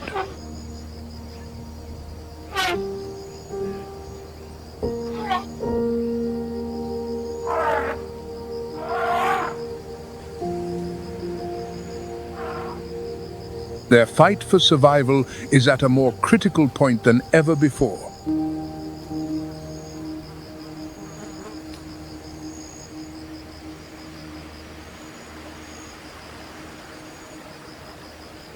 Thanks to the Kenya Wildlife Service, Tsavo East is home to some 13,000 to 14,000 elephants.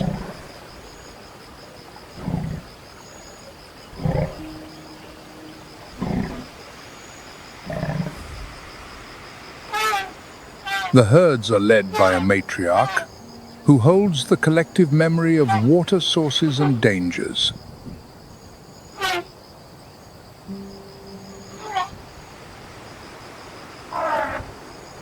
Elephants can recognize faces, voices, and emotions, and have passed the mirror self-recognition test.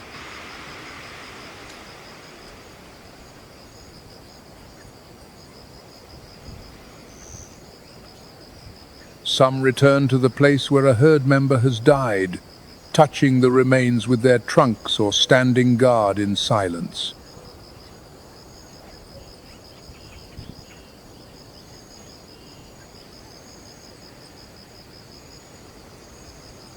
Hidden among the thickets and rocky terrain of Tsavo West, a population of eastern black rhinos continues its journey of survival.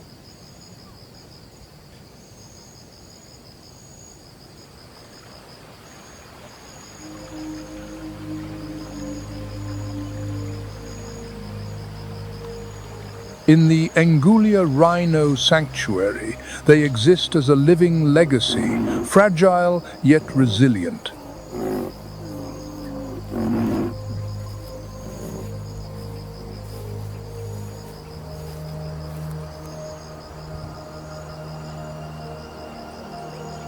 Their curved, pointed horn, which can grow up to 55 inches long, is made of keratin, the same substance as human fingernails.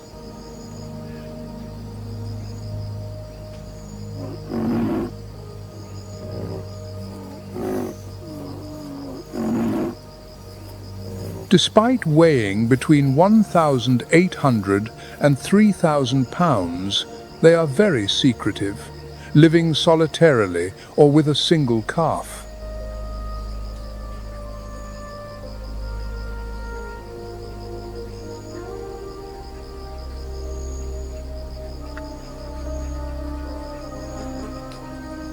Their prehensile upper lip is the perfect tool for grasping and pulling leaves and shoots.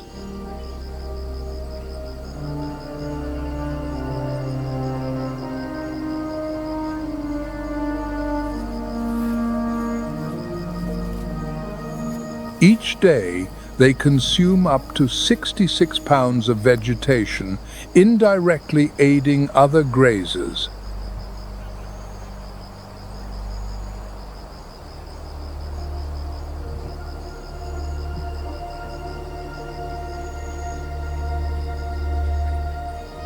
Although their eyesight is poor, exceptionally keen hearing and smell keep them ever vigilant.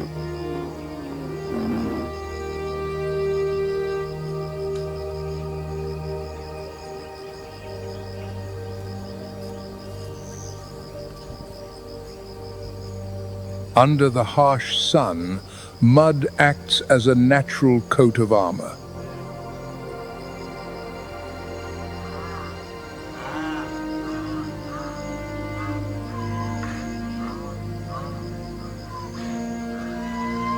It cools them and protects them from insects, solar radiation, and parasites.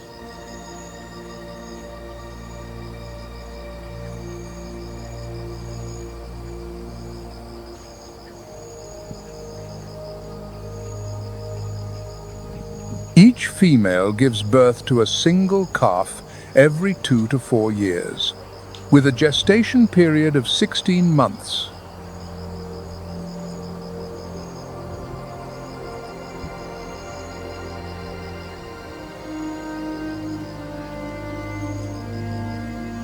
Once on the brink of extinction, in the 1980s with just 3 individuals.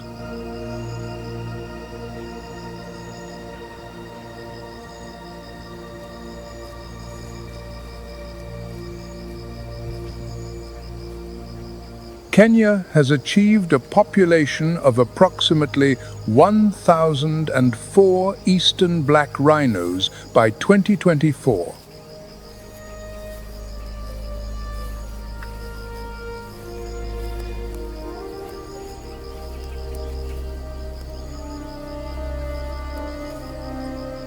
The nation is now home to the vast majority of this subspecies' global population.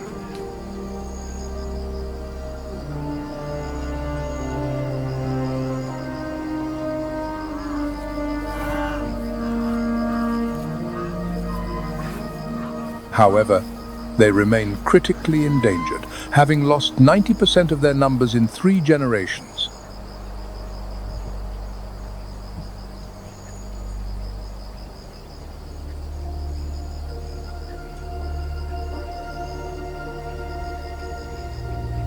Their presence in Tsavo West is a reminder that with love, science, and perseverance, life can be restored.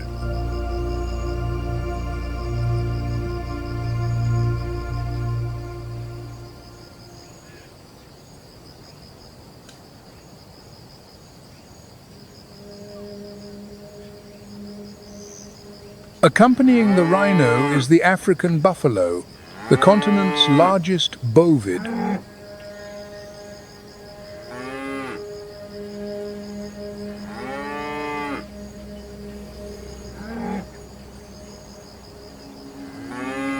With a powerful build, a broad head, and curved horns, mature males have a bony boss on their foreheads.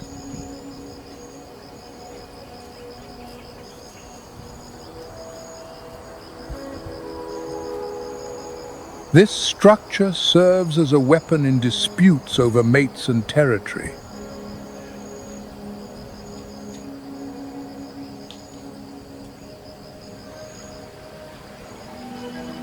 Buffalo can drink up to 9 gallons of water in just 6 minutes and rarely venture more than 12 miles from a water source.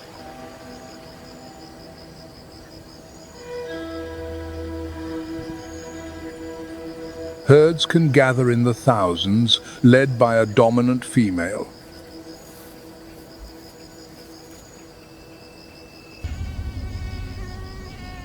The herd's direction is decided by a form of voting, a collective decision-making gesture.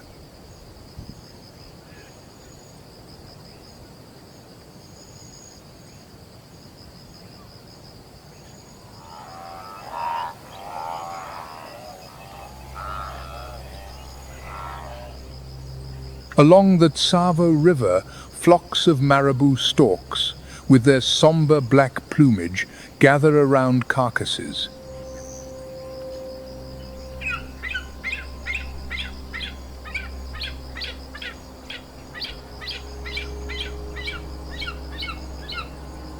Standing up to 5 feet tall with a wingspan of about 8.5 feet, this bird is known as the Undertaker bird.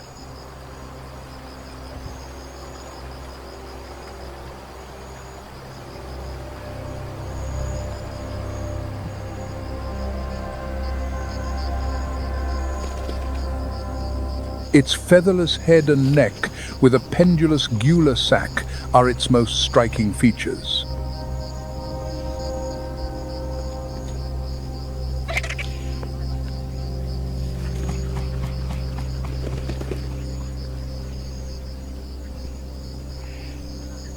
The function of this sac is not fully understood, but it may be related to courtship or thermoregulation.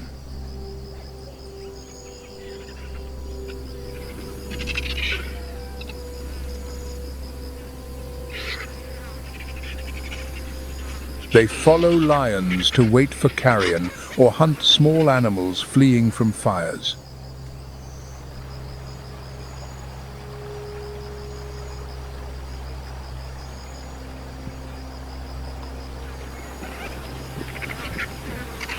The marabou stork has also adapted to urban environments, foraging in rubbish dumps.